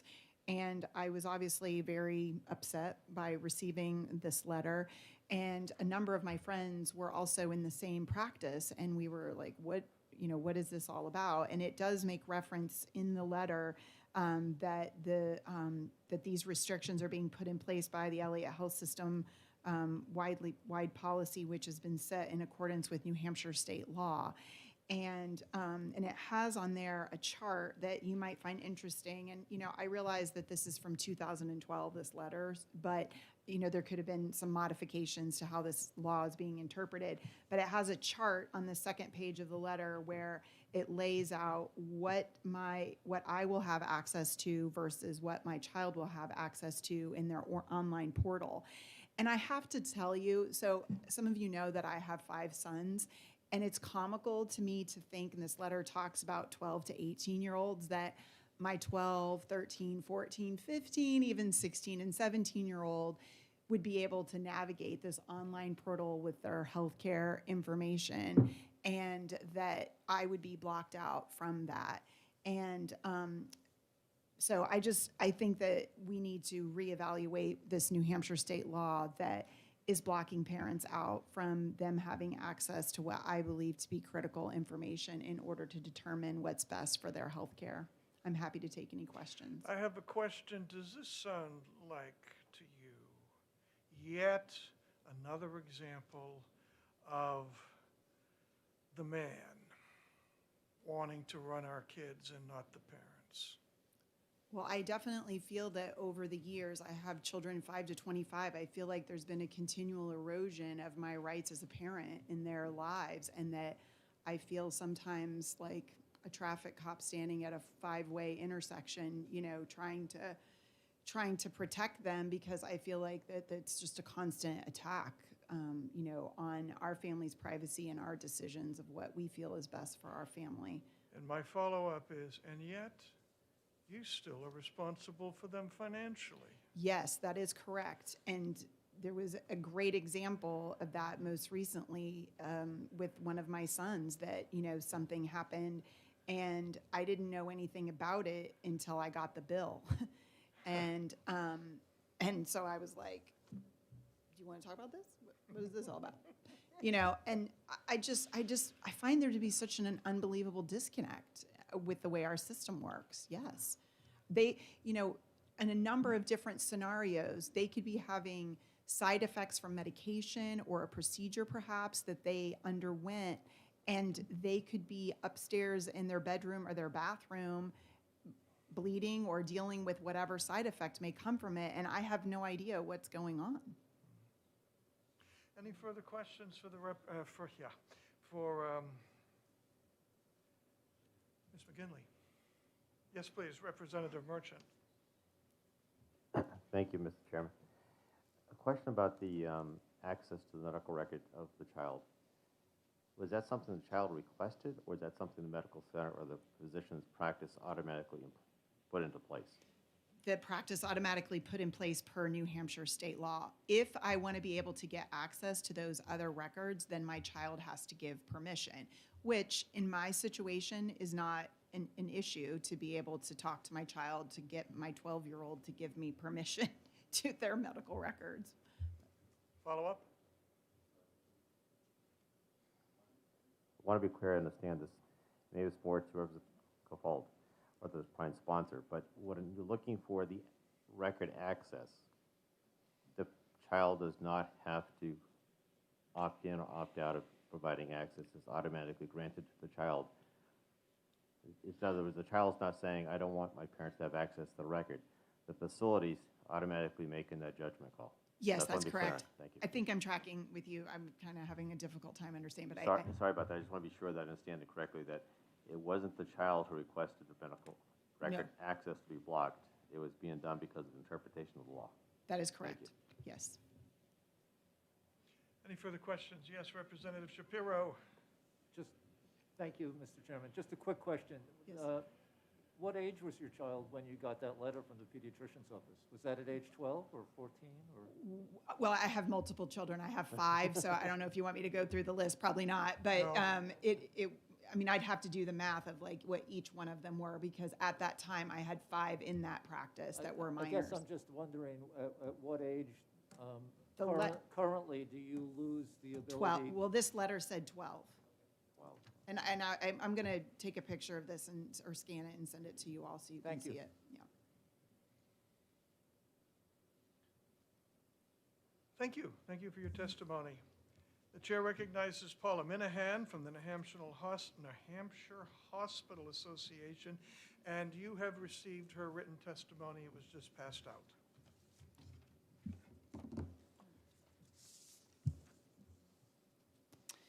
Good afternoon, Mr. Chairman, members of the committee. For the record, my name is Paula Minahan, Senior Vice President, State Government Relations for the New Hampshire Hospital Association, representing all our community hospitals as well as our specialty hospitals. We have concerns with House Bill 1345 relative to the release of teenagers' medical records to a parent or guardian. We do not believe that this bill is necessary, as HIPAA, as previously stated, already covers when a minor's medical records can be released. In addition, we believe House Bill 1345, as drafted, is missing a critical component of what is available, or allowable, I should say, under HIPAA. The critical component that is missing is called confidential communications. We know that adolescent healthcare providers rely heavily on the provision to have important conversations with their adolescent patients, that may be stifled if not permitted. There is an agreement between the provider, the patient, and the personal representative that the conversation will remain between the provider and the adolescent patient, which the provider documents in the chart, and it is then noted in the patient's electronic medical record that it cannot be shared. I attached an FAQ from in the back of my testimony from the USHHS website describing how HIPAA manages access to minors' medical records. This is how all healthcare providers in New Hampshire currently manage these situations in support of a minor, the parents, guardians, and the healthcare provider. In addition, this bill only refers to one section of New Hampshire law pertaining to sexually transmitted disease treatments for adolescents aged 14 or older. There are other statutes that afford minors as young as 12 years of age the ability to consent to treatments without the knowledge or consent of a parent or guardian.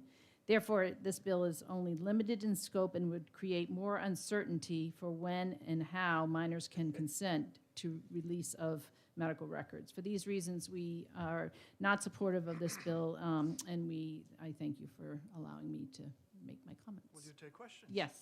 Questions? Representative Folsom. Thank you, Chairman Pearson, and thank you for taking my question. Of course.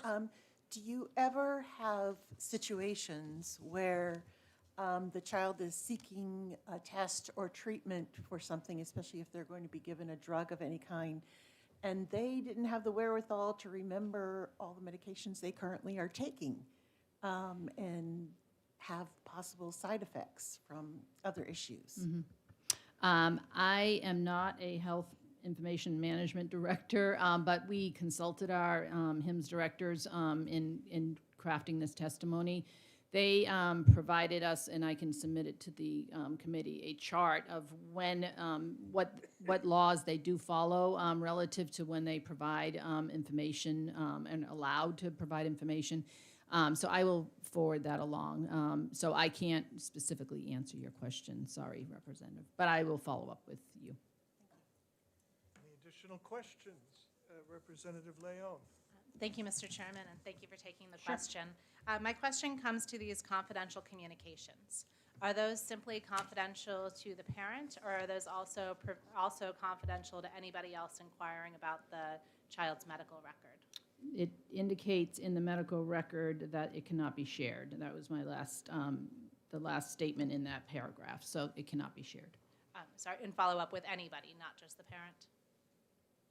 I would presume, but I can find out from the experts. That'd be I will great. ask. Thank you. Seeing no further questions, thank you. Thank you. And this ends the hearing on House Bill 1345. Before we start the next one in about a minute, a few announcements that have come out of the meeting this morning of the committee chairs. And I realize not everybody is here, so take notes for those who aren't. Our next House session will be sometime during the week of February 15th at a location to be determined someday during that week. Don't ask. Early bills. Those are bills that have to go to a second committee. Usually if there's a fiscal note, but not always. Early bills now, the deadline is Thursday, February 10th at noon, which means committees with either a lot of bills or controversial bills that the hearings of which may last quite a while, or both, are really going to have to push it. I know that many bills will come out of here now 11 to 10, such is the nature of things, but whenever possible, if we can put it on consent. In other words, if somebody was, well, I'm not too sure I like it, and you make it 20 to 1. I understand that, and you certainly have the right to do so. But the more bills we get on consent, the more we will be able to get our work done by the deadlines that we have in front of us. Again, don't ask. Substitutes can participate in the debate and in the vote, but they cannot make a motion or write a report. I think we all know that. We need to be reminded that sometime. Although our present policy is still no Zoom meetings for committee hearings, you can always text someone who is in the room to ask a question. Representative Knirk and I have some stories about how we worked around that last time. If we have an open spot in the schedule, that is to say, as the ranking member told me from her many years of experience, you are convinced a bill will take a half an hour in a hearing, and it's done in 12 minutes, or 2 hours. It's not always easy to guess. But if we have some open spots coming up, I'd like to fill them with exec sessions, unless you want to come back yet an extra day in the week. So therefore, those of us from this session today and from the last times we've met, where we say, oh, I think I want to bring an amendment in. That's a pretty good bill, but I'd like to bring an amendment in. Please work on those as quickly as you can, because if every bill that is pending has an amendment we're waiting for, then we're going to burn that free time before the next bill is advertised. So get on it if you would, if I would, please. And again, a reminder that the replacement policy is 4 o'clock the night before. If you plan on coming down with something, do it before 4 p.m. the night before, not the morning thereof. I asked, that was the answer. If one of us tests positive for COVID, call the Speaker's office. We want to balance the rights of everyone to know what went on with the rights of privacy of the individual, and that's what they're asking to do.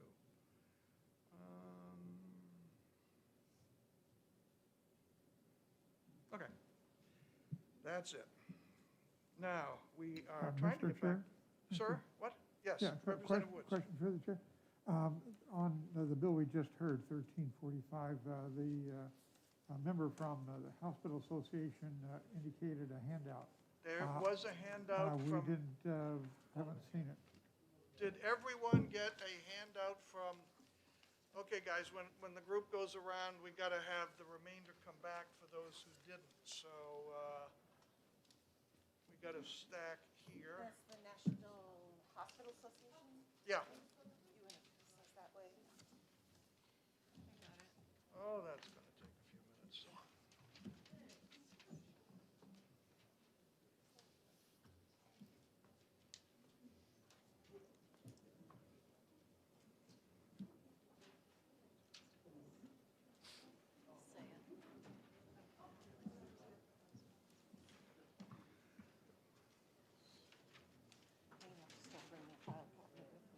Oh, gosh.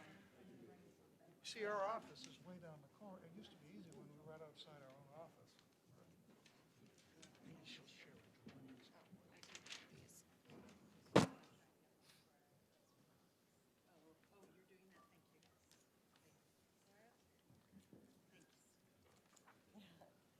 Everybody got a Paula Minahan handout now, okay? These are extras coming back, same if,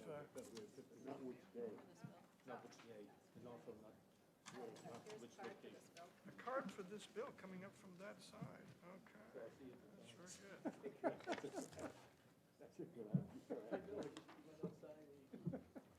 very good. Okay, open the hearing on House Bill 1139 relative to ophthalmic. I had a practice. Prescription requirements. Representative Villiers, if you would present your bill, please. Oh, okay, these are more. Those are other extras. Okay. Thank you. Okay, thank you.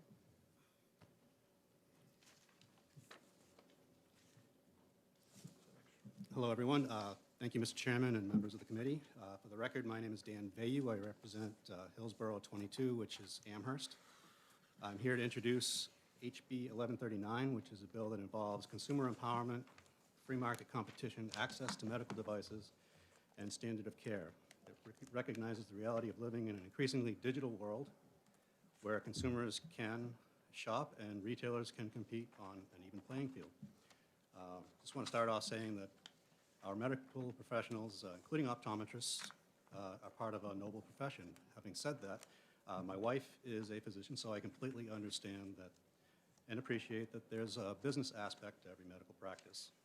What we want to be cautious of, however, is letting the business interest become a detriment to the best interest of the patient, interfering with the standard of care, for example, by unfairly and unnecessarily restricting competition for corrective devices like eyeglasses and contact lenses.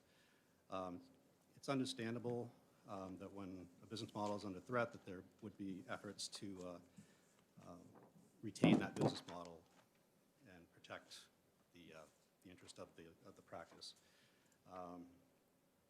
Before the hearing, I submitted a write-up in support of the bill. Not going to go over every point because it would take way too long. But essentially, this bill is about encouraging competition in the retail eyeglass industry while protecting the standard of care for patients. It simply fixes a legal anachronism when the laws that state the parameters required on prescriptions were passed. The internet was not yet a thing. It could be reasonably assumed that most dispensaries would be in person and there would be somebody there to fit and adjust glasses, corrective devices as such. This legislation corrects specifically the absence of the pupillary distance from prescriptions. Pupillary distance is simply the distance between your pupils, and there are usually three measurements. One is the full distance between the two eyes, and then the measure from the center line to each eye individually. It's usually taken by a device in your optometrist's office or optician called a pupillometer. It's a little more accurate than using a ruler, but it eventually serves the same purpose. This measurement helps place the focal point of the glasses on the right point of the eye so that you get maximum benefit from the corrective lenses. I think most of us in this room probably are in the same club. Either we've been wearing corrective lenses for a long time, or at some point, as we've gotten older usually, our arms stop being long enough to see the fine print.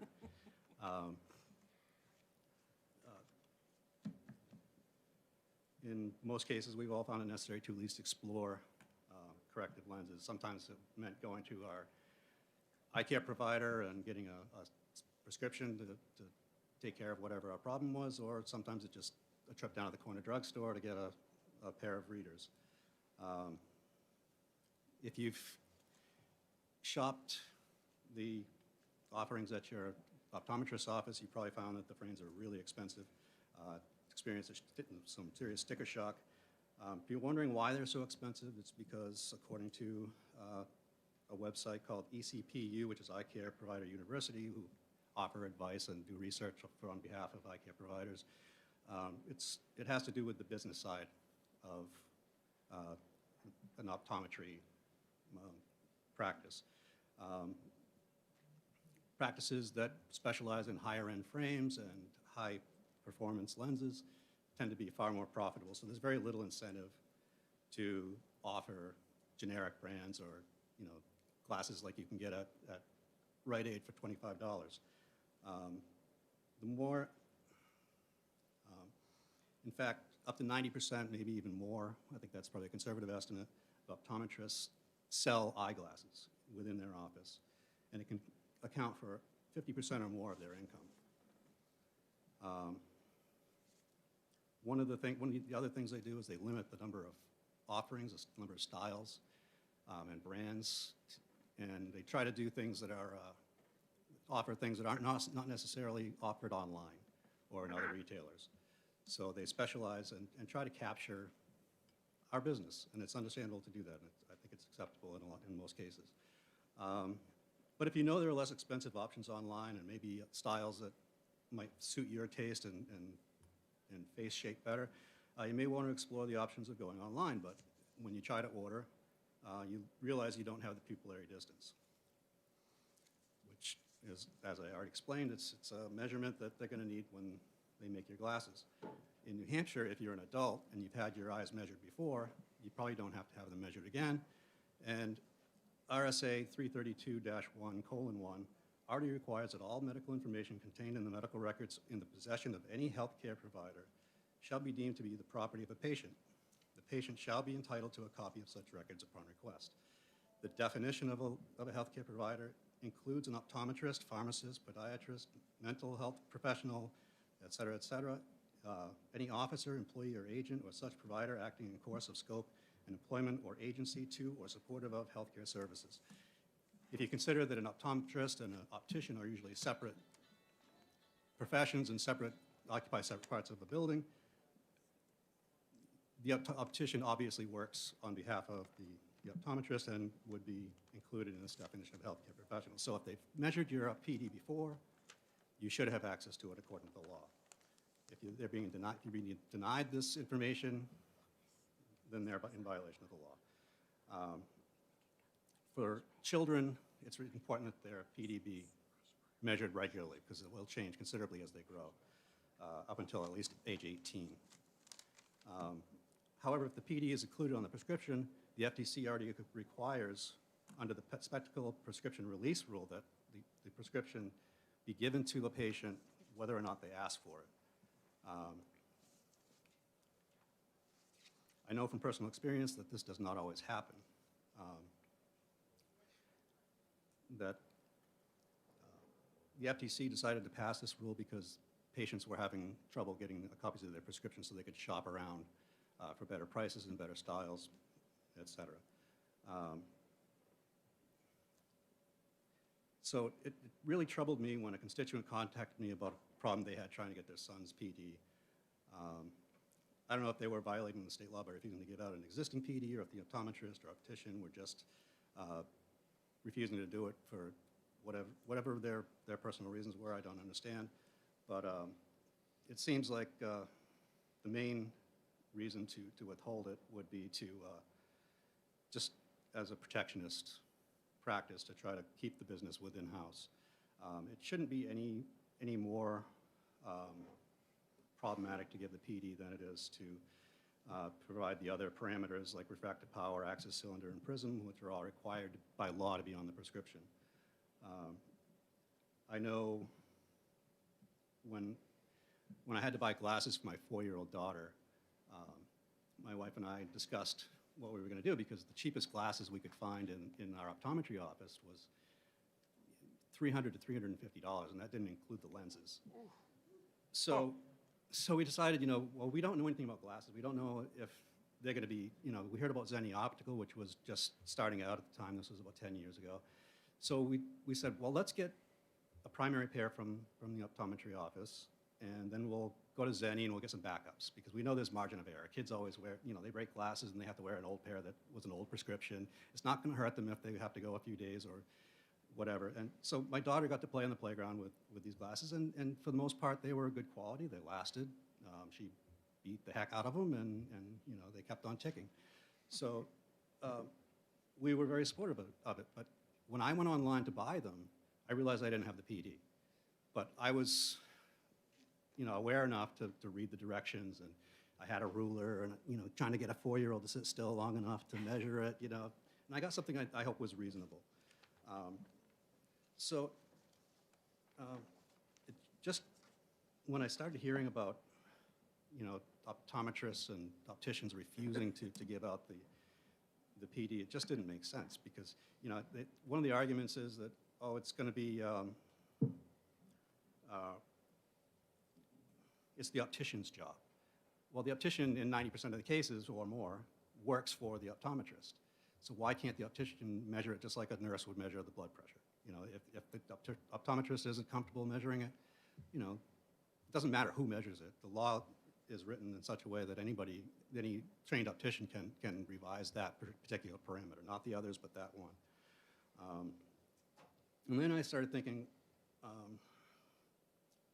about things like the safety risk. One of our concerns when we got our daughter's glasses was whether we were going to hurt her eyes, and that's just not the case. In most cases, like I said, there's quite a range of limit before it even becomes uncomfortable, let alone doing damage. In fact, the province of British Columbia in Canada has completely deregulated eyeglass prescriptions. You don't need a prescription, you don't even need a prior exam.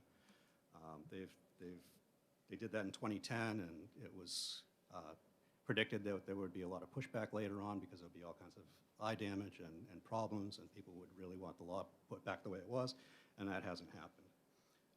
But I do want to put in a little disclaimer that, here, having said that, British Columbia is deregulated, I want to make sure that everybody understands that it's important to see your eye care professional. They can recognize diseases and other problems that may not have to do with the eyes, but are affecting your vision way ahead of time, and it's important, if you're having vision problems, to go ahead and see an eye care professional. We don't want to take away or diminish the value of that service. But if a patient wants to, obviously, I think it goes with that argument that a real optician, a licensed professional, is going to fit the glasses properly. They're going to fit right on your face. They're going to look right. They're going to be comfortable. They're not going to slide down your nose. But if a patient wants to forego that part of the process and they're willing to put up with a little margin of error, that's really a consumer choice.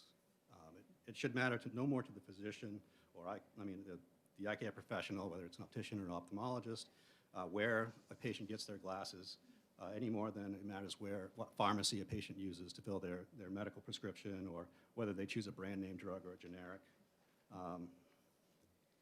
In the 10 years since my daughter got her first set of glasses online, a lot of other companies have cropped up, and they do offer pretty hefty and respectable warranty policies and satisfaction policies that allow you to return the glasses and maybe even try on several pairs ahead of time.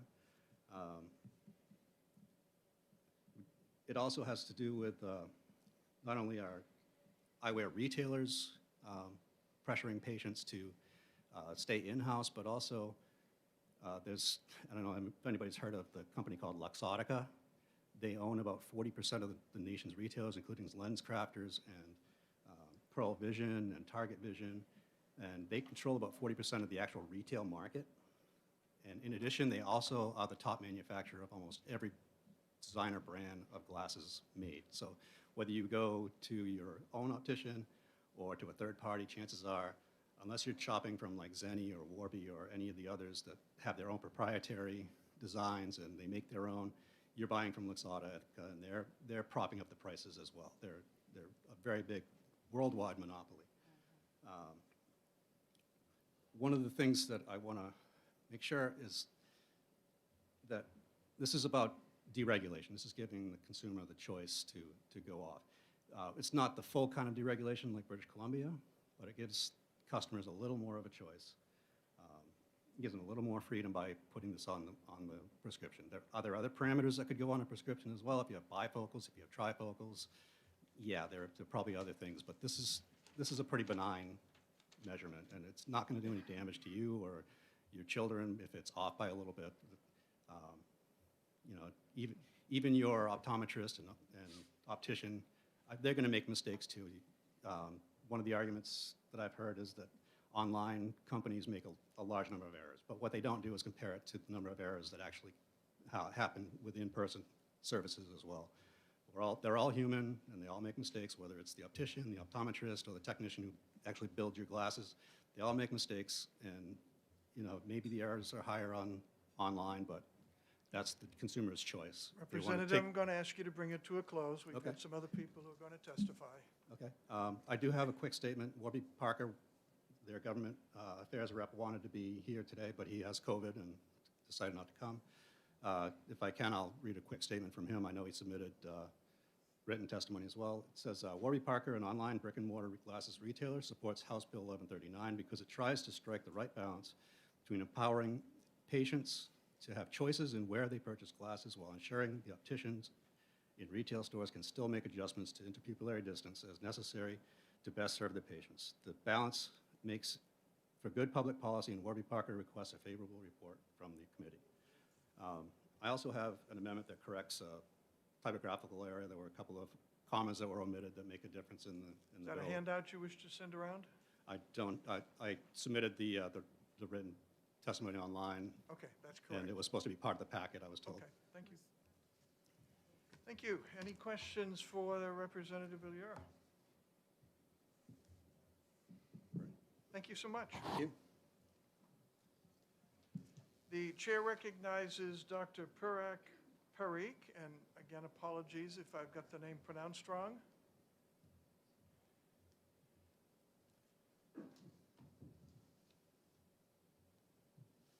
Hello. My name is Parag Parikh. I'm a community ophthalmologist in Nashua, and I also proudly serve as the president of the New Hampshire Society of Eye Physicians and Surgeons. Thank you, Mr. Chairman, and the remainder of the committee for listening to what I hope will be concise, as I know we're running a bit behind schedule. But I wanted to, I completely agree with the motivation for this bill to allow for free market and to allow for competition in the retail eyewear space. The concern that I have is that it will be at the detriment of patient care, I strongly believe, and the reason for that is because the pupillary distance is not a measurement that we take as eye care providers at the time a glasses script is written, because it is not sufficient to translate into a satisfactory pair of glasses for most patients. And by including that measurement on there, it would imply that all you need is the power of the glasses and the pupillary distance, and you should be fine. It is not as if we take this measurement and we withhold it from the patient because we want the patient to have their glasses purchased from a specific place. It is simply because there's more to a satisfactory pair of glasses than just the distance between the pupils. The way frames sit on the face, they might be a little bit higher, and folks with a prominent nasal bridge like myself, they might be lower, and folks with a more eloquent shaped nose than me, they might come a little lower, and where the pupils are vertically is very important. All of our ears are in slightly different places, so the tilt of the lenses is important. The distance from the surface of the eye to the lens is also important, and the pupillary distance does not account for these subtleties. By having just the pupillary distance used to fit glasses to a patient's face, it is cutting a lot of corners. And I agree that if patients want to accept that small amount of error that Representative Value mentioned, that is okay, but the problem is if it is on the prescription, even with the most perfect pupillary distance measurement, the patient is at a high likelihood of disliking their glasses and immediately assuming that the prescription is incorrect.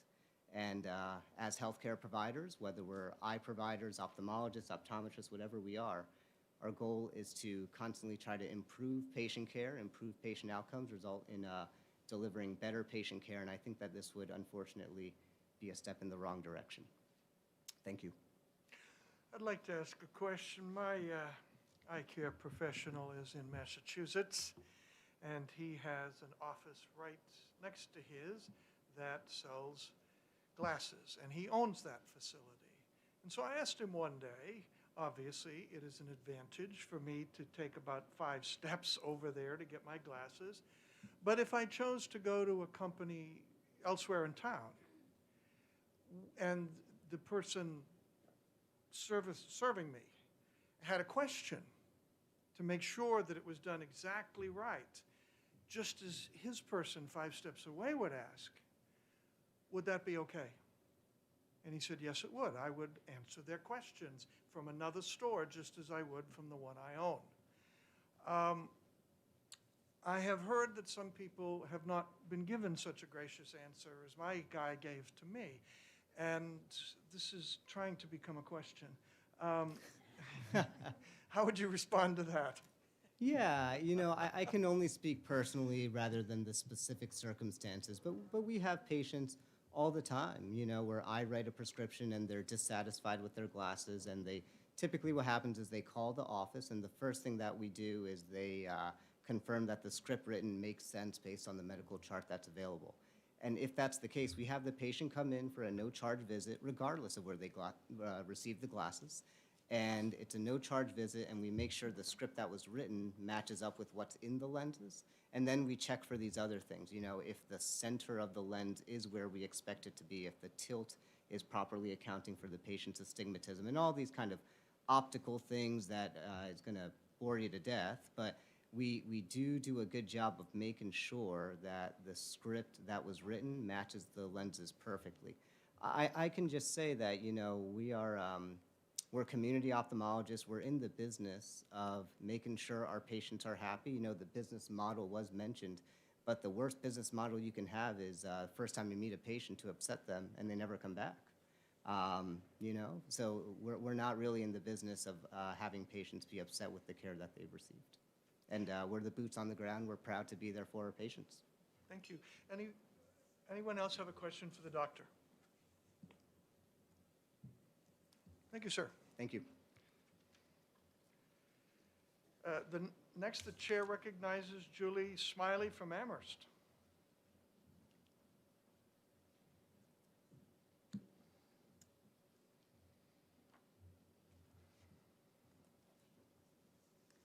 Hi. Firstly, I want to thank all of you for your service. And I also especially want to thank Representative Dan Veyu for considering his constituents and sponsoring this bill. I'll try and keep this short and sweet. I know things are running late, so I do implore you to vote in favor of this bill. Vision is one of our 5 senses and vital to optimal functioning for adults and children. Making glasses more affordable will support well-being for New Hampshire's residents. I've been reliant on glasses since I was 11 years old. As I've aged, my vision has deteriorated, and consequently, glasses have become more and more expensive. The last pair of glasses I brought at the eye doctor's cost me over $600, and those were not designer frames. They were simply regular frames with progressive lenses that would allow me to now see both near and far. The average low-end cost for glasses at the optometrist is about $350. Online services offer glasses for as little as $50. However, access to your pupillary distance, or PD, is necessary to place an online order. And that measurement is very, very difficult to obtain here in New Hampshire. I wanted to share my experience to help you understand how important passing this bill is for the constituents and the consumers. I need glasses 100% of the time.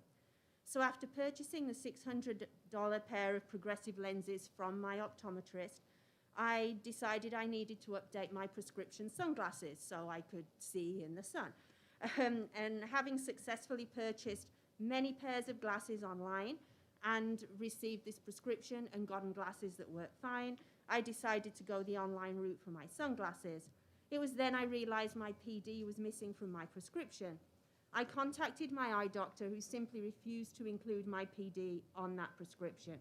And I'd recently moved from a state with a PD disclosure law, so they were required to give you your pupillary distance with your eyeglass prescription.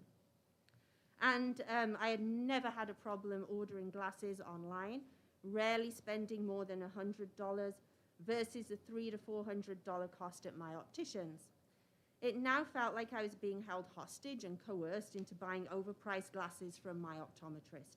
It meant I'd need to pay for another eye exam, now not covered by insurance, take the risk of measuring my own PD, or use the measurement that was now a few years old. I decided to order my sunglasses online using the PD I'd received a few years before. Those glasses fit me just fine and cost me over just about $100 versus the $650 I was quoted for the same glasses at the eye doctor. I would have felt far more comfortable using the PD the optician clearly had just taken to fit my new progressive glasses, yet refused to disclose. Again, eyewear purchased online can cost as little as $50. I've been wearing glasses I've ordered online for years, never had a problem with vision or fit, and frankly, given the savings, I'm more than willing to take the very small risk that they may be slightly inaccurate, and I can order multiple pairs online at still far less cost than just one pair of glasses from the optometrist. While it is possible, it's not easy to find an eye doctor willing to share that the PD measurement in New Hampshire. One I did find had me sign a waiver that I would not hold them responsible for the fit of the glasses if I purchased them elsewhere. That felt perfectly acceptable to me. And as a housing advocate in Nashua, I work with people on low income. It is my experience that many people simply cannot afford to pay the inflated prices of glasses through their opticians, that they or their children often go without the proper eyewear because they don't believe they have another option than spending the hundreds of dollars of glasses at their eye doctor.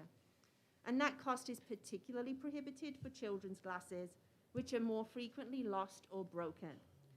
We already sell reading glasses without any prescription at all, and studies have shown that people can tolerate a minimal imbalance in their eyewear with no discomfort. This bill will help make vision more affordable and more accessible to New Hampshire adults and children. And as a state that values individual freedoms and minimal government involvement, I think our citizens deserve the freedom of choice on where to purchase their eyewear and at what cost. Again, I implore you to pass this bill. And I just wanted to add that I understand the rep from Warby Parker was unable to be here today because of COVID, and I do hope his written testimony will be given the credence that it deserves. So thank you for your time. Thank you so much. No Chair- questions? Sorry? No questions? I don't see any.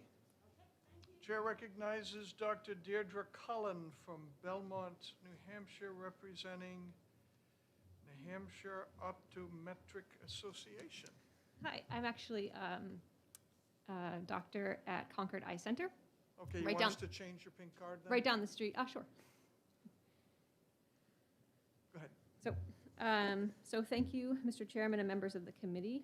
Thank you for your service to our state and the citizens of New Hampshire, and I thank you for your time to speak with us today.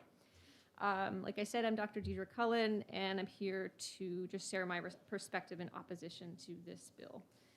My optometric colleagues and I understand the position of this bill's prime sponsor, Representative Veilleux, and we do support a free market, competition, and the freedom of all patients to purchase their eyeglasses wherever they choose. However, mandating the inclusion of a pupillary distance measurement on every eyeglass prescription, thus shifting a responsibility from the ophthalmic dispenser to the prescriber, is ultimately a degradation of the existing ophthalmic dispensing statute. Doing such would do a disservice to the patient as is reducing the quality of care. Additionally, it is an added burden to the prescribing provider, and an attempt to reduce or eliminate the valuable role of the ophthalmic dispenser. And when we talk about quality of care, what I'm really concerned about is the kids that are getting glasses. I've had several patients bring their child's prescription in that they got online, and it's not just the pupillary distance that I'm concerned about, but the actual prescription was made wrong. I had one patient whose right eye was made in their left eye, and their left eye prescription was made in the right eye.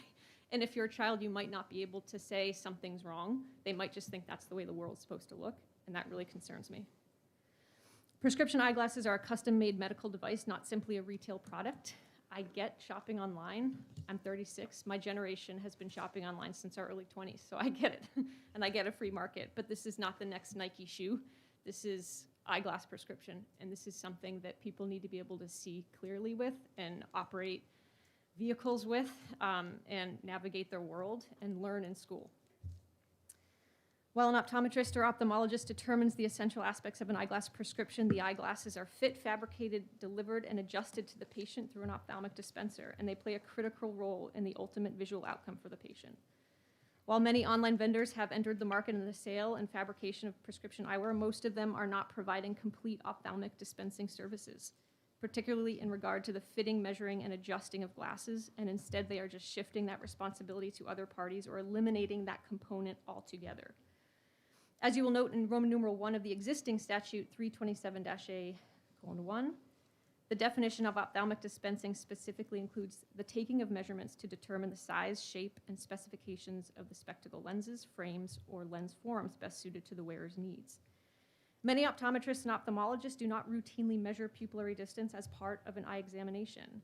However, if the pupillary distance has been measured at the time during the eye examination, then it is part of the medical record, and it is property of the patient, and it is the prescriber's responsibility to release that information, and I understand that. That should be the way that it is. The bill's sponsor appears to believe that the prescribing optometrist or ophthalmologist is intentionally omitting or withholding information. However, in the vast majority of cases, it is simply that the measurement has just not been done because it's not part of a medical exam. If there are cases where the information is available and being withheld, it should be brought to the attention of the state board, not addressed with a legislative change that would have a far greater impact. When asked during an examination for a pupillary distance, if it has not yet been done, some providers are comfortable with performing the measurement themselves, as I've done myself from time to time for patients that say, look, if you give that to me or not, I'm going to go online and get my glasses. I'll say, okay, let me just get this measurement. If I'd rather you have the measurement than not. However, many optometrists and ophthalmologists prefer that these measurements be taken by the ophthalmic dispenser that will be fitting and manufacturing the lenses, not because the prescriber does not know how to do it or because they are trying to preserve an eyeglass sale, but simply because the trained and registered ophthalmic dispenser does a better job of it because it is literally their job. Their training is focused specifically on the fitting and measuring of glasses. They often have equipment that is far more accurate than what a doctor might use in his exam room to measure pupillary distance, and they take a wide variety of important measurements, including optical centers, the vertical positioning of the prescription in the frame, the segment height, the specification of where distance and near prescription should be located in a multifocal or a progressive lens, the vertex distance, the distance between the glasses and the surface of the eyes, and more. Ophthalmic dispensing is not insignificant. The state of New Hampshire requires that all ophthalmic dispensers be registered with the state, and they are required to complete annual continuing education. If a patient chooses to obtain glasses via an online or virtual ophthalmic dispenser, then they are accepting the virtual dispensing process with both its benefits and its limitations. The online retailer is able to reduce their prices because they are cutting out portions of the ophthalmic dispensing and saving on the cost of employed trained professionals. I'm going to skip a little bit through because I know you have this testimony and I just want to save a little bit of time for everybody. We agree that every patient should walk out of their exam with their eyeglass prescription without having to request it, which is already federally mandated by the FTC eyeglass rule, and that the patient should be free of any feeling of pressure or intimidation to purchase glasses from their prescriber. However, we also firmly believe in the value and the role of the ophthalmic dispenser. Requiring every optometrist and every ophthalmologist to add the measurement and documentation of pupillary distance to every eye examination and every prescription is an unnecessary burden on eye care providers, costing time, money, resources.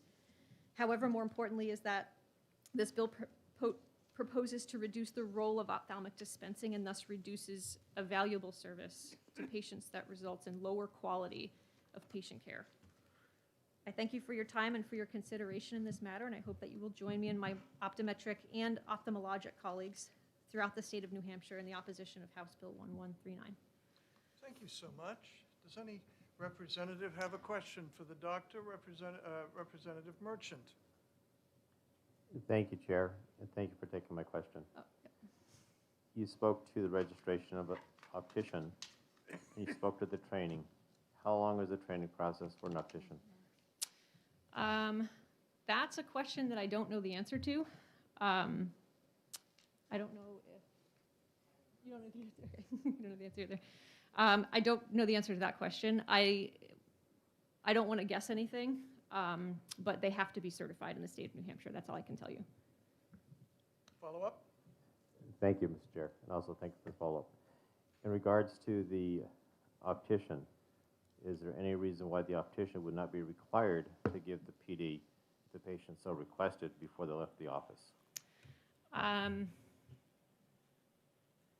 I think that's up to, right now, business to business. And I think that some opticians will do that just based on where they work, and others will not do that.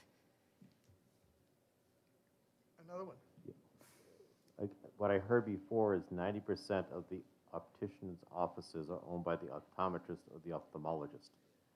So therefore, if the optician wants the correct PD, because there seems to be concern about that, why not have the patient go to the optician, which is owned by the office, to get the PD? That's what I do when a patient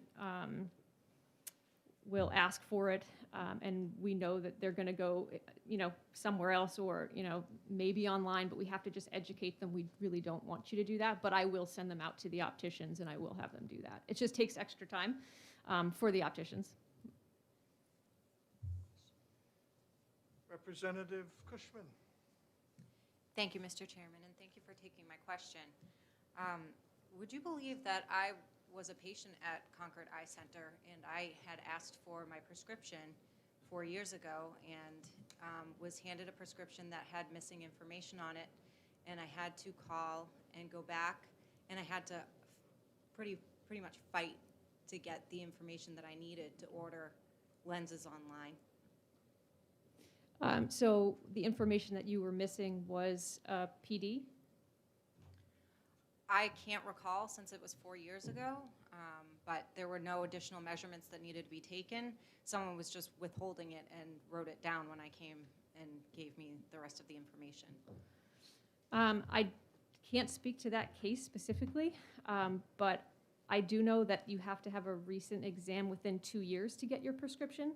And was it within 2 years that you were asking for the prescription? Yes, ma'am, it was that day I asked for the prescription after my exam and then walked out with an incomplete prescription. So I mean, I don't know what happened in that situation. I don't think I was the doctor in that situation. But, you know, the only thing that we don't include is the pupillary distance at this point, but all of the other numbers should be there. So I'm not sure what happened in that specific situation. I'm sorry. Any further question? Yes. Yes. Hello, Representative DeLamus. Welcome to the best committee in the House.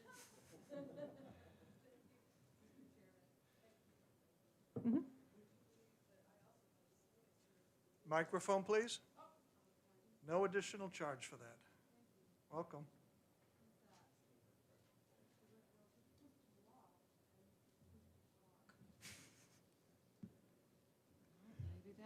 Push it in any order, and when How's you that? get louder, How's that's that? what you do. Can you hear me now? Much better. Okay. Thank you. I had the same experience with an ophthalmologist office in Somersworth, New Hampshire, and I had my exam. I had researched the silhouettes that I wanted, and I didn't have the pupillary distance. I went back to my ophthalmologist, and I called them like that the next day and said, I don't have my PD, and they refused to give it to me. They weren't going to measure it. I just had my eyes examined, and fortunately, I had a personal friend who was in the dispensing. Questions, please. Would you believe? Okay. That person, which I had said that, that person actually, just as a friend, had done the PD for me. And that was how I was able to get my glasses. But I have a $400 savings from what it would have cost me in an office as opposed to going online. It's a, would you believe that? Yes, I would believe that. But again, I would just say that my concern is when prescriptions are not made correctly, and especially when it's a child. So, you know, you might be able to tell that your prescription wasn't made correctly if it wasn't made correctly, but a child might not be able to verbalize that. And, you know, just in general, prescriptions not being made correctly because there's not as many checks and balances with online companies as there are with, you know, brick and mortar shop. So my concern is really just for, you know, the safety of patients. So. Thank you. Any further questions? Representative McKay. I don't think, is this working? Wonderfully. Good, thank you. Would you believe that I also am a patient at Concord Eye Center? In fact, about 2 weeks ago. And that every single time, and I go once a year, I always get a prescription. I've always been extremely happy, and it's only recently that they have somebody in that office that deals with adjustments for the glasses. So contrary to some others on the committee, I've had an excellent relationship with that particular office for years. Okay. Thank you. Yeah.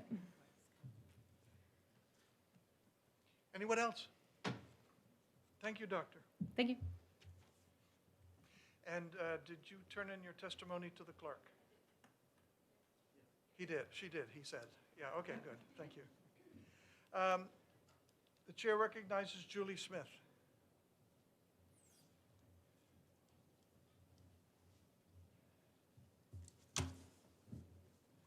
Thank you, committee.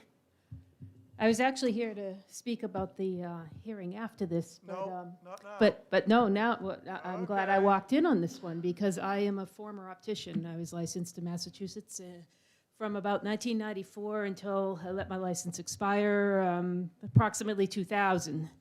I started off working at LensCrafters, learning how to make glasses, and then learning all the parts of the business. And I also knew what the markup was.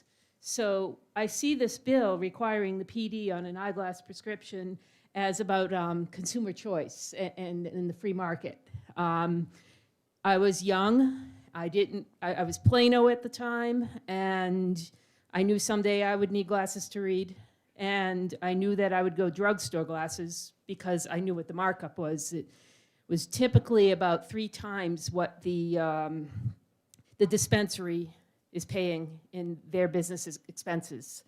And so these online businesses such as Zenny, or even another brick and mortar business that's discount, they're being edged out by a doctor that's refusing to give a PD. You know, if you had your own business and someone came in and let's say they broke their glasses at the bridge and they weren't there and they wanted to call in an order, you know, without the PD, it's a roadblock to commerce. You know, you got a new customer and they should not be forced to have to spend money on an eye exam or do business with that particular doctor who owns the dispensary just because of that. And what it's doing, when you see like Zenny, they'll give you the ruler with the little notch on it, and that's all fine if you're like +1. But Stephen King, you know, that wouldn't work for him. Obviously, he has the money to pay top dollar, but a regular consumer, let's say they're -10 or whatnot, if they make a mistake taking their PD, they get unwanted prism. They're gonna either see double, have headache, and what about a progressive lens wearer? A progressive lens wearer usually has a monocular PD, and I'm sure many people in this room wear a progressive lens, and I'm sure are not on their first pair of progressive lens. So I'm sure many people in this room are familiar with, you know, problems as a first-time wearer, the seg height, the PD, and, you know, sometimes monocular, or let's say if you had a nose injury earlier in life and you have a monocular PD. So if you got people that have to resort to do it yourself on the PD, that creates error, and which leads to customer dissatisfaction. And now you're dealing with, you know, pursuing a refund or having to replace it. So I definitely support this bill. I could go on and on and on, and I'd be glad to take questions.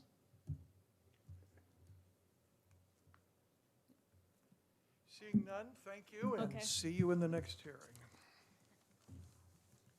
And the last card I have is from Representative Rosemary Rung. Now, yeah, and on her way up, there has been handouts from her, an amendment she's going to be proposing. Does everyone have one? Representative Rung Hills 21, it says on the top. No? No. Okay, we only have like a handful of them. I thought they gave like, oh, thank you. Check your They may files. have, upstairs, they said they gave me 23. Okay, but there's also another amendment. Representative Vayu alluded to an amendment to correct some punctuation errors that were I in the don't original have bill. possession of that. Yeah, his amendment is being passed now. Okay, see if you can make Okay. sense out of that. We're And not if you gonna don't have enough of my amendment, which Well, we is can write 0133, okay. We're not going to exec it today, but we just want to make sure everybody has it, so when they go home, think about it. Also, there was a handout chopped off on the Oh, yes, I'll left explain. side from the Federal Trade Commission. Does people have something that looks like this? Okay. Okay. Well, thank you very much for your time, committee. I'm For the going to rec, suggest you hold off for a minute Okay. because we're trying to get the paperwork sorted out, and I don't want anybody to miss what you have to say. Okay, thank okay? you. You're welcome. Plus, we're all having to catch our breath.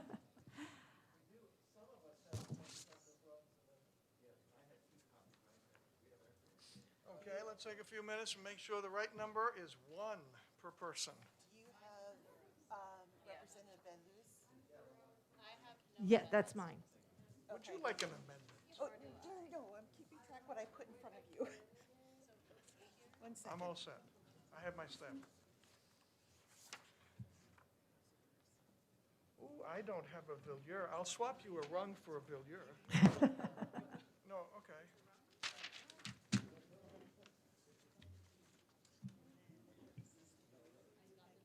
You see, I'm about the only liberal arts guy on this committee, and I just sit here in awe of all these people who are scientific and technical and logistic and sequential and everything else, and it really does me great to watch this break down like this.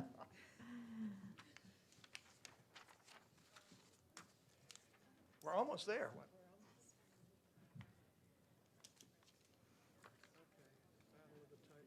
Oh, wonderful. Wow, you are so good. I think I'll keep you.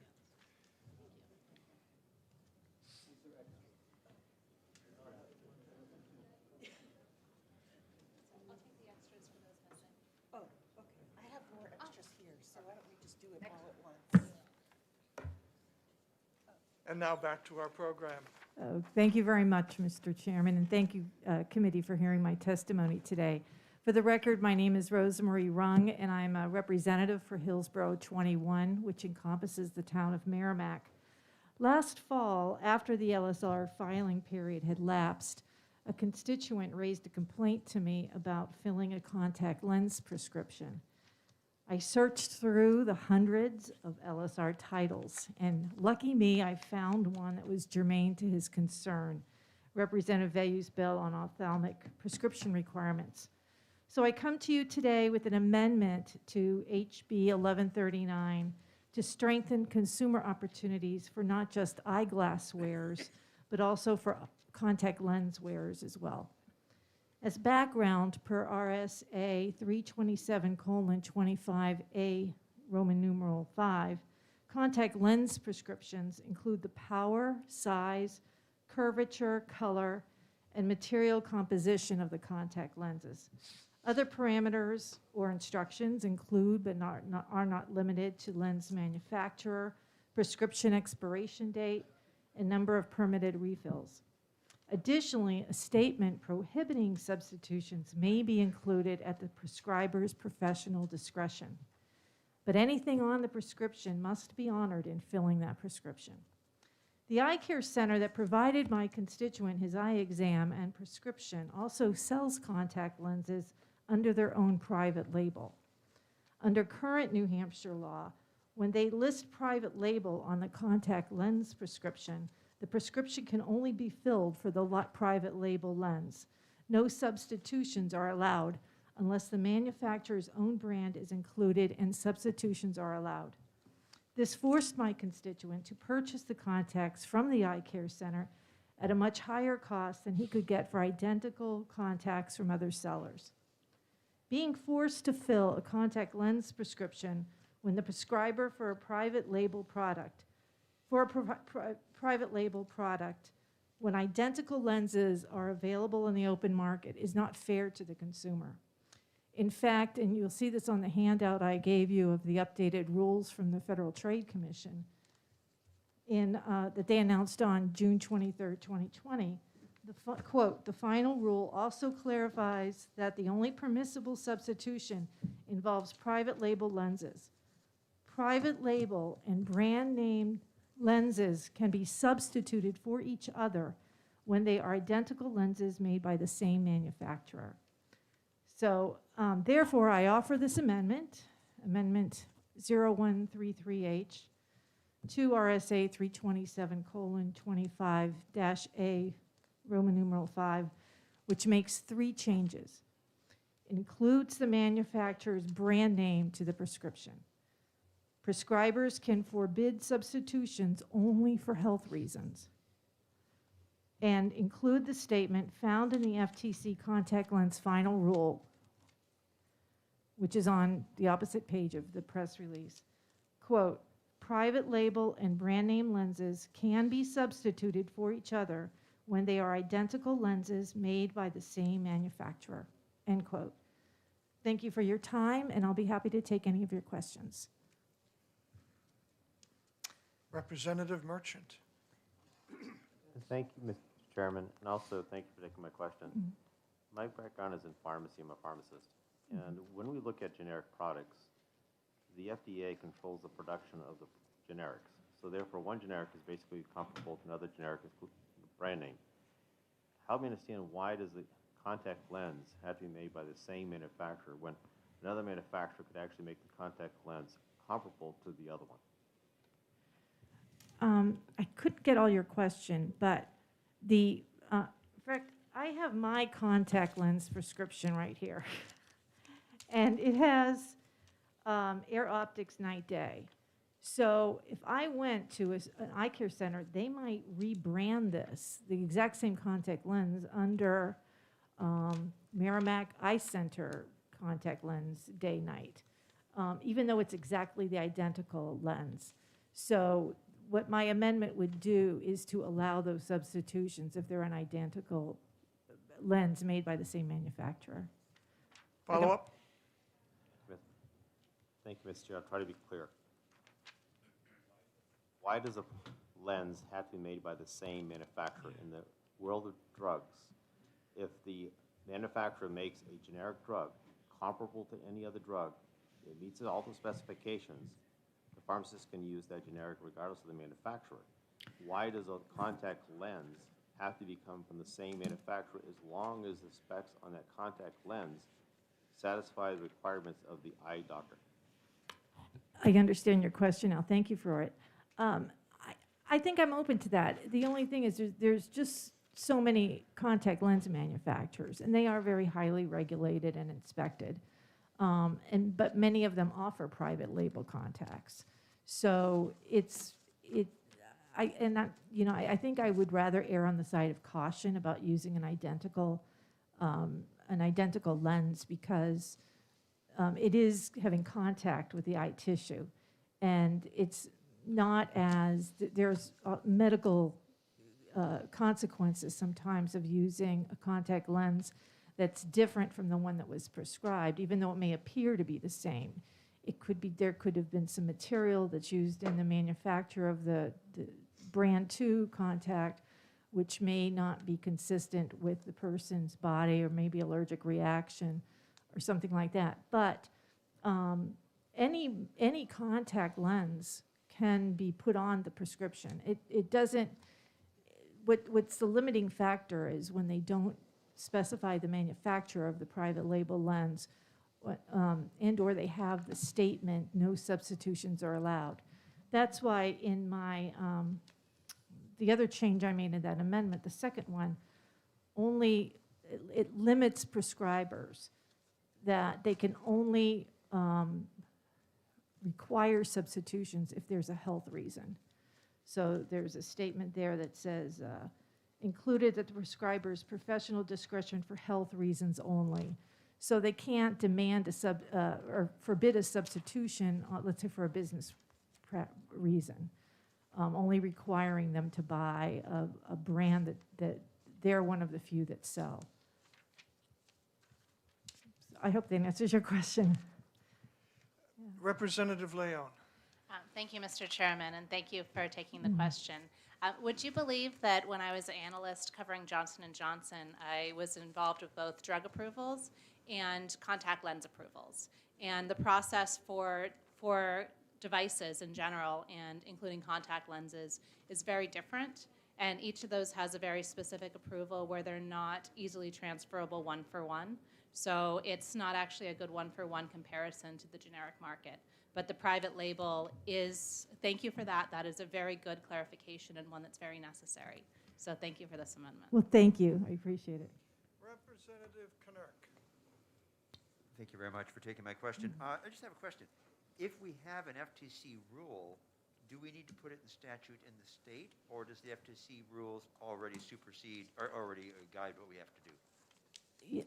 I was going to provide, thank you for that question, Dr. Knirk. I was going to provide the FTC rule, but I would have had to cut down a forest to give everyone a copy.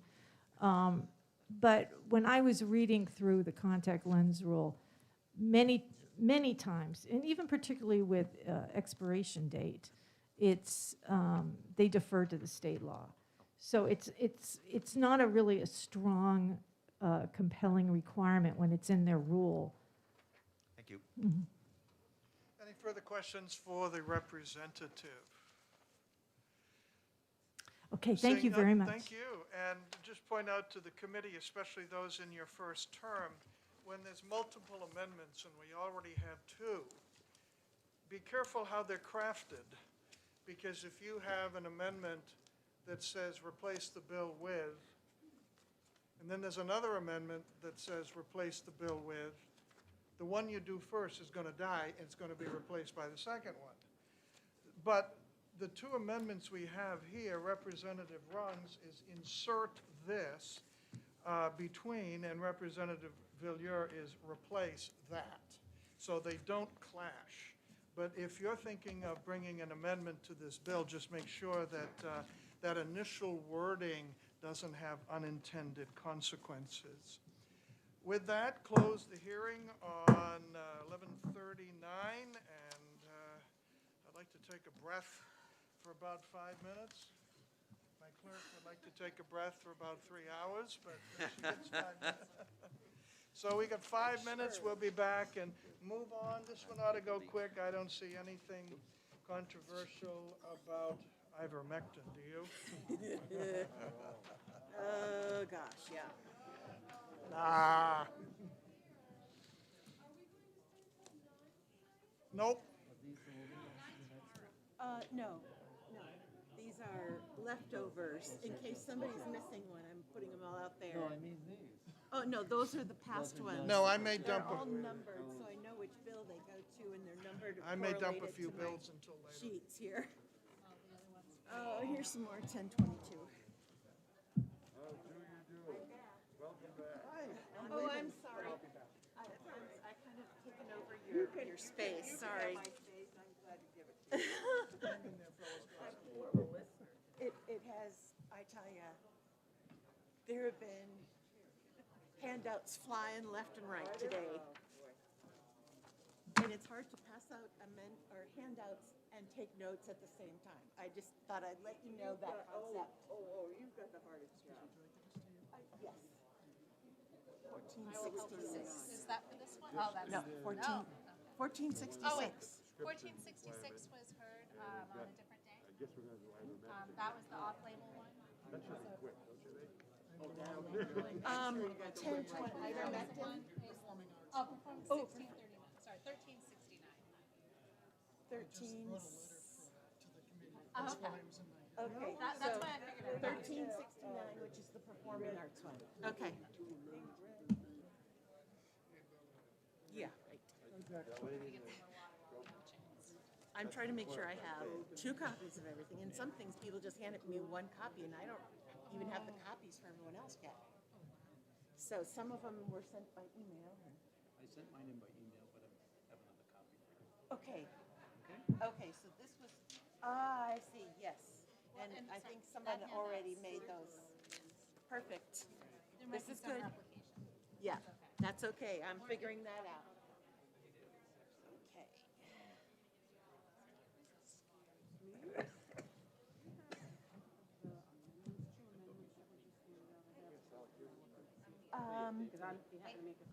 Yes, it's these 2. Yeah, there's several of the one, but yeah, those are the, yeah, I'm trying to lay out all the extras here. Right, but that one. Oh, it's, Yeah. it's 205 down, still down the end. Down the end, yeah. This is temporary. Yeah, 5-minute break. Yes, so the clerk doesn't quit. She's coming close to it at this point.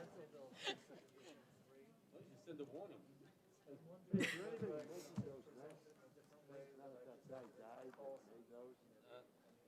Not that I understand. I hope they will do something. So he passed. He did, yeah. Very quiet. It was ironic. He does that great thing. He looked like such a slob all the time. We did talk a little bit about very eccentric. Oh, yeah, often. Although if anybody really digs into the. You realize that the IRS, that the address for IRS is San Juan, Puerto Rico. Thank you. I'm trying here. And then there's some that they only gave me one. He couldn't drive.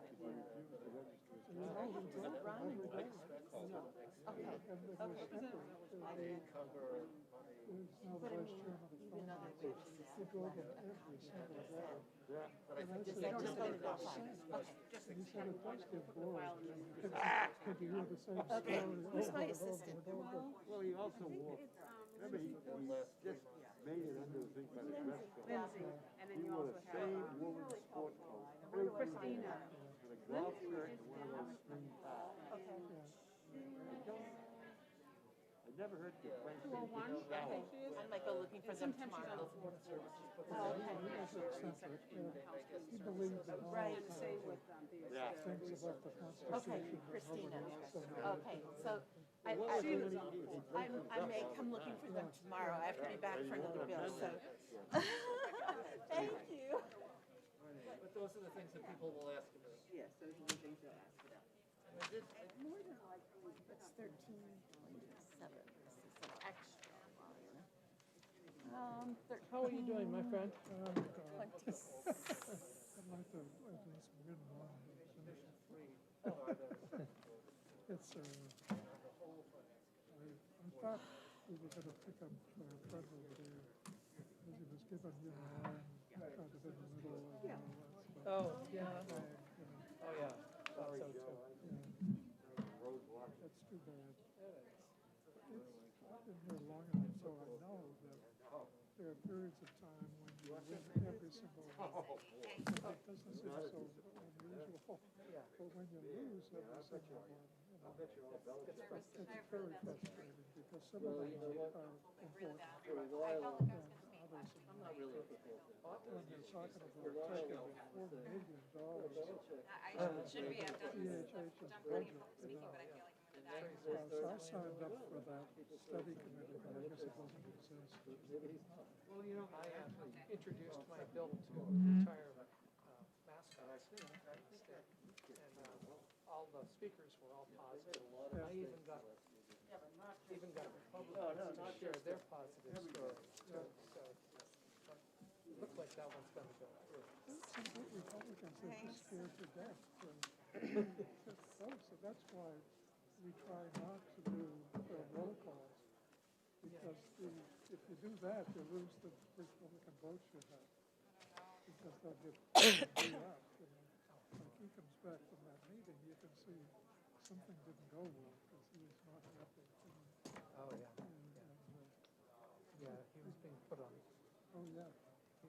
He's very borderline about I know it. being removed. A number of things. Yeah. He's more on the What's that? independent side of He things. is. He's a No, decent guy. I don't. No, of course not. It's really, Yes, it was interesting. Our friend was sitting in today, Cleary. yeah. He's the husband. Yes, 2 for me. Thank you. Oh, Oh, careful. Yeah, we've got lots So, of but if they wires do going. it in the, during the exam, Oh, which a lot of them I do. can understand. He's quite right, and he's quite a good sense of humor. He does. But if they do The it, two of us spoke. so maybe down to just amend it to say if it's done, it has to be given. Yeah, Boston. right. I was pleased about your comments about your daughter. Oh, I had to show them that FTC rule for them to give it to me. And I still have the same pair of glasses that I've had since then, because I never went back. It's fascinating. Sometimes it's difficult for me because I learned about stuff in advance of And things. if you think you're missing My anything second from up here you want, booster was fired. these are the extras.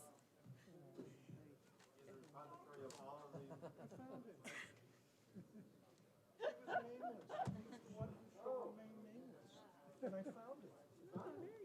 Monsieur Lanier. Snow, Dr. John Snow, you know his name in medical history? He took on the London medical establishment that said cholera was miasma. And he traced it to the pump on Broad Street. And thereby, what did he invent, Dr. Sonoway? An epidemic. No, epidemiology. Epidemiology. Dr. Snow. It was on public broadcasting. How could that possibly be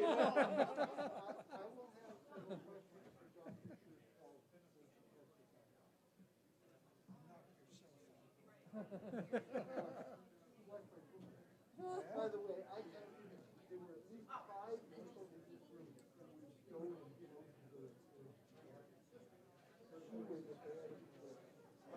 Well, another reason to be proud.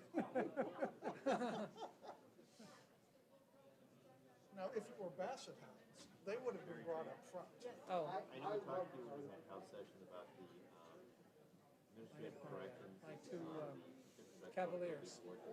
I've had 3 poodles, and they're the smartest dogs. I lost one Cavalier back in the summer. Now I have a 10-week-old. I have 2 cats. See, that's one reason, not that there may not be others, to go back to zoo. Bring all our dogs in the picture. Everything else, I mean, John Hutt, chairman, did not like animals in the frame. I do. Like Sophie, for example. Is she a service dog? No, I'm her service too. We could get her a day pass like I did for those. I deal with that. Well, just remember, Dr. Soloway, it's always easier to ask forgiveness than to get permission. In the halls of Parliament, there's only two breeds of dogs that can enter them. Corgis. Corgis, and a King Charles. Just be careful of your head, King Charles. Francis, you can add There's 2 Hanovers more and for Windsors and usurpers. It's the royal house of Stuart that should be ruling. Guess what I found? I found you. Oh, wow. Yes, thank you very much. You're welcome. I was beginning to feel like the man without a country. Well, you should remain nameless, but now. How you doing? How's the limping? You know, you live with it. I'm gonna try to do another round of physical therapy once we're out of here. I don't think, I'm seeing my neurologist again, a couple of weeks. They don't seem to be doing much. You know, we're getting older. No. I've noticed this committee aging in the year I've been chairman. Yeah, I know it. Yes. No fun. But anyway. Yeah. And other committees too? Oh, wow. How are you doing? That's the big question. Well, I'm still getting shots in my eye. I had a leak in my one eye, so they have to numb me up and shoot, I don't know what it is, into my eye every 6 weeks. Yeah, they said, and I misheard them. I thought that you have the Immaculate Conception. Yeah. And I said, I don't think so. No. But I misheard Probably them. in the bill file. Yeah, they're really interested. And I thought she said, So if I get the emails, I can figure out which ones are already in the bill file now, and which ones I have to email to print out. Oh, this is after today, we're talking another 8-hour day to get all of this recorded. Okay. Oh, okay, this ended up in the folder, here we go. This ended up with your folder. Oh, I was wondering, yeah, okay, because I didn't have her card, and I thought, some of them I didn't get from the sponsor, so I still numbered them one on my sheet. It's not the speaker. That's pre-COVID. Anyway, he came in, he had his carpet call. It's like behind the scenes. See, we didn't even really have any. Absolutely. Right. So I stand at I didn't have to worry about handouts. And this is a zoo. Yes, yes. All we can ever do is test it. Yep. You know the other guy that used to come and see us? Previous governor. Jeff had cherry. And he was so.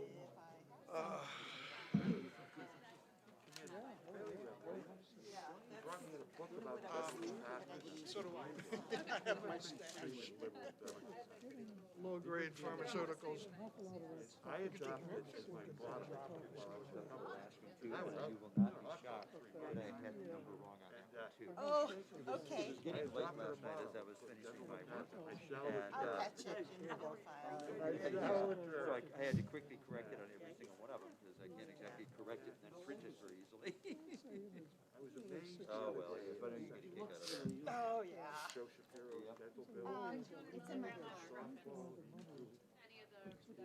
Yeah, oh, I recognize it. Oh, yes.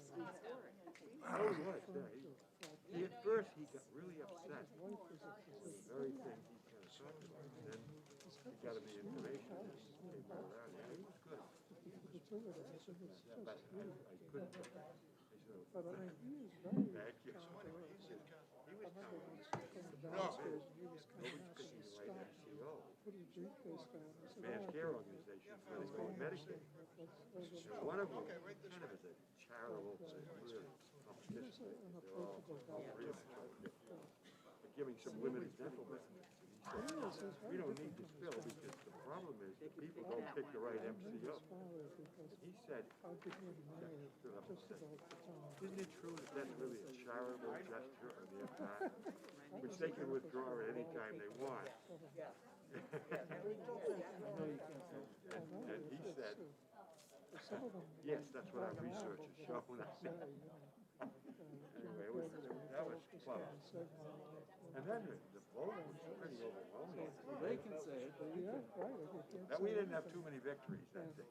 It's an awkward That was one of them. Yeah. Next week, we do that My one on the approach in and is out I don't say Medicaid. anything. If somebody comes to me and says something. I'm still waiting to get some more detail back. Not reversed. Coming from Concord and being in Yeah. local politics. But you know, it's not the whole bill. The whole bill is passed, signed by the governor, ready to go into effect. I mean, it's been a while. Supposedly will be funded at the end of this biennium. Approach Well, this you bill is looking at it. Would everybody, please? Nope.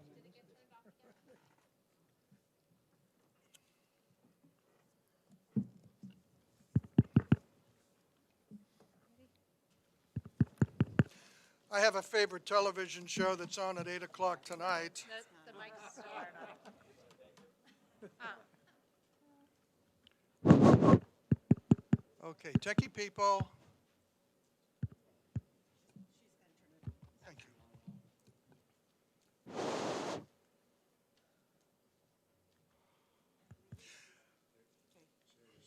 All right, I introduce House Bill 1022, which is permitting pharmacists to dispense the drug ivermectin by means of a standing order.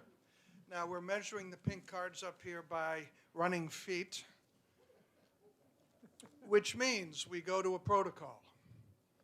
And the protocol that I use is we start off by a person opposed and a person in favor of, and they get several minutes. There are sort of champions. And then everybody else has 3 minutes. You can tell a story in 3 minutes. You can weigh in one way or the other with good reasons in 3 minutes. And at that point, my vice chair has some kind of a device that gives you a countdown. And at 3 minutes, it emits a horrible noise or something. I will find our terrible noise for 3 minutes. Okay, we can find a terrible noise. We're very resourceful. That's not terrible. It's not terrible enough, but thank you. Representative Cushman, please introduce your bill. Thank you, Mr. Chairman. My name is Leah Cushman. I represent Hillsborough County District 2, Ware and Deering. And I thank you, committee members, for hearing my introduction to this bill. So I bring you this bill as an attempt to make New Hampshire the first state in this country to make ivermectin easily available without a prescription.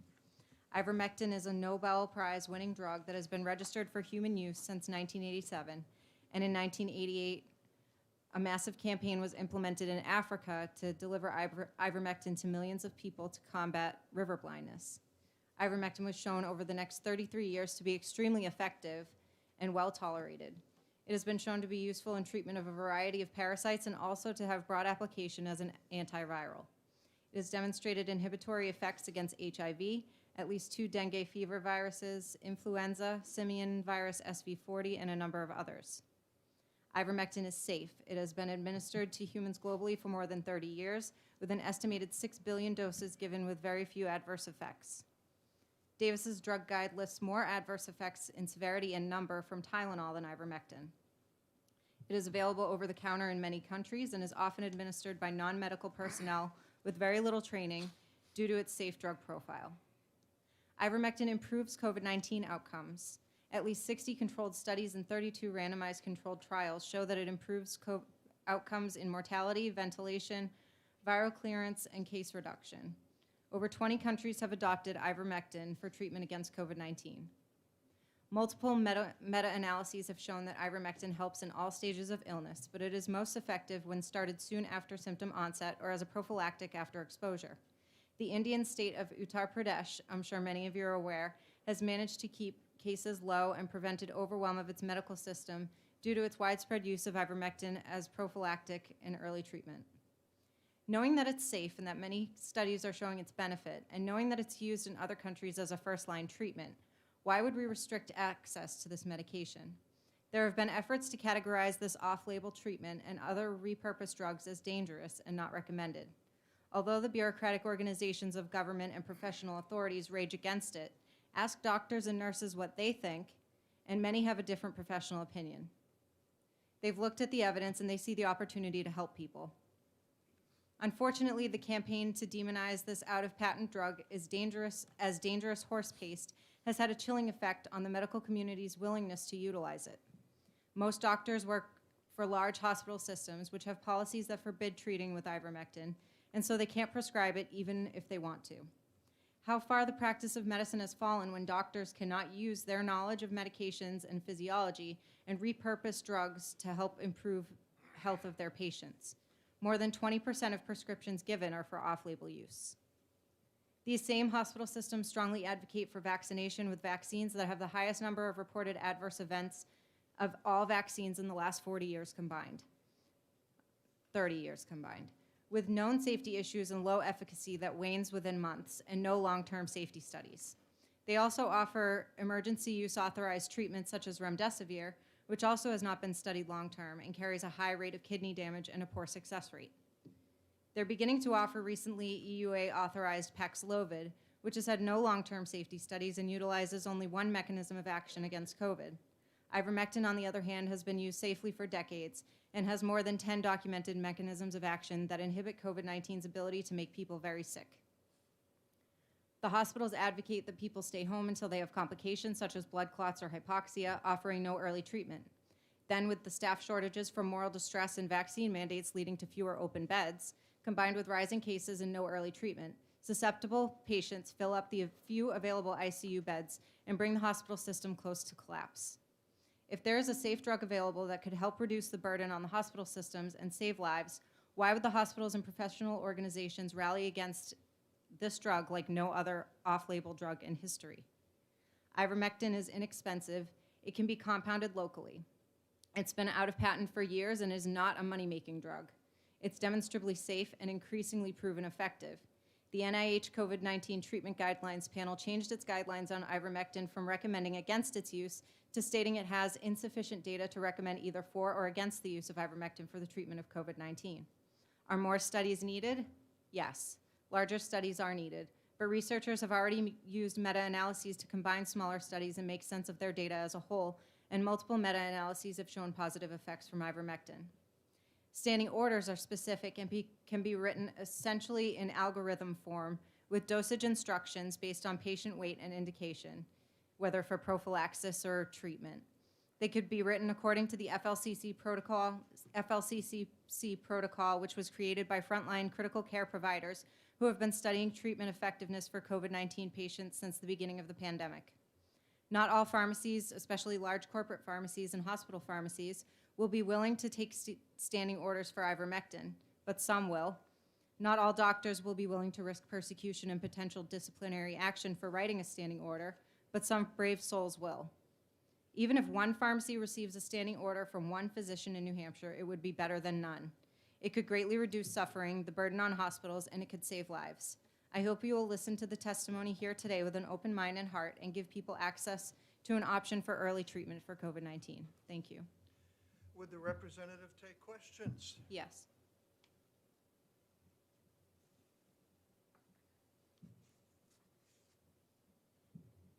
Seeing none, thank you. Now I'm going to call on a proponent and an opponent and give you more latitude, say 7 to 8 minutes each, to present the case. Then we will start working on the stack of pink cards.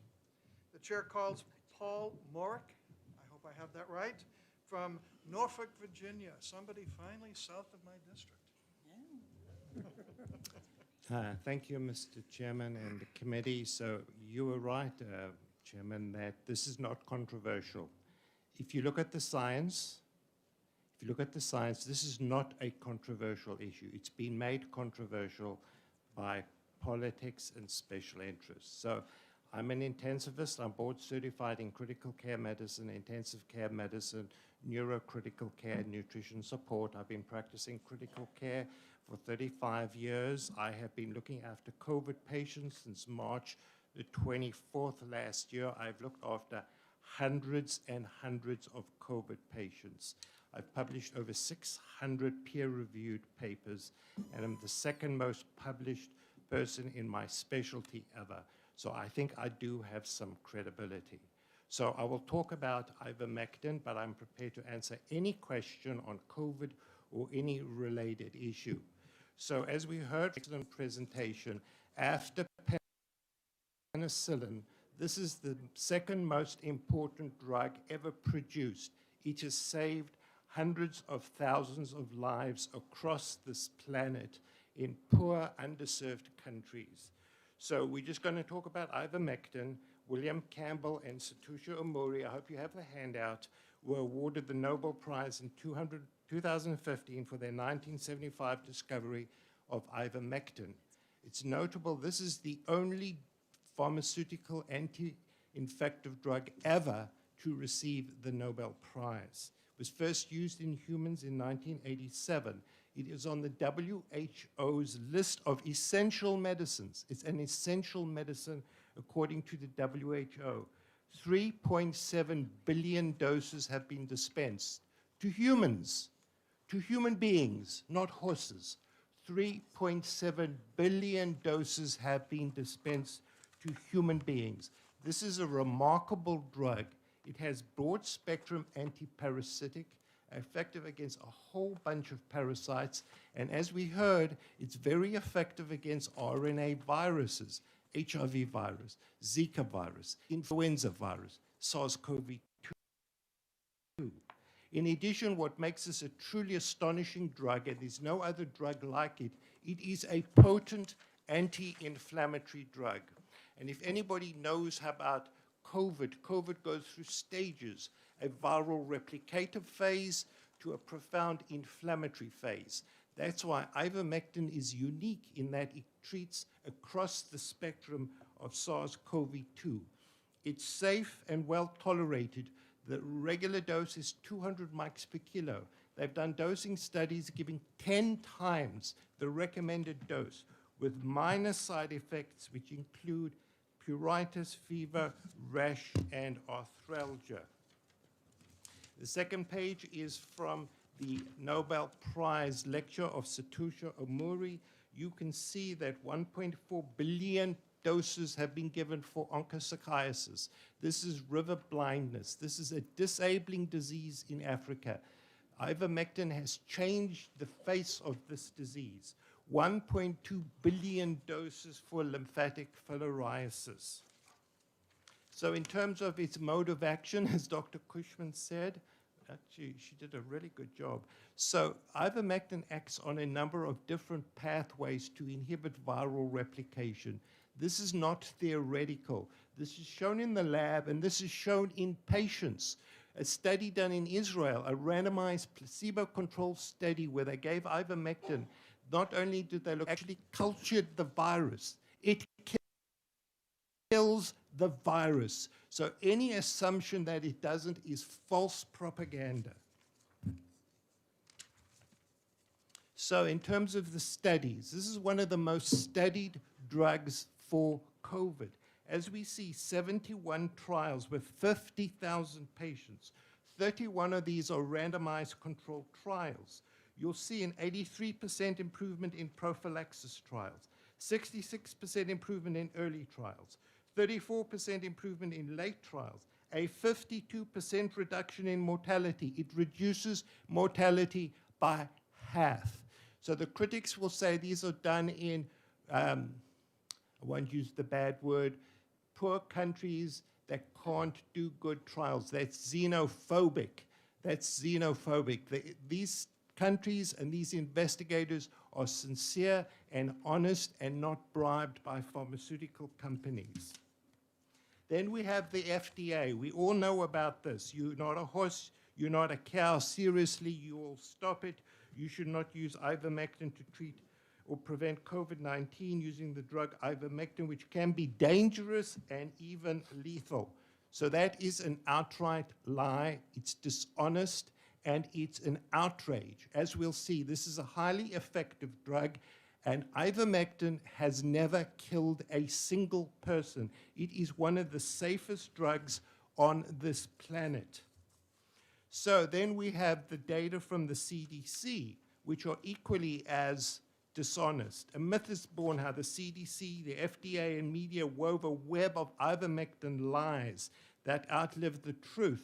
So in New Mexico, they claimed that ivermectin killed 2 people. Actually, these 2 people died of COVID. And then in Mississippi, there was a call that to poison centers that there had been an increase of 70% of calls to poison control centers. That is a lie. There were 3 calls of alleged side effects involving 2 animal formulations. So again, the CDC and the FDA are perpetuating falsehoods and lies to scare the American people. What is really interesting is ivermectin is safe in 79 countries in the world. Let me say that again. It is approved in 79 countries. So somehow Japanese people, Indian people, Brazilian people can tolerate it safely, but it's toxic in Americans. You have to be kidding. Let's look at the toxicity. So this is from the WHO itself, the World Health Organization.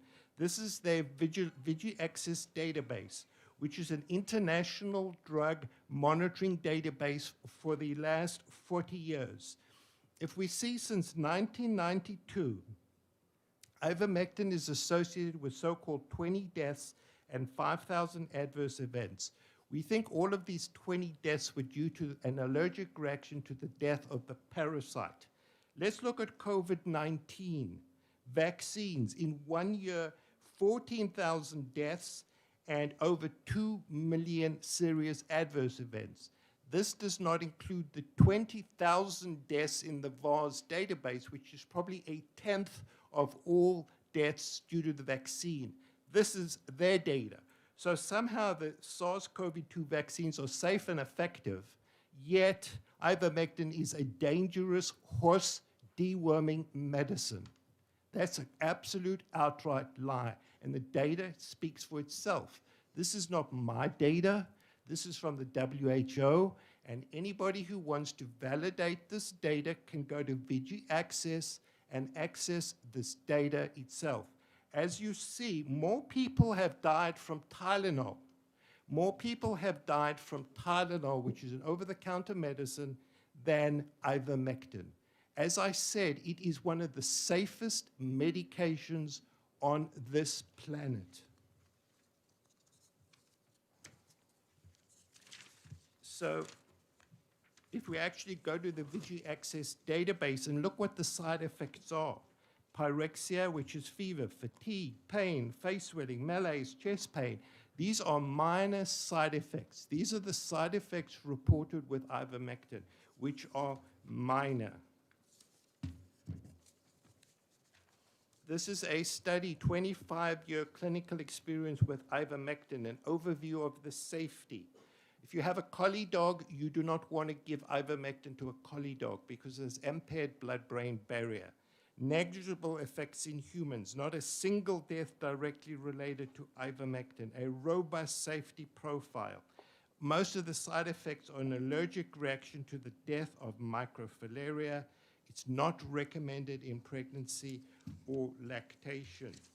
So there was a caution in the use of in children less than 15 kilograms because of a immature blood-brain barrier. They thought it wasn't safe. A recent study, as you can see, published just last year, looked at over 1,000 kids and found 1.4% adverse events, which were all mild and self-limiting. So even in children under the age of 15, this is a safe disease with mild and self-limiting side effects. So let's compare remdesivir to ivermectin. The cost of remdesivir, $3,000 a shot. Ivermectin, pennies. Has remdesivir been shown to reduce the risk of death? The answer is definitively and categorically no. Remdesivir increases the risk of dying by 4%. Let me say that again. This is used throughout the entire country as first-line therapy for hospitalized patients. It increases the risk of death by 4%. And what is most outrageous is the federal government gives hospitals a 20% bonus on the entire hospital bill for Medicare patients if they prescribe remdesivir. And that's the truth. Ivermectin reduces the risk by 50%. Can you use remdesivir at home? No. Ivermectin, yes. Causes organ damage? Yes. Remdesivir is nephrotoxic. Studies which were required to approve remdesivir. One study which was scientific misconduct. Ivermectin, over 60 studies and cannot be considered. Major conflicts of interest? Yes and no. Support by the FDA and Fauci? Yes and no. So this is a little handout from the WHO, the World Health Organization, in their promotion of ivermectin for the eradication of parasitic diseases. The 2-2-2-2 rule, 200 mics per kilogram per day, 2 tabs per day of 6 milligrams. You take it for 2 days, and the price to the WHO, 2 cents. 2 cents. That's what it costs them. So, that is my brief overview. This is a cheap drug. It's exceedingly safe. It's exceedingly effective. And patients should be offered the right to use this drug. We're not telling doctors what to do, but this should be an option. And if ivermectin had been promoted at the beginning of this pandemic, we would not be sitting here today. Thank you, and I'll take any questions. Any questions for Dr. Merrick? Representative Shapiro. Yes, thank you, Mr. Chair, and thank you for taking the question. Many people have contacted me about wanting the opportunity to use ivermectin, and they frequently refer to trying to stay near the microphone and see you at the same time. And they frequently refer to that a patient and a doctor should be able to work together to make a reasonable choice. However, the mechanism in this bill by which ivermectin would become available is really precluding the doctor's involvement, because this would be a standing order to pharmacies, and therefore the doctor would have no real contact with the patients. So I understand you're a proponent of ivermectin. That came across very clearly. But is this the way to do it, with really like reducing the doctor's involvement in the prescription of ivermectin? That's a good question. I think there should always be a discussion between the doctor and the patient, but I think the problem is there are many doctors who will not prescribe it because of all the misinformation and the threats against them. Recently, a doctor in Maine, I think, had her license suspended, and she was sent for neuropsychiatric testing because she prescribed ivermectin. So I think this is a way around this. I agree with you, is that there needs to be open dialogue. We need to have open dialogue on everything to do with COVID. We need to have open discussions. Science is based on questions. So I agree with you. I think that there should be a discussion with a physician, but I think patients should also be given the option to control their own life and what they think. So I think in terms of, I think it's the way you position this, is we recommend early treatment. Early treatment is absolutely critical to keep people outside of the hospital. What the NIH says is there's no treatment. You stay at home until you go blue. When you go blue, come to the ICU. That's obviously ridiculous. So I think early treatment is absolutely critical. It prevents transmission of the disease, it prevents transmission to the family, and it controls the disease. So obviously I think there need to be some kind of controls in its use, but I think it's an option. Thank you. Thank you. Representative Merchant. Thank you, Chair. Hopefully you can hear me, Doctor. Yes, sir. I noticed in the bill that there's a requirement for a protocol for the pharmacist to follow. So basically, they're not just giving it out willy-nilly. They're having to go through some sort of an assessment based upon the protocol. Yes, sir. So even though it's not a discussion with the prescriber, the doctor, it is basically following a discussion the doctor would probably outline via the protocol. Now, in 79 other countries throughout this world, I know I can walk into Mexico and buy drugs that are not available here without following any protocol. All I have to do is put my cash on the counter and I can buy it. Yes. Do you feel comfortable that with the insertion of a protocol written by the prescriber for the pharmacist to follow, is that sufficiently safe for the patient? Yes, absolutely. I think there's a standard dosing. The pharmacist can then look for drug interactions, because there are some drugs which interact. So clearly, if the pharmacist is given a protocol, he knows how to dose it, the number of days, and he knows their significant drug interactions. And he follows a protocol. Because to tell you the truth, unfortunately, in this country, most doctors follow protocols. They have lost the ability of any cognitive thought process. They just blindly follow protocols. So a doctor following blindly a protocol, or a pharmacist who may be more informed in terms of drug interactions, may be a safer way to go. So you are correct. There are some drug interactions which most doctors aren't even aware of, that a pharmacist should be aware of, and then he will be able to judge, is this the right dose? Do I need to adjust the dose? And is this safe? For example, a patient may be on Coumadin, which is a blood thinner, as you know. If they're on Coumadin, then they need to adjust the dose, and most doctors won't know this. So you're absolutely correct. I think a good protocol and a pharmacist that is diligent is a very safe way to go. Representative Soloway. Thank you, Mr. Chairman. Doctor, thank you for coming. Thank you for taking my question. I hope that we have saved you from the terrible snowstorms of Virginia. That's Yeah, true, thank you. The weather here is wonderful. Thank you. Doctor, can you tell me who has sponsored your trip here today? That's a good question, because most of it I paid out of my own pocket. Some of it I may be reimbursed by the FLCC, which is the organization that we started, which is a non-for-profit organization. Thank you. Thank you. Any further questions for the doctor before we let him go? Dr. Woods. Thank you, Mr. Chair, and thank you, Doctor, for taking my question, and I'll have a follow-up. I'm trying to get a sense of balance of the use of ivermectin, which is at least portrayed as this miracle that would have saved the world. How would you put that in balance if everyone in the country would have taken the recommendation for masking and distancing, had done that protocol on a relative scale to taking ivermectin? Yes, sir. You ask an interesting question, which is very political. So I actually reviewed the science on wearing a mask. Actually, the likelihood is masks increase the risk of complications. When you wear a mask, it increases your dead space. It increases respiratory resistance. So it causes your blood oxygen levels to go down. There's very little data that except an N95. An N95 is a different story, but using these cloth and surgical masks actually likely provide no protection and obviously have lots of deleterious side effects. Social distancing obviously is important to some degree, but is not going to eliminate this disease. What I should also say is that there's no magic bullet for COVID. There's no magic bullet. It's a multi-pronged approach. And there are multiple things people can do to reduce their risk of getting COVID.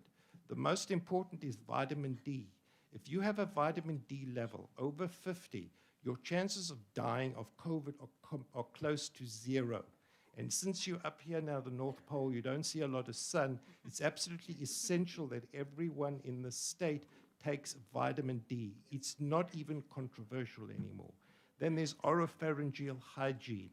There's vitamin C. So there are a whole host of things that people can do to empower themselves not to get COVID. And then when you get COVID, it's a multi-pronged approach. It's not just ivermectin. So as Dr. Cushman, I'm going to call her Dr. Cushman, said, in Uttar Pradesh, they have a COVID kit. It's a COVID kit that has eliminated COVID. They use a kit that has vitamin D, Tylenol, ivermectin. And Uttar Pradesh, as of yesterday, it's a province of 220 million people, had one death. One death in the whole province of Uttar Pradesh, which has a vaccination rate of about 30%. So it's a multi-pronged approach. And unfortunately, I think the federal response to COVID has been an absolute failure, and things have to change. Because despite all the mandates and everything else that's going on, I mean, people got to look what's happening. Omicron is all over the place, and it shouldn't be. And we know that 80% of people who are vaccinated get Omicron. So something has failed. Omicron is out of control. So there has been a massive failure of the system, and it has to be multifaceted. Sorry, that was a long answer to your question, but you asked the question. I just want to note, Dr. Paul, that every nurse I've ever known was thrilled when she or he were called doctor. Yes, thank you. Yes, thank you for the promotion. You did such an outstanding job.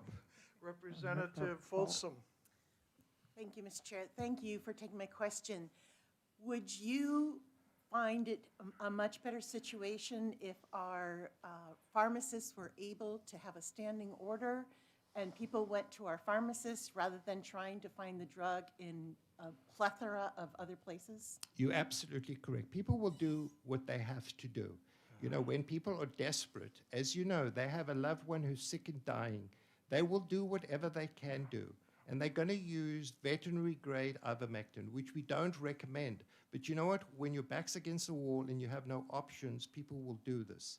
So that's why your point is absolutely correct. It's much safer to do it under a supervised setting than people going to, you know, horse stores and hardware stores and buying veterinary-grade ivermectin, because we don't know the quality, we don't know the grade, they don't know the dosing. So your question is absolutely correct. And there are hundreds of thousands of people who have used veterinary-grade ivermectin. What they even do, I can tell you a story of a 2-year-old little girl in a highly sophisticated ICU. The parents rubbed on ivermectin because ivermectin is absorbed transcutaneously. They thought this child was going to die. They told the parents, your child is going to die. Unbeknownst to them, the parents rubbed ivermectin on the child's chest.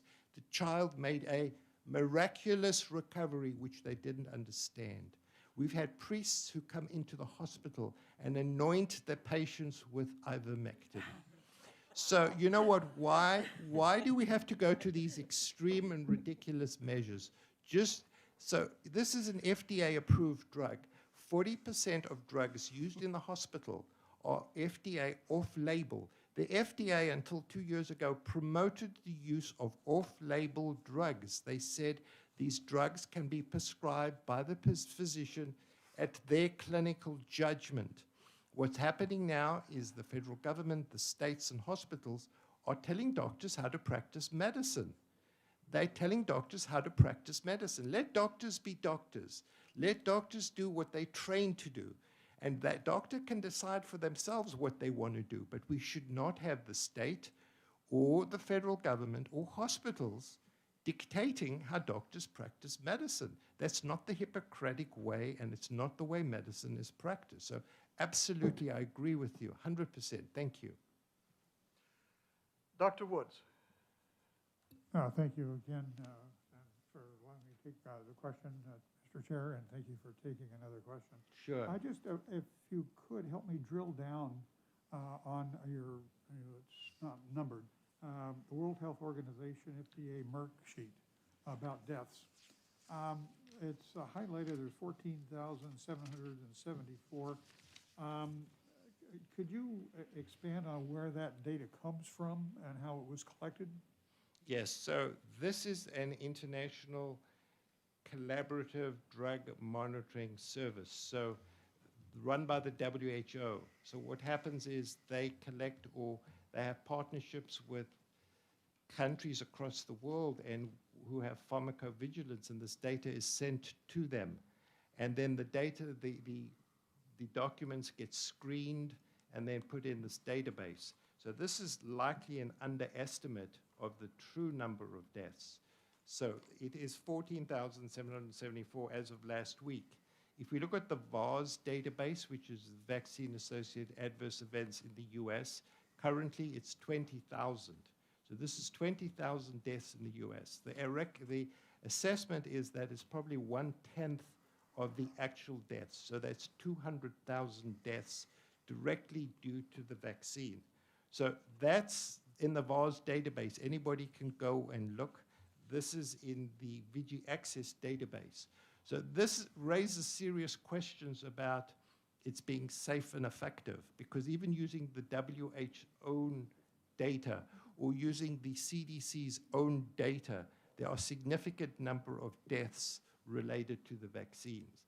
And that's a different question, and this wasn't about the vaccines, this was about ivermectin.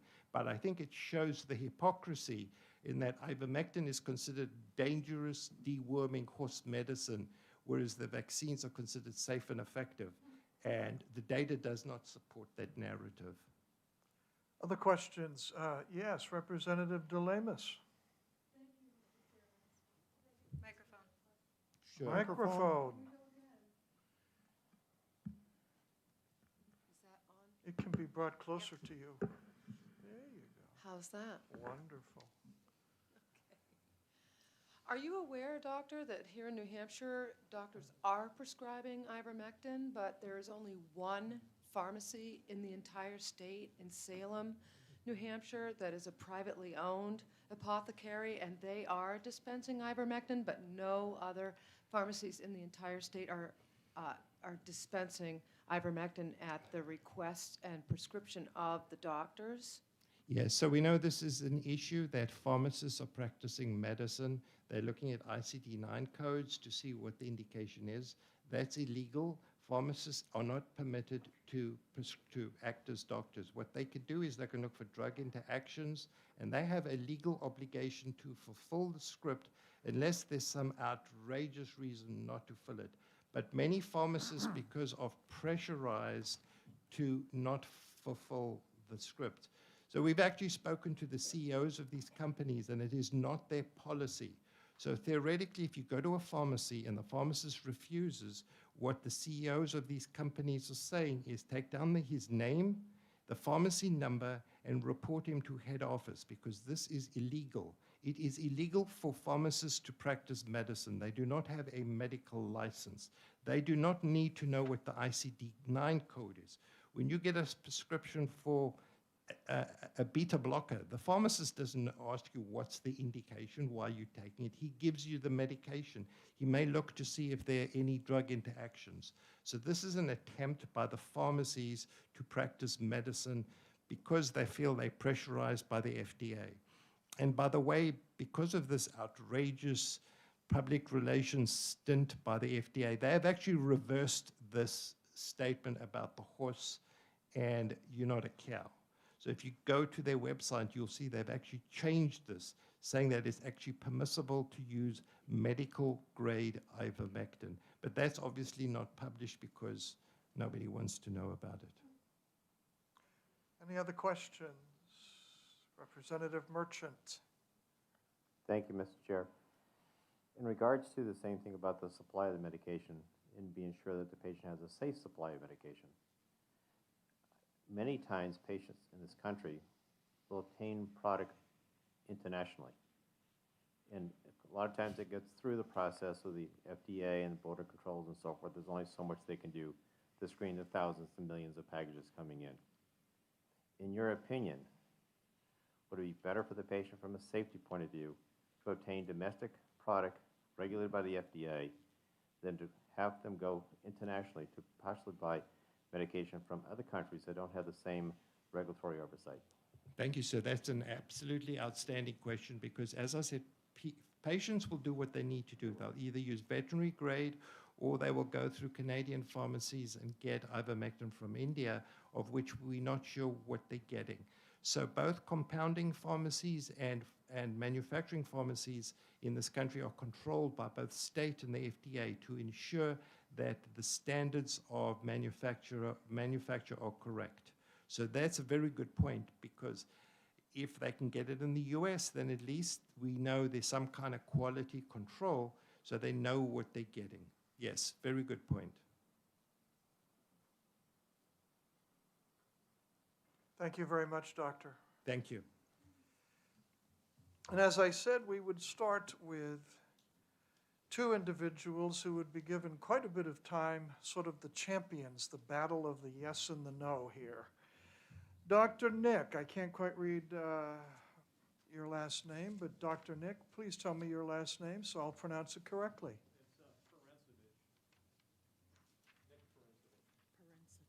Perencevich, yeah, like it says. Okay, I see that now. Okay, sorry. Pretty phonetic. Thank you. Thank you for allowing me to speak. Last week, I believe, you folks were able to, maybe not hear, but read a testimony submitted by my colleague, Dr. Randy Hayes, and it was about Bill 1466. And I think 1466 and 1022 are very similar in that they talk about what docs can do and what docs can't do, basically. And I'm a physician. I'm not an expert in infectious disease. I'm learning a lot about ivermectin right now, being here for the last hour. I'm a general surgeon. I've practiced in Concord for a long time. I'm retired, but I still teach medical students from Dartmouth 3 days a week. Anyway, what I'm about to talk about briefly, and cut me off at 3 minutes, please. Not going to do it. You get okay. Equal time, sir. Oh, boy. Anyway, I think the main reason I was asked to be here today was my experience. My experience basically being a member of the New Hampshire Medical Society, but also being a participant in the Board of Medicine for over 17 years. I had various positions there on the board, vice president of the board, medical review subcommittee, and the last several years, the last 5 years, I was the physician investigator of the Board of Medicine. And all I can do is tell you a little bit about what, in reading this bill, and I read the bill thinking, a lot of this makes sense, a lot of it I don't understand. And in my written testimony, what am I talking about? Well, in the bill it said specifically, the bill shall specify a protocol allowing the pharmacist to dispense ivermectin and shall specify a mechanism to document screening performed and the prescription in the patient's medical record, including a plan for evaluating and treating adverse events. So it sounds like there's some kind of thing here other than just writing a prescription and going to a pharmacist. And if that wording means, in my mind, that the patient will sign a consent, that's maybe in the chart, hopefully, and make it clear that they understand what off-label means. Because whether we like it or not, it sounds like a lot of folks here don't like it, it's still listed as off-label if you're going to use it for COVID. And they need to understand that, and that signed consent needs to be in the patient record, and the licensee will be monitored. The outcomes will be monitored for any adverse effects. And if that's the case, and this doc gets complained about, or there's a suit or a claim or a complaint, And the Board of Medicine, at least in my 17 years there, if the doc's doing all those things, there's not going to be an issue. Now, having been around a long time, I can't remember off-label ever being a big issue at the Board of Medicine. Back in the 70s, way before I even moved to New Hampshire, there was a case with Laetrile. I don't know if anybody's here old enough to remember that. Right, so you folks know more than I do, and I won't go on to it, but it was passed, and then, say that again? Yeah, okay, and I don't think it ever became FDA approved, so whether that was label or off-label, I don't know, but the legislature felt that it ought to be available, and a couple of years later, they changed their mind, so that bill did disappear. I was very involved with off-label use of antibiotics, that is antibiotics for prolonged use for Lyme syndrome, and that was back in, my written testimony is a little off, it said 2013, it was actually 2011. And before all that got passed, and even since then, I mean, I went off the board 2 years ago, but there was never a complaint or a lawsuit or a claim. I mean, we've had this law, but I wondered what it really meant. I mean, it was telling docs that you can't do anything if you're going to order antibiotics long-term off-label for Lyme disease. This seems different. I mean, I'd like to think that we're not going to get complaints or lawsuits, but I think you mentioned just 6 days ago in Maine, a doc in Ellsworth, Maine, got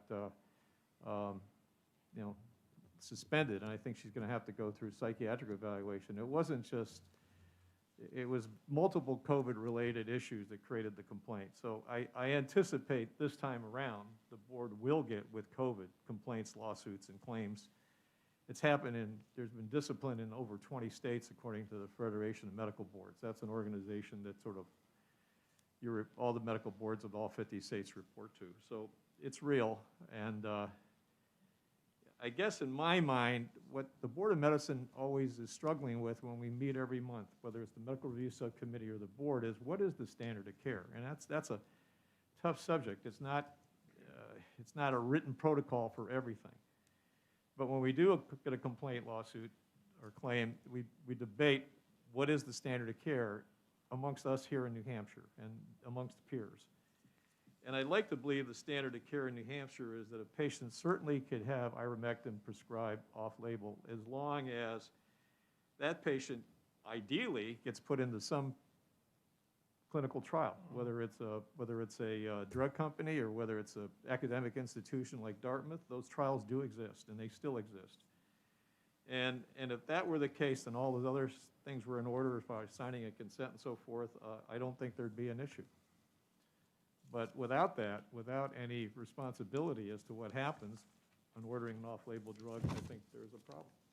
And the board, I think, is the right place to look at, because that's where the standard of care issues are discussed and decided.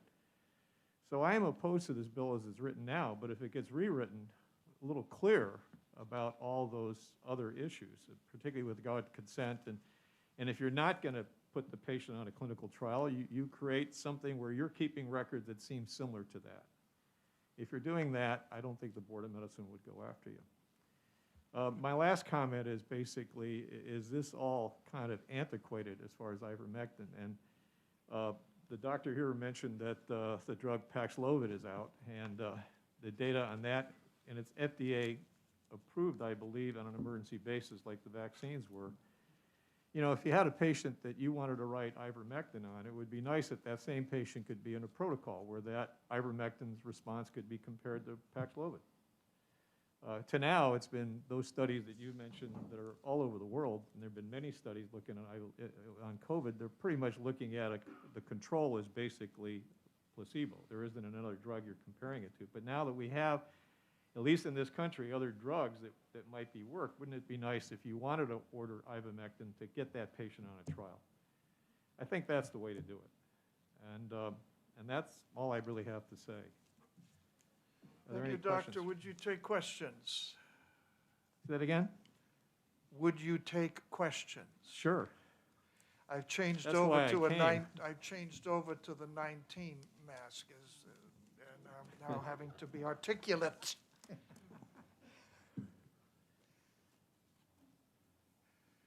Representative Acton. Thank you, Mr. Chair. Thank you, sir, for taking my question. My question is related to treatment protocols. Here we are 2 years later. I've had a number of complaints from physicians in my area saying that the treatment protocols just never developed. They didn't come out.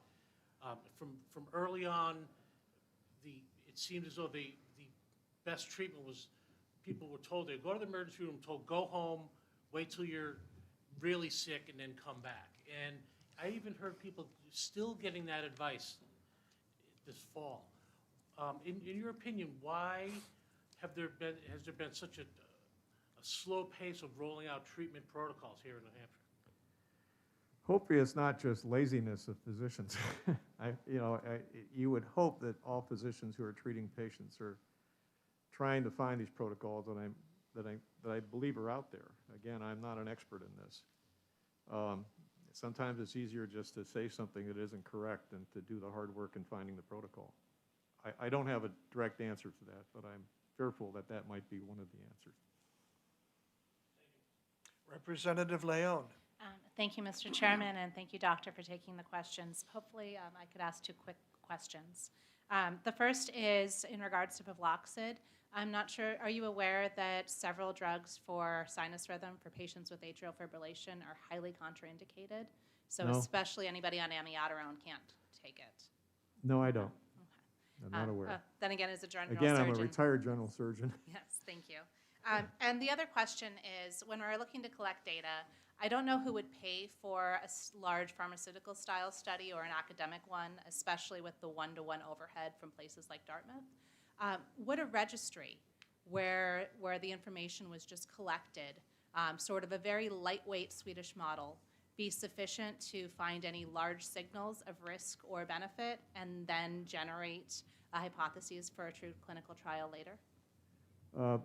I totally agree that patients shouldn't be involved paying out of pocket to be in a clinical trial. That to me is unethical because you're making the effort to share your information on what's happened to you. Yeah, I think a registry would be better than nothing. But I'd like to believe there aren't that many obstacles to get into a trial. I may be wrong. Any further questions for the doctor? Thank you very much, sir. Thank you. Now we are going into our 3 minutes. Have you found a nasty 3-minute buzzer yet? I believe I have. Oh, Let me give it good. to you as 2 seconds. Well, no, you're going to take the blame for it. You hold it in your hand.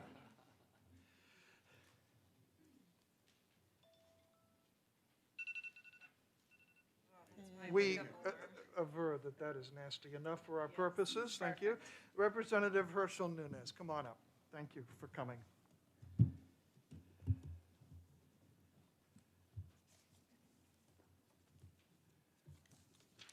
Thank you, Mr. Chairman, and thank you, members of the committee. I'm here today, my name's Herschel Nunez, for the record. Herschel Nunez, representative of Hillsborough District 37, Towns of Hudson and Pelham. I live in Pelham. And I'm here today to tell you about a personal story about ivermectin and about my health. I'm going to actually read a little bit here. I'm going to get through it real quick. I don't want to leave anything out. That's why I'm going to read. I am not a doctor, and I'm in no way want to present myself as a professional in the health or medical industry. I am, however, a licensed minister, if that helps in any way. I'm also the political director of the New Hampshire Liberty Alliance, but I'm not here representing them today. I'm here representing myself, although my views line 100% with that organization. I want to tell you my personal story about my COVID-19 journey twice and how I believe ivermectin actually saved me. In the beginning of November, I was notified that I had been exposed to the SARS-CoV-2 virus. I began watching for symptoms, and very soon after that, I tested positive through a PCR test from my doctor. I was given instruction to go home. I was quarantined for at least 10 days, and that if my symptoms became threatening, to go to the emergency room, do not show up at the office. I was also not offered any type of prescription, no type of treatment whatsoever from the doctor, not of any kind, nor was I given any type of instruction of any type of over-the-counter medicine that could assist me with the infection. I thought it was really bad that my doctor would not help me because I was sick. That evening, I became very ill, and after 2 days of being home with me quarantining, my partner also became very ill. On the night of day 2, I was running a fever of 103.6. I had horrendous body aches, and I needed assistance just to walk to the facilities. That was a rough night, and the next day was no better. But fortunately, there was a knock on my door from someone that I knew, who I now consider an angel.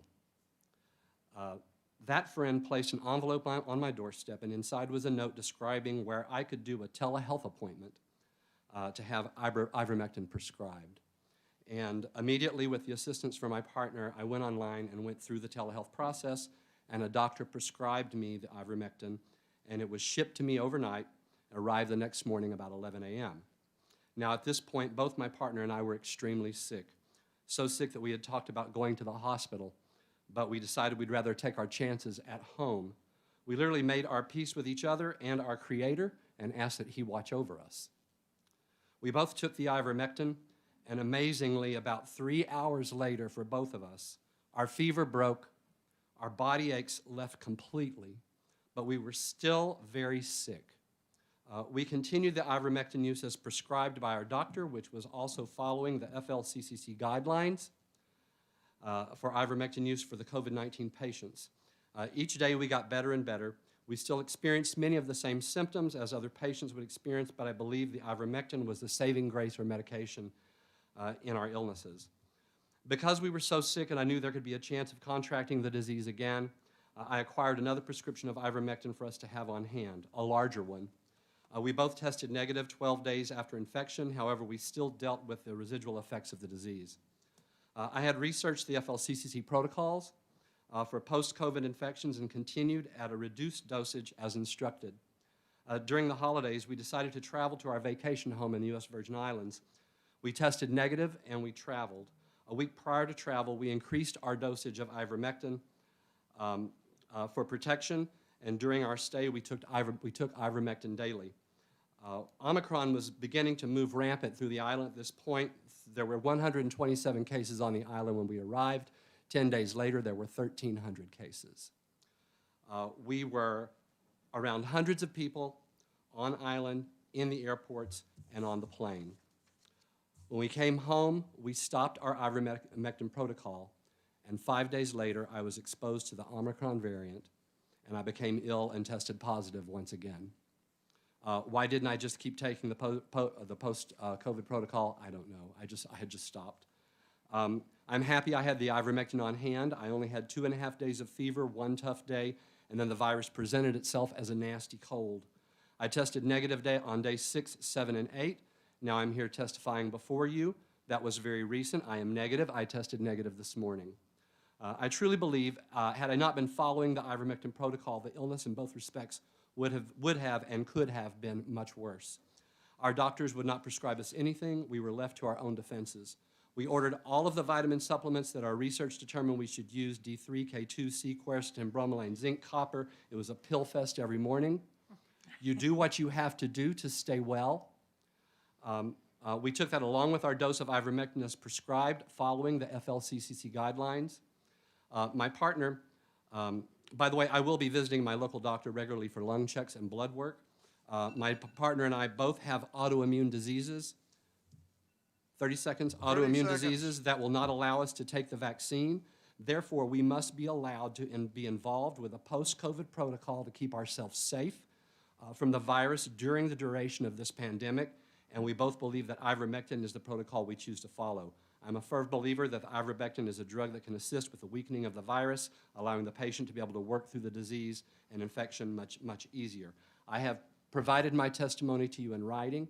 I have also provided to you the FLCCC guidelines for ivermectin use for COVID-19, along with the report. I gave you the link as well.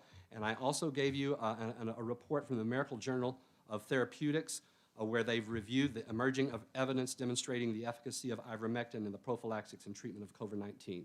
You have that report from me and the link to that as well. I also want to say one last statement, that I do not believe the state has any right to step between a doctor and a patient where prescribing medicine is concerned.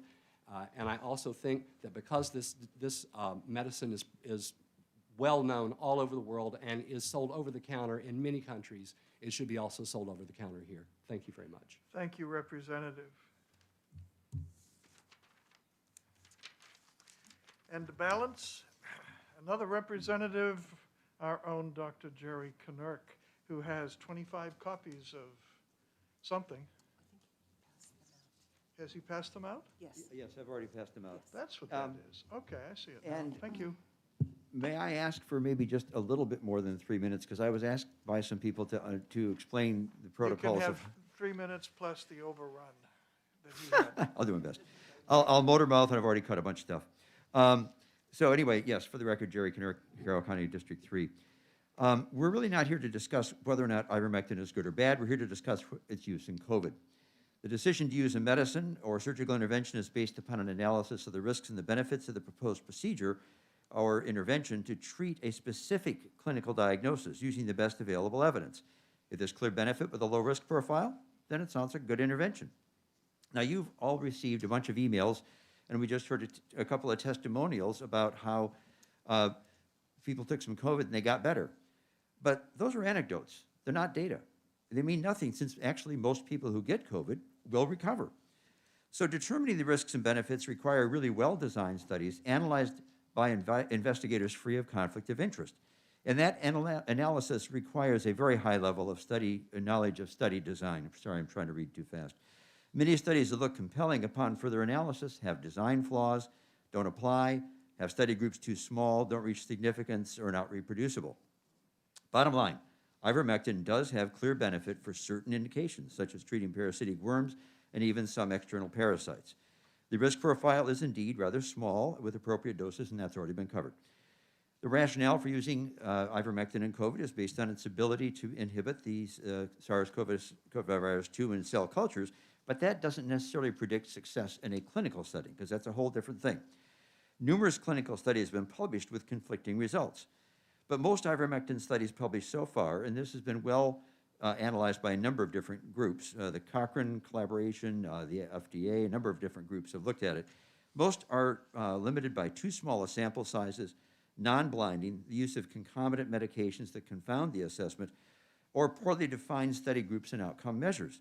Even the well-designed studies have quite marked limitations, such that definitive conclusions regarding the clinical efficacy of ivermectin in the treatment of COVID cannot yet be reached. So as an example, as Representative Nunes mentioned, he distributed a meta-analysis by Bryant. If you look on page E442, that demonstrates the quality of evidence for the various endpoints. So again, that's in your emails. And you'll find that the quality of evidence was very low for 7 of the endpoints, low for 4, and moderate for 1. That's not a really compelling set of data. And the one that was moderate was based substantially on the paper from Egypt by El-Ghazar, which was later retracted when it was found to be fraudulent. If we look at the paper that was just distributed to us this morning, that's this one here by Kerr, it really doesn't take very long to actually realize that this is also not a great paper, because as you look at either the beginning of the second paragraph or in the study procedures and data collection on the 3rd page, it talks about the fact that this is an optional voluntary prophylactic use of ivermectin offered to patients during medical visits. In other words, it's not randomized. That's not a good way to do a drug study. So, you can read through all of it. It looks really impressive, but it's not got good data.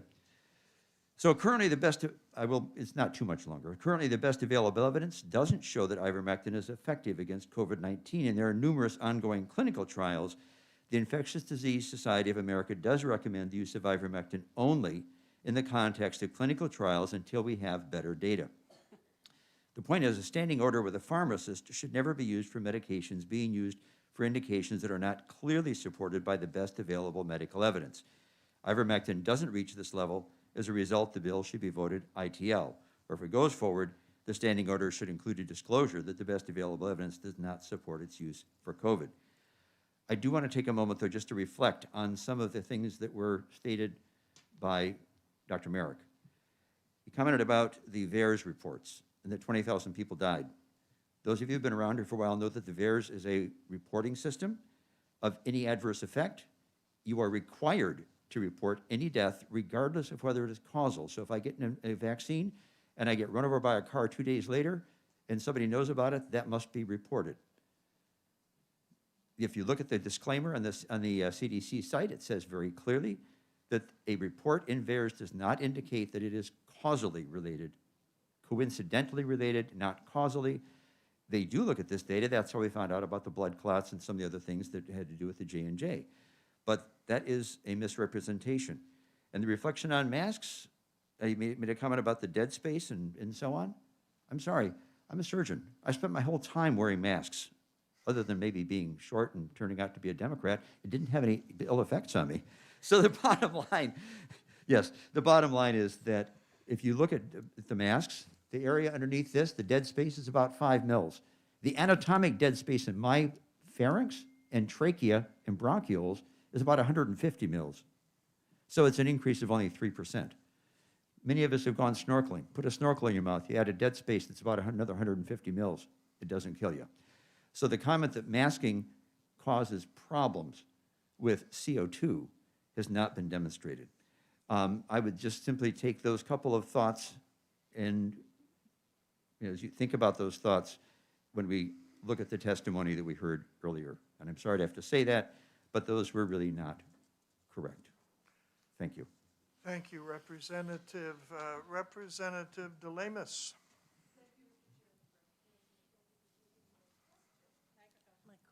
Yeah.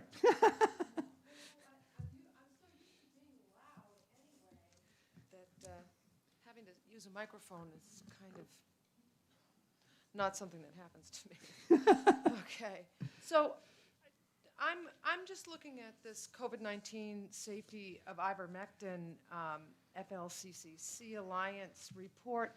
Are you saying that the ivermectin for COVID-19, that the 71 trials, the 675 scientists, the 50,180 patients, the 31 randomized control trials with 83% improvement in 16 prophylaxis trials, the 66% improvement, the 34% improvement, the 32% improvement, all of that is false? Is that what I'm hearing you say? I don't like to use the word false, but is it... Is it in error? Do you think it's errant? I would not necessarily use that, but is it valid data?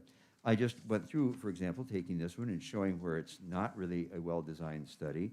I talked about the one that was sent by Bryant, which shows that it's really very low evidence.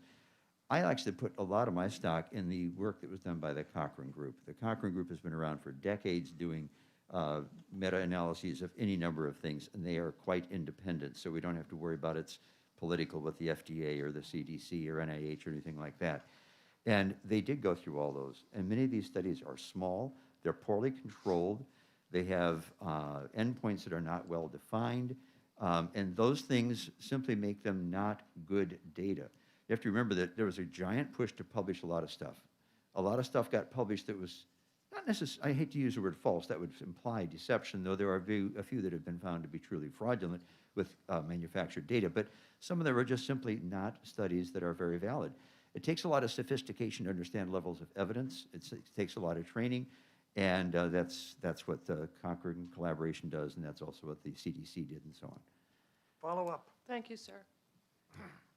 So 50,180 patients is small? Is that small? Well, actually, I don't have that in front of me right now, but I'd have to look, again, you can't just Well, look at that's something. just a You simple can't, you know, question. you Is can't just look at- 50,180 But it patients depends small? on depends on how the study was done. I mean, their study here, which is a large study with 223,000 citizens, but it's not randomized. In drug trials, there's not a lot of reason to accept non-randomized data. So numbers alone don't make it matter. Study design is a very important issue in understanding anything in science. So, and that's what I mean. There's a level of sophistication that comes in to understand how the study is designed, what the control groups are, how it's validated, how is the randomization done? I mean, because just saying, well, take the first 150 people in this group and the next 150, that's not valid. It needs to be a randomization. So there's a lot of things that take a high level of skill to analyze. One more follow-up. I'm sorry. Thank you, Mr. Chairman. Well, right here it says over the past 3 decades, approximately 3.7 billion doses of ivermectin have been distributed, and they've proven to be antiparasitic as well as antiviral. Is that a small group? I think you'd have to think about the fact that that's over a period of time, long time before COVID. It's being used for perfectly appropriate indications of treating parasites. So it's true. Hasn't That's- COVID that's been around what- forever? No. That's why I'm discussing the Representative- fact, that's why I'm discussing the fact that it has to do with the indications for the data for a specific indication. Nobody says ivermectin's a bad drug. It's a great drug for the right indication. Thank you. Representative Merchant.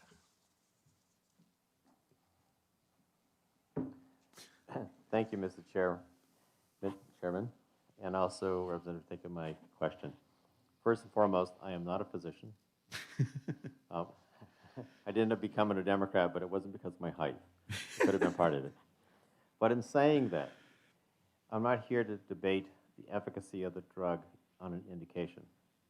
But I would like us to consider, with this information, which I have not had a chance to validate, on the VIGI access, that in fact, if the data in here is able to be substantiated, and we look at the number of deaths that occurred from ivermectin, compared to some of the over-the-counter drugs we have in this country, is this possibly a safer drug than some of the other over-the-counter drugs that we have?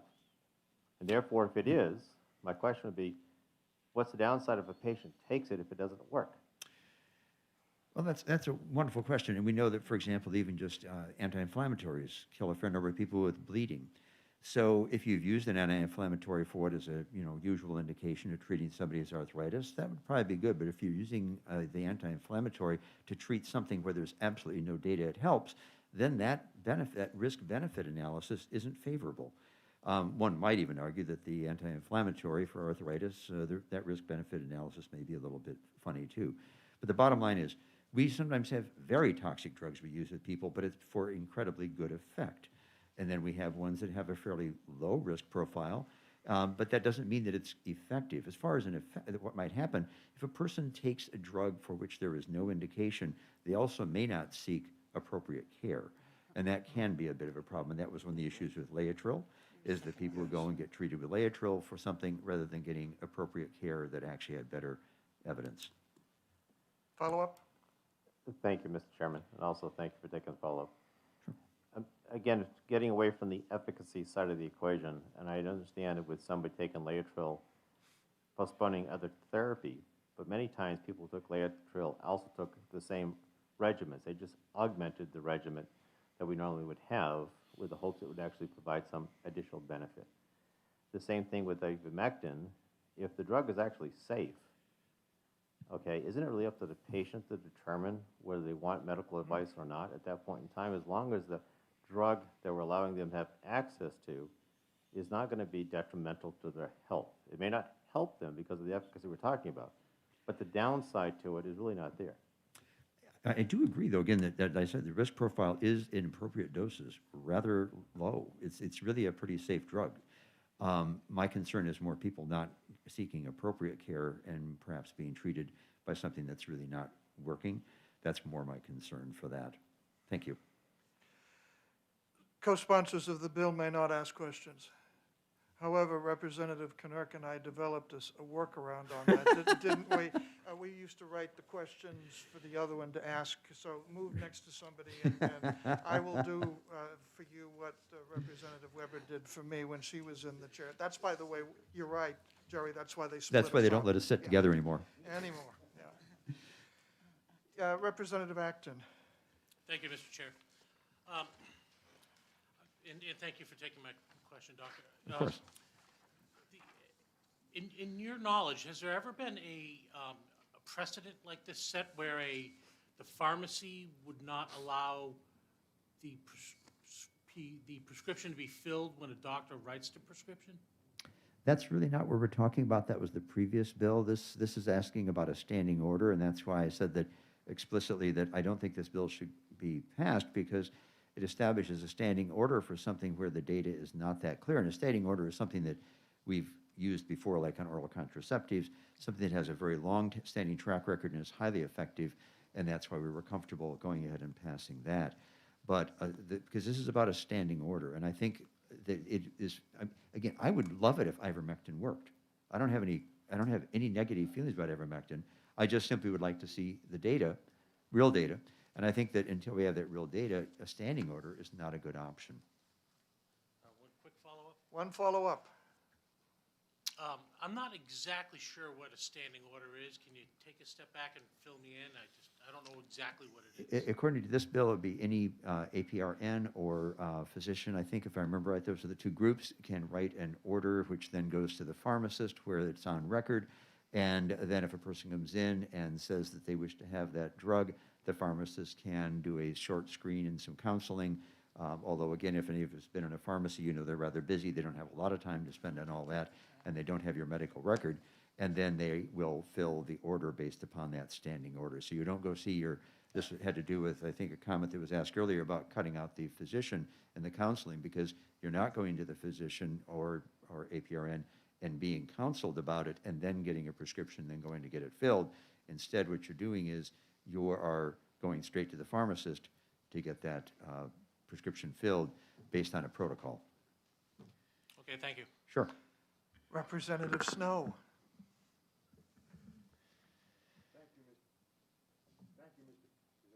Not yet.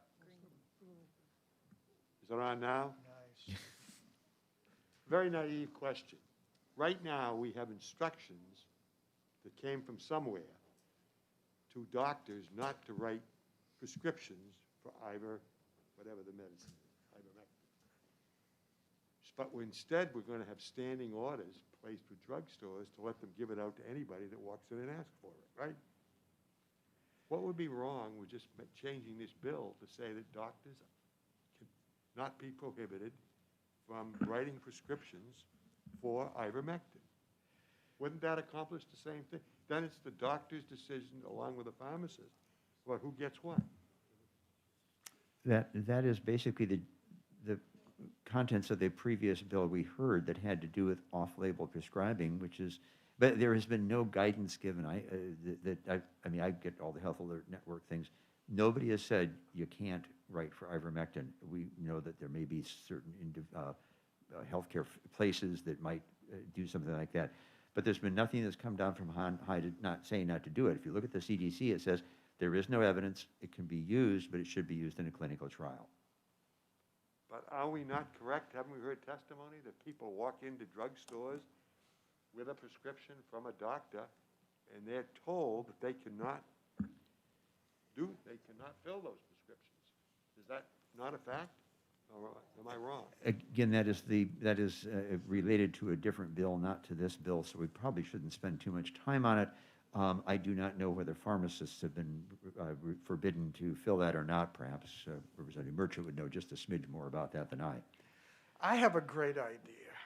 Let's ask a pharmacist. That's why he's here.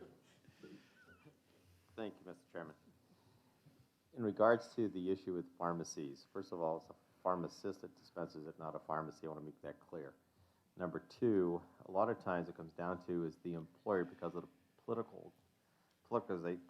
polarization of this process plus being political. A lot of corporations have elected not to stock the drug in the pharmacy. So even if the pharmacist wanted to dispense it to a patient, which is in professional purview, on a valid prescription from a physician, because the owner of the pharmacy refuses to stock the product in the pharmacy, that takes it out of the hand of the pharmacist, because if it's not available, obviously they can't dispense it. Thank you for answering for me. That's what we do here. Yes. Representative Leon. Thank you, Mr. Chairman, and thank you for taking my question.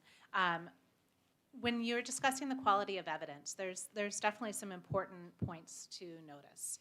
Obviously, I understand why you have concern about the efficacy data when you're doing a meta-analysis of so many small studies.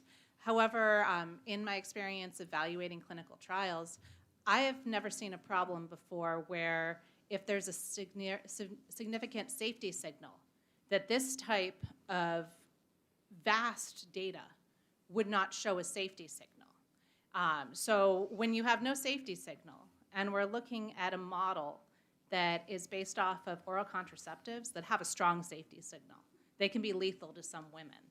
I guess I'm trying to understand why we'd want to prohibit patients trying a therapy when they're only now told to go home and wait until you can't breathe, when we can debate the efficacy based on the quality of clinical data, but there's nothing, I don't see much to debate on the safety. So I'm trying to understand why you're against this choice.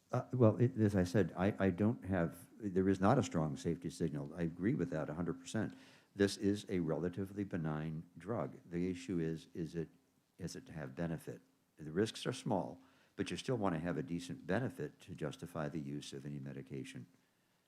If I could follow up? Follow up? And then my follow-up is, right now, the treatment alternative is either, for some people, Pavloxid, but people with atrial fibrillation have strong contraindications. It takes a month to get amiodarone out of the cardiac tissue, so they can't switch over.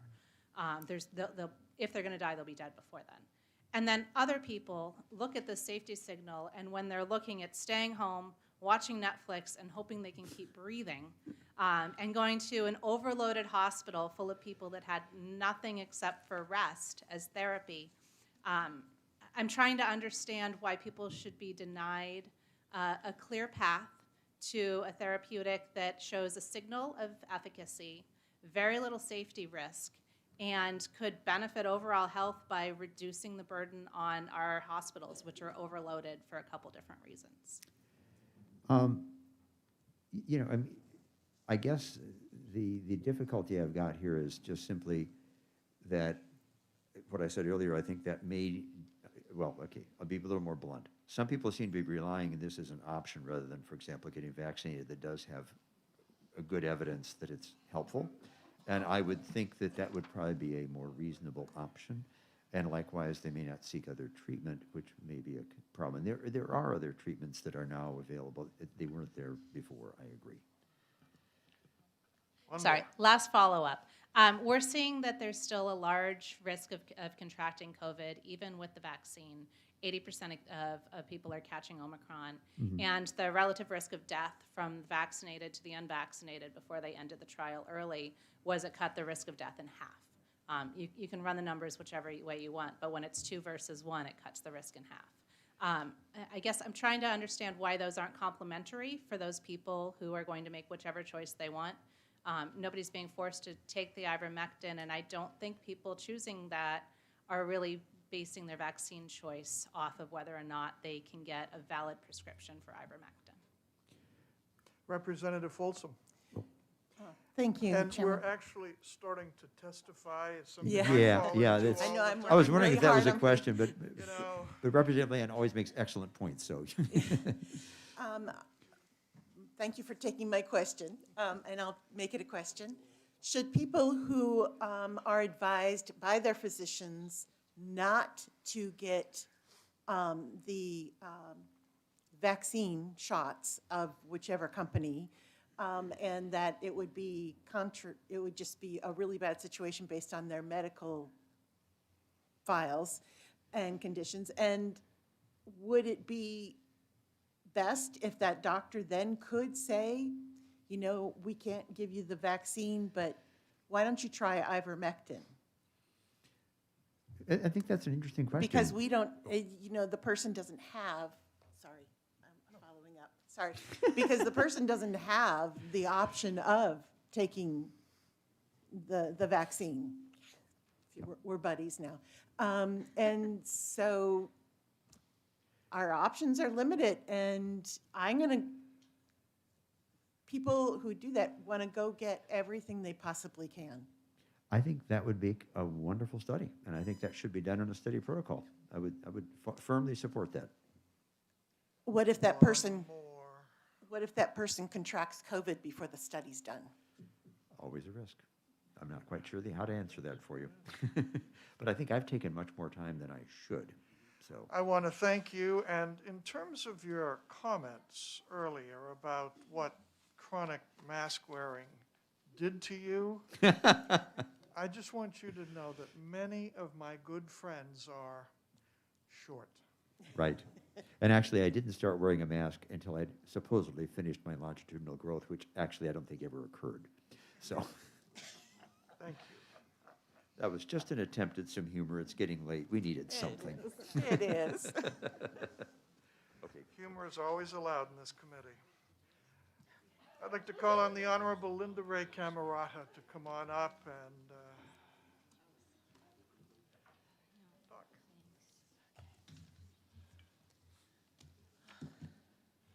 Chairman, I just want to let you know that I haven't seen one person wipe microphone down after each use. And I'm not going to start. Sorry, it's late. We're getting tired. My name is Linda Ray Camerata. I'm a registered nurse. Actually, one person did, but go ahead. Oh, all right. I stand corrected. I did send to you, the committee, thank you committee members for your time and service. I did send my testimony, and I know that I'm being timed. So thank you for allowing me to testify. I'm familiar with standing orders and believe pharmacists are as well. A physician or an advanced practice registered nurse must write the prescription for the standing order before a patient has access to the medication. Our current state of affairs has interfered with the honored patient-physician relationship in that doctors are pressured with disciplinary action if certain drugs are prescribed. Never in my nursing career, and I've been around, have I witnessed such censorship of free-flowing discussion and debate on appropriate treatments as I have seen with the 2020 COVID-19 arrival. The closest degree of censorship that I've witnessed was during the 1980s HIV epidemic, so it brings that back to mind to me.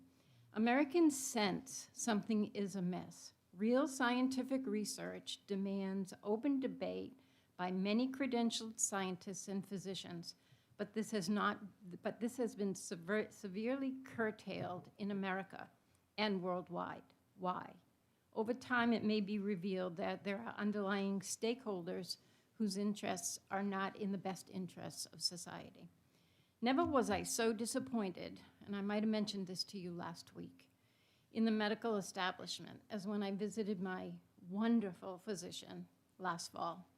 I point blank asked him if a prescription for the FDA-approved drug Ivermectin would be prescribed off-label, if he would do that if I were to become ill with COVID-19. After an awkward moment of silence, and it was a pretty long moment, my trusted physician shared that disciplinary action was threatened by the Physicians Association Board. The physician declined, due to the threat of losing his license, to practice medicine. As a former Girl Scout, I always have to prepare for the unexpected. There is a worldwide network of scientists and physicians who are courageous enough, we saw one or two today, to help people reduce their risk of serious complications from COVID-19 by sharing early treatment protocols. One element of that early treatment, one, is ivermectin. I had to go outside in New Hampshire to secure a legal ivermectin prescription and fill the prescription at a local pharmacy. Last October, I became ill with COVID. I had already taken vitamin C, D3, and zinc. I added the short-term ivermectin to my early treatment program and avoided serious illness and hospitalization. Isn't that our goal? Please vote ought to pass on this bill. Thank you. Thank you. I will take questions if there are any. Thank you. Thank you, Representative. The chair calls Courtney Tanner from Dartmouth-Hitchcock.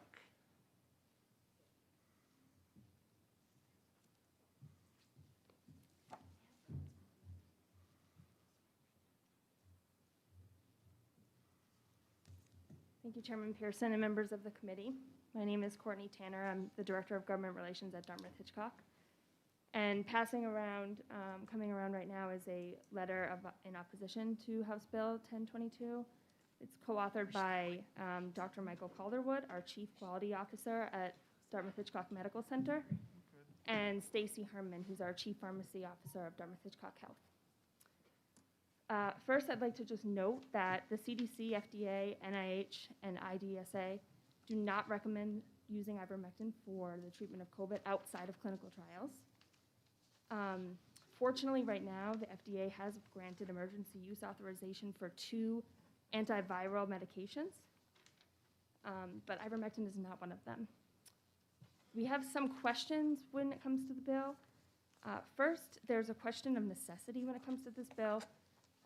If a provider can write for ivermectin right now, is this is there a necessity for this bill? Couple of logistics questions. Who would write for the standing order? Is it the state's chief medical officer or a chief medical officer of a hospital or healthcare system? That's just not answered in the bill. Finally, the purpose of a standing order is to increase access to care for patients. And we have a couple of standing orders, as has been noted in the state right now. And those medications are to benefit the general public. And if ivermectin is not a standing order right now, we believe that it isn't in the best interest of the public to establish a standing order for this medication. So that concludes my testimony, Chairman Pearson. I'm happy to Any take questions if there are questions? any. Thank you, Mr. Chairman, and thank you for coming to testify and waiting so long with our long bill. My question is about the availability of prescribers to write prescriptions for ivermectin. Is Dartmouth-Hitchcock allowing providers to write those prescriptions, and is there any guidelines or any other encouragement or discouragement happening? I have not seen internal policies relative to ivermectin. I can certainly get the answer to that, Representative Land, and get back to you. I'd be happy to do that. Thank you, and if I can have one follow-up. And are you aware that without an FDA approval for an indication, nobody can make a positive recommendation for the use of a therapeutic? So a neutral response, such as the NIH going from a do not use to a no position, is as positive a recommendation as any of these societies can have? I am not a clinician. I'm an attorney by training, so I can't speak to that. Thank you. I have a question. I'm just a liberal arts guy, so humor me and help me here. But it seems that the vaccines were, and this is not a dirty word, rushed, sped, because we got a pandemic on. And the leisure of allowing long trials, we just didn't have. And so if there's not the usual depth of study in order to get the vaccines, why now suddenly is it wrong to have ivermectin? So I can't speak to that. I'm not a clinician. The CDC, it's my understanding that the CDC believes that it would be permissible to use ivermectin within a clinical trial, but not outside of a clinical trial. Well, the vaccines and boosters that I've gotten, I don't think were clinical trials. I think it was fast and dirty. And I looked at the odds, and that's what I chose to do. But it was fast and dirty. And we don't know if down the road there's going to be contraindications of something that's new. But we do know ivermectin does not seem to be as troublesome. So I just don't, it looks like there's two different standards. Could you help this liberal arts guy work through it? Again, I'm not a clinician, so I can't speak to the clinical trial process. What I can say is that there certainly are a lot of questions when it comes to COVID-19, and there are risk factors that we're all juggling. I have a 2-year-old that's not yet vaccine eligible, and so certainly juggling a lot of risks right now. Thank you so much. Chair recognizes our not old in the sense of elderly, but our dear, that's it, our dear friend Paula Minahan, who's not old, but dear.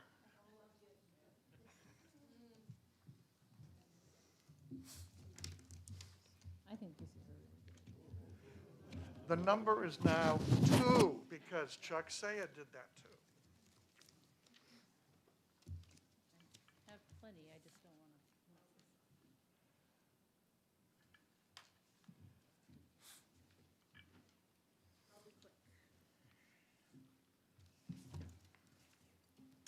Good afternoon, Mr. Chairman, members of the committee. For the record, Paula Minahan, Senior Vice President, State Government Relations for the New Hampshire Hospital Association.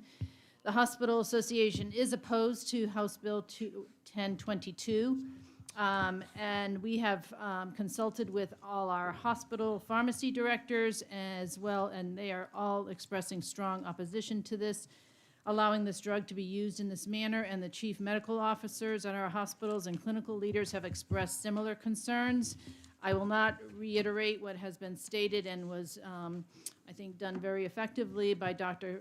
Knurk, but again, the CDC, the FDA, NIH, as well as other federal agencies do not believe that ivermectin is recommended, or they indicated that it is not recommended to treat COVID-19.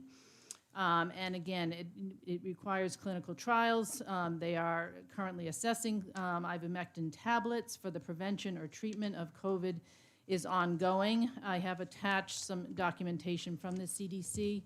I think there are, again, some issues with the bill that have been stated by others relative to, we don't understand exactly how the standing order would work. And I believe that there are many New Hampshire healthcare professionals, some that will be testifying today and others that had to submit their testimony in opposition to this bill. Besides, like I said, we do have questions about the standing order. We are opposed to this, and on behalf of our hospitals, we urge you to find House Bill 1022 inexpedient to legislate. Thank you. Would you take some questions? Yes, of course. I think they've run out of them. Thank you, Mr. Chairman. I used to be an analyst. I'm full of questions. Thank you for taking the question. Sure. Right now, we're at a very interesting point where there's more debate about science than we've ever had in the past, which is good. Unfortunately, there's some growing distrust.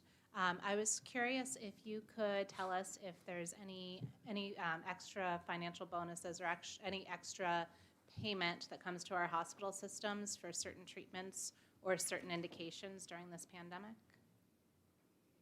I'm not sure I completely understand your question, but we have been asked this different ways. What is accurate, there's been some misunderstanding, I think, relative to payments. For Medicare, they provide a add-on payment if the individual has a COVID diagnosis, and with the understanding that that is intended, it does not cover, but it intended to cover some of the additional costs associated with treating COVID patients, including all the PPE, et cetera, that is required to safely care for them. So that is Medicare only. It is a small amount. It is nothing that has been, that is anywhere near covering the cost because COVID patients, unfortunately, some are in the hospital for a very long length of stay when they are diagnosed. And then they're trying to recover, so they continue to be in the hospital.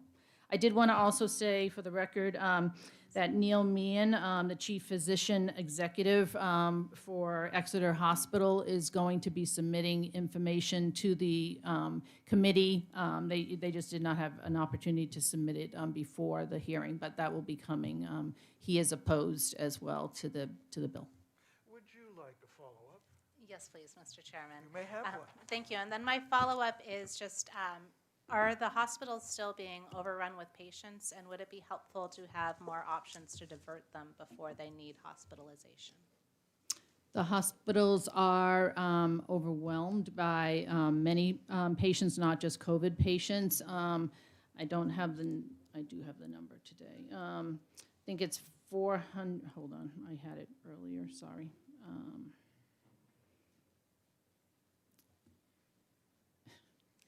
There are, as of last night, 409 patients with COVID in the hospital, another 147 recovering, as I indicated. After I think 21 days, they now are considered recovering if they are still in the hospital because they don't technically have COVID, but they're still very sick. 16 are in the emergency rooms waiting to be admitted. And another statistic that I think is important for the record, of those, there are unvaccinated admissions 43.5%, fully vaccinated 22%, partially vaccinated 20%, unknown 13.9%. And I just thought that was important for the record because I think that was another misstatement that was stated recently. Representative Merchant. Thank you, Mr. Chair, and Paul, it's good to see you. Nice to see you. In regards to the hospital admissions, the 409, are those patients active with COVID? Or once they become no longer active in the recovery, do they move off to 409? So therefore, the 409 is only the ones with active COVID, not those who've been admitted to the hospital still there because they had a COVID infection. They are active admissions right now, 409. The 147 are the recovered. Yeah, so you got to add those two together, plus the 16 waiting to be admitted. Thank you. But the yes, to answer Representative Leon's question, the hospitals are overwhelmed with patients, but COVID and non-COVID patients that unfortunately, due to some of the issues that we had to reduce the elective surgeries last year, that unfortunately patients had delayed their care, and now they are much sicker and now in the hospital. So, but they are our healthcare heroes, and they are working tirelessly to take care of patients. The chair recognizes the moving closer to the microphone, Representative DeLamus, for one question with no follow-up. Thank you, Mr. Chairman. Thank you for taking my Sure. question. Apparently, according to Visual Access, which is TM, the World Health Organization, the FDA, and Merck, ivermectin, since 1992, adverse events 5,840, COVID-19 vaccines 2,878,362. So my question is, why would there be this adversity for people taking ivermectin, since it seems to be less dangerous than taking aspirin as opposed to vaccines? And I'm not saying people shouldn't take vaccines. That should be completely up to a person. But my question is, why with such an extremely small number, I mean 20 deaths as opposed to 14,774 deaths with vaccines, why would there be any pushback on people being able to get ivermectin? I think Dr. Knurk answered it better, but also I think the denominator is very important. I don't know how many people have taken ivermectin, but a lot more people, I suspect, have received the COVID-19 vaccine worldwide. And again, if it's not efficacious, then it does not make sense for a doctor to prescribe it because they are trying to help their patient. So that's the problem, is it is not recommended for treatment of COVID. And that's until the clinical trials are completed, that is the recommendation and the guidance from the federal agencies. Thank you. Sure. Thank you very much, Ms. Minahan. Now, here's the deal. Yes. It's 10 past 5. We're closing at 5:30, or we'll be locked in for the night, and you'll be subject to 14 hours of politics. No. You cannot have your teddy bear, and you'll miss your TV shows, and there's no food. So, all the representatives who have signed up have spoken. All but one of, we could call representatives from agencies or call them lobbyists, all but one have spoken. All doctors have spoken. I do very much want, in the 20 minutes that are left, to hear from as many of the population, the folks, us, you guys, as we possibly can. So I'm going to ask you to come up and talk for 2 minutes, and I mean 2 minutes. You can tell us what you're about, no long stories. We got to get this finished, but I want to hear from you folks. So first folk up is Erin Fallon from Wolfboro.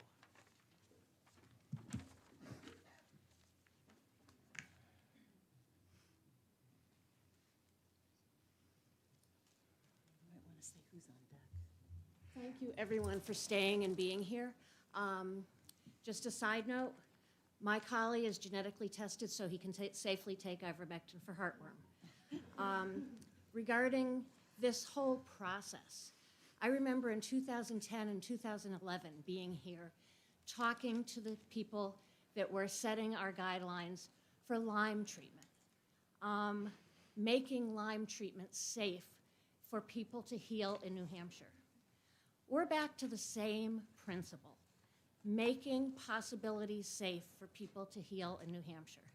I can tell you anecdotal stories that don't amount to jack squat.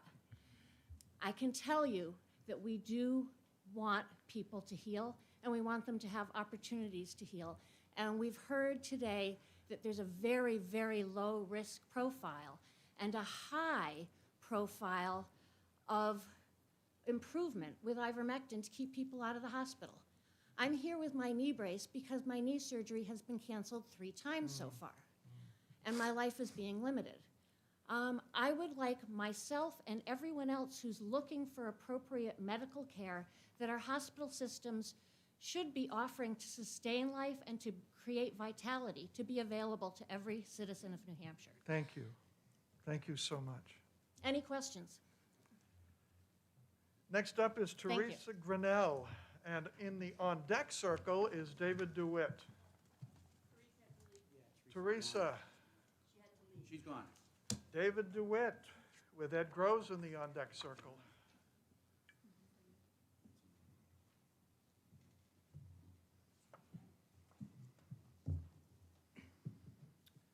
Mr. Chairman and committee, I'm going to read what I submitted to you.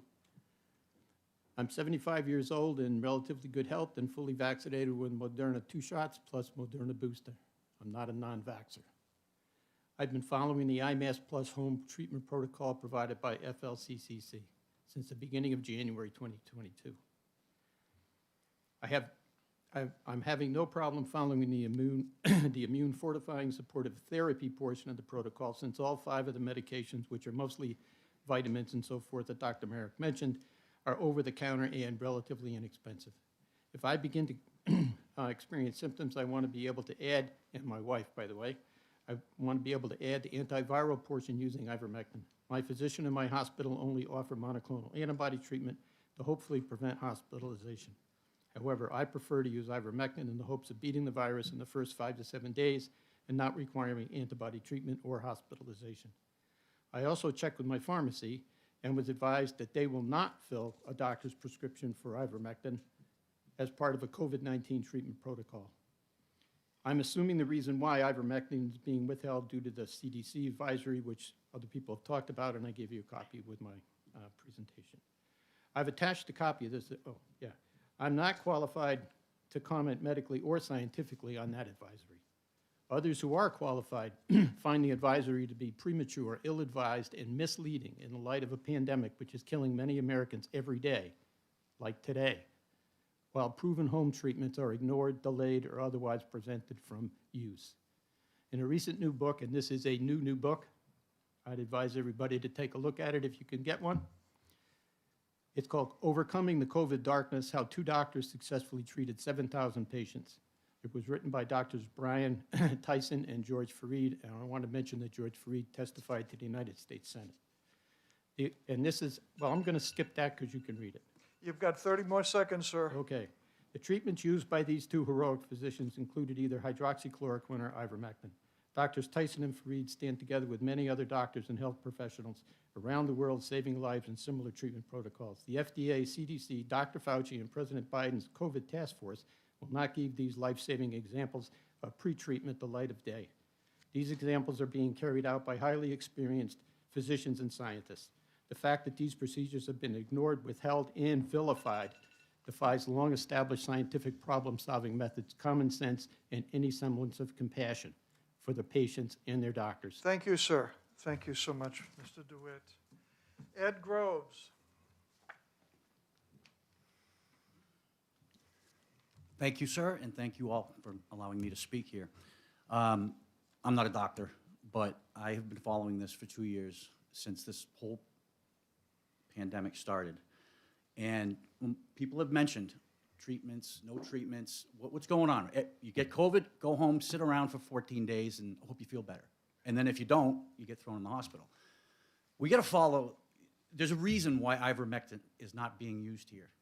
And I'm surprised it hasn't been brought up once yet, but it's just follow the money. You know, doctor from Virginia mentioned that it's 2-3 cents a pill. It's cheap. It's a third world country drug that has done so much good since 1987. It's FDA approved. The minister here used it. I used it. I'm one of the nut jobs that hangs out in front of the State House on Saturdays. On New Year's Day, we had a big rally. Next day, I was tested positive for COVID. I start my hydroxychloroquine, my ivermectin, vitamin D, zinc. I don't know the exact milligrams. I think the zinc was 40 milligrams. My vitamin D and my turmeric. Sunday night, so that was like the second, I spiked a temp of 103, felt like crap, body aches. I'm 58 years old. Went to bed, got up. Monday didn't feel so good either. Kept the same regimen going. Tuesday, 3 in the morning, sweat, woke up, felt miserable, went back to sleep, got up, and here I was.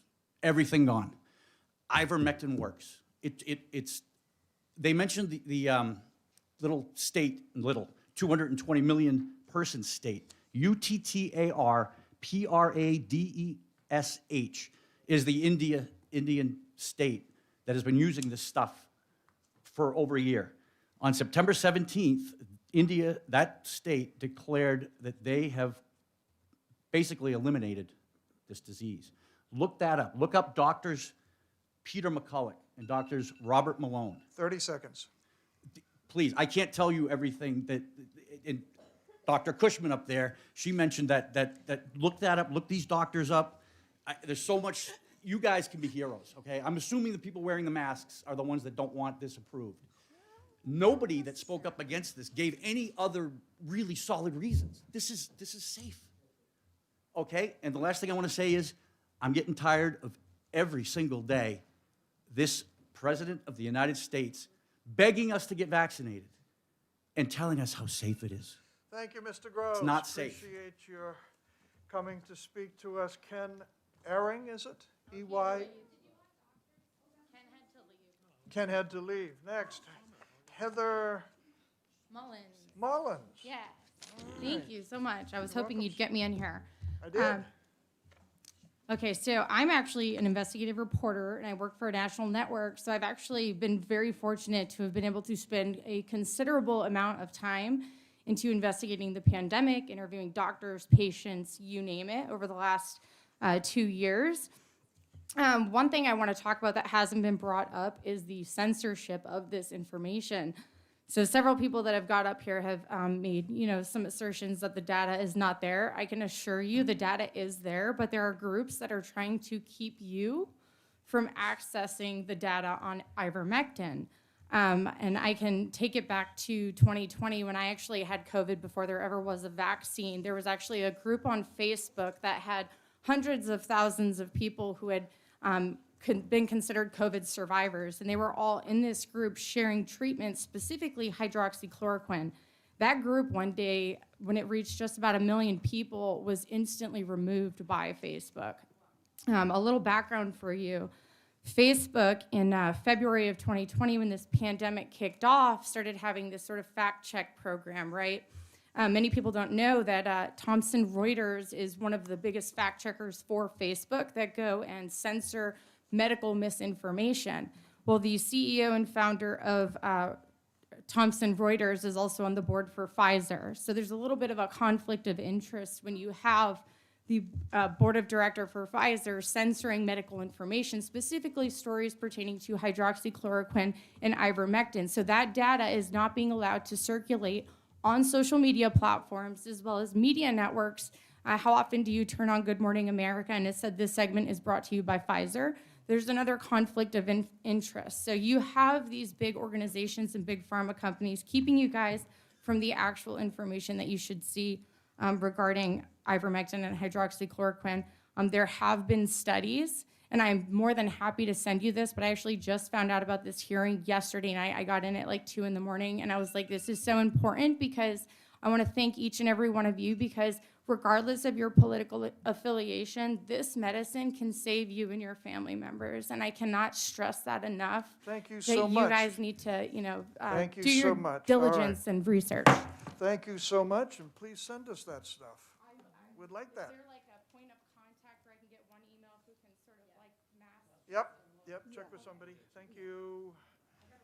Clara Sembalisti, did I say it right? Yes, you did. Wow. But I did provide you with the Oh, phonetic. you I had to did. tell? Okay. My name is Clara Simbalisti. Thank you for letting me speak. I live in Rochester. I'm here speaking in support of the bill. Just last week, Project Veritas released important documents revealing the truth about how this mysterious virus came into being. Among those documents was a significant report by Major Joseph P. Murphy, who as a DARPA fellow was able to collect and analyze documents conveniently hidden from sight. His analysis noted the important role of ivermectin in the treatment of COVID-19. Now, that was all about, you can actually read the EcoHealth Alliance proposal that DARPA rejected because it involved gain of function. It involved not looking at any of the ethical type of things involved. There was a whole host of things that it did not do that DARPA said no, but Tony Fauci, NIAID, and the NIH approved it and went forward with it. You can read the entire thing so you know what's going on. Anyway, and the virus actually was a vaccine produced for bats. That was the intention. It was aerosolized on purpose so that they could spray it into bat caves. Anyway, here is what Major Murphy had to say. The team, meaning the proposal, the alliance, the team selected SARS-CoV-2s that were most monoclonal antibody and vaccine resistant. It is not practical to inoculate bats directly with shots, nor can bats get respiratory infections from droplets, so the team developed an aerosol to deliver the inoculations directly to the caves. To ensure it worked well, they developed the aerosol against masked civets. The proposal notes that interferon, remdesivir, and chloroquine phosphate inhibit SARS-CoV viral replication. So the proposal by EcoHealth noted that those things are effective. 30 seconds. Because it is now known, nature, that the SARS-CoV's illness is readily resolved with early treatments that inhibit the viral replication that spreads the spike proteins around the body, which induce a harmful overactive immune response as the body tries to clear the spikes from the ACE2 receptors. Many of the early treatment protocols ignored by the authorities work because they inhibit viral replication or modulate the immune response to the spike proteins, which makes sense within the context of what EcoHealth was creating. Thank you so much for your testimony. I really appreciate it. We now have Karen Sweeting.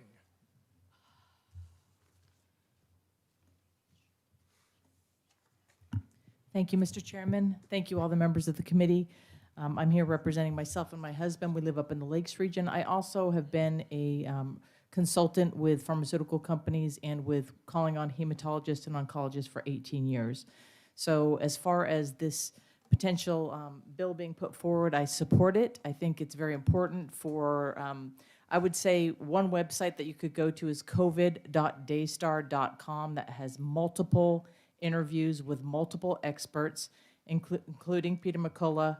And, you know, the gentleman from District 3 talked about conflict of interest. And, you know, I feel I thank you all for your service. And I know everyone is wanting to do the right thing, whether you're a pharmacist or a physician. But I think we really need, the truth is what sets us free, right? We live with the motto here, live free or die. And that's all I can hope is that truth comes to the surface. Dr. Fauci actually has royalties and investments with the Moderna patent. So when you talk about conflict of interest, for remdesivir to be the protocol and for physicians to be penalized for writing a prescription for a medication that could potentially help patients beat this for early treatment, is just, it's mind-blowing to me what's happening in our country. And we don't want any of our family or friends to pass from this disease, but we also want to make sure that we help them get the protocols that are necessary for them to not face this disgusting disease. Thank you so much. I'm in support of this bill. And Thank under you. time, I appreciate You're that. welcome. Thank you for your time. I have a card from, I think it's Pam Napoli. Do I have it right? From Manchester, Ash Street. All right.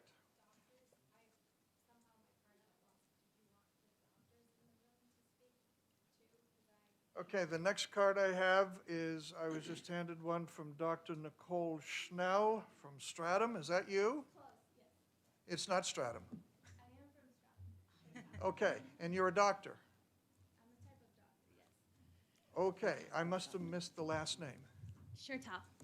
That was not even close. Thank you. This is on then? Okay. Thank you, everybody.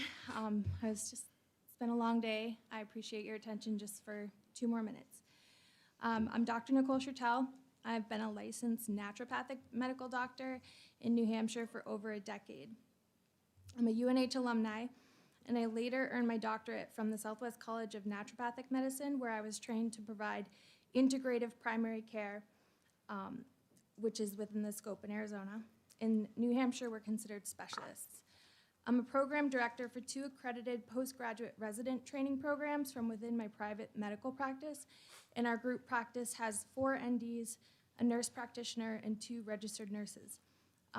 Our approach is always to treat things naturally and as safely as possible, and when COVID happened, my patients turned to me to look for some other solution, because the CDC's website, titled What to Do If You Get Sick, offers the following home treatment protocol recommendations: quarantine, rest, hydrate, take acetaminophen as needed, and call a doctor if you have trouble breathing. That's it. When the pandemic hit, my patients drove me to begin researching heavily, and I wanted to understand not just medications and supplements that might work on prior viruses similar to this, but also how the virus worked, the pathology, and without getting into any more, I do believe in ivermectin, and I'll leave it at that, okay? This conversation has been very enlightening. I really have enjoyed being here and hearing both sides. I don't think it comes down to a debate about like whether we're gonna get this FDA approved right now, right? I think that what we have to look at is it safe? It sounds like it's gonna be safe as long as, sorry, I distracted. It will be safe, I've heard, as long as there's absolutely, as long as we can't show that there's absolutely no benefit. That's what I heard today, if I was clear. It's safe as long as we can show that there's No harm. No harm. no harm. We've all been here for 6 hours on low blood sugar right now. So if the research shows that there's absolutely no benefit, then the doctors here aren't in favor of, You got 15 seconds. okay, of having ivermectin being used in the state here.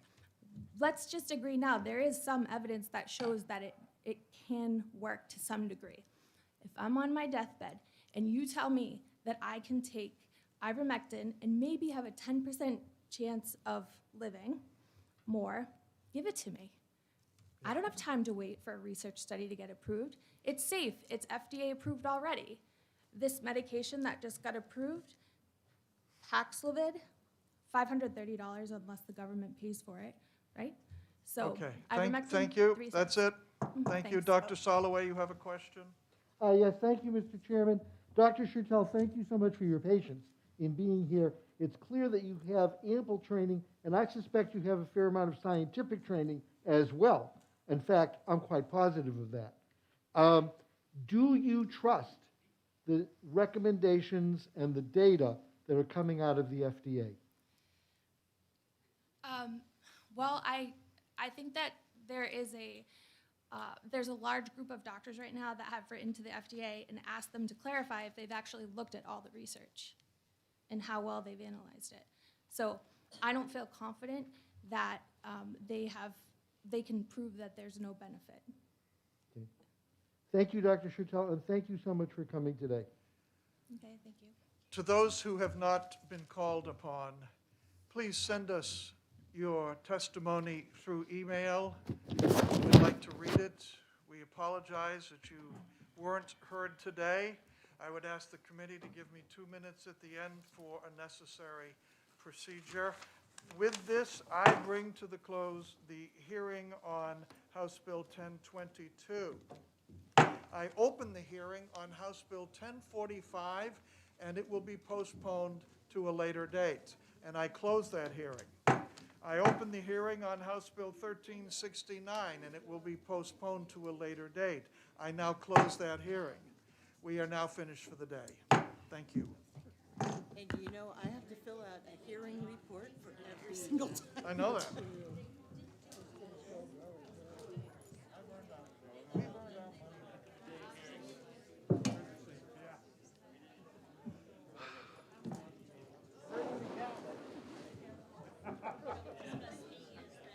I don't think so. Yeah.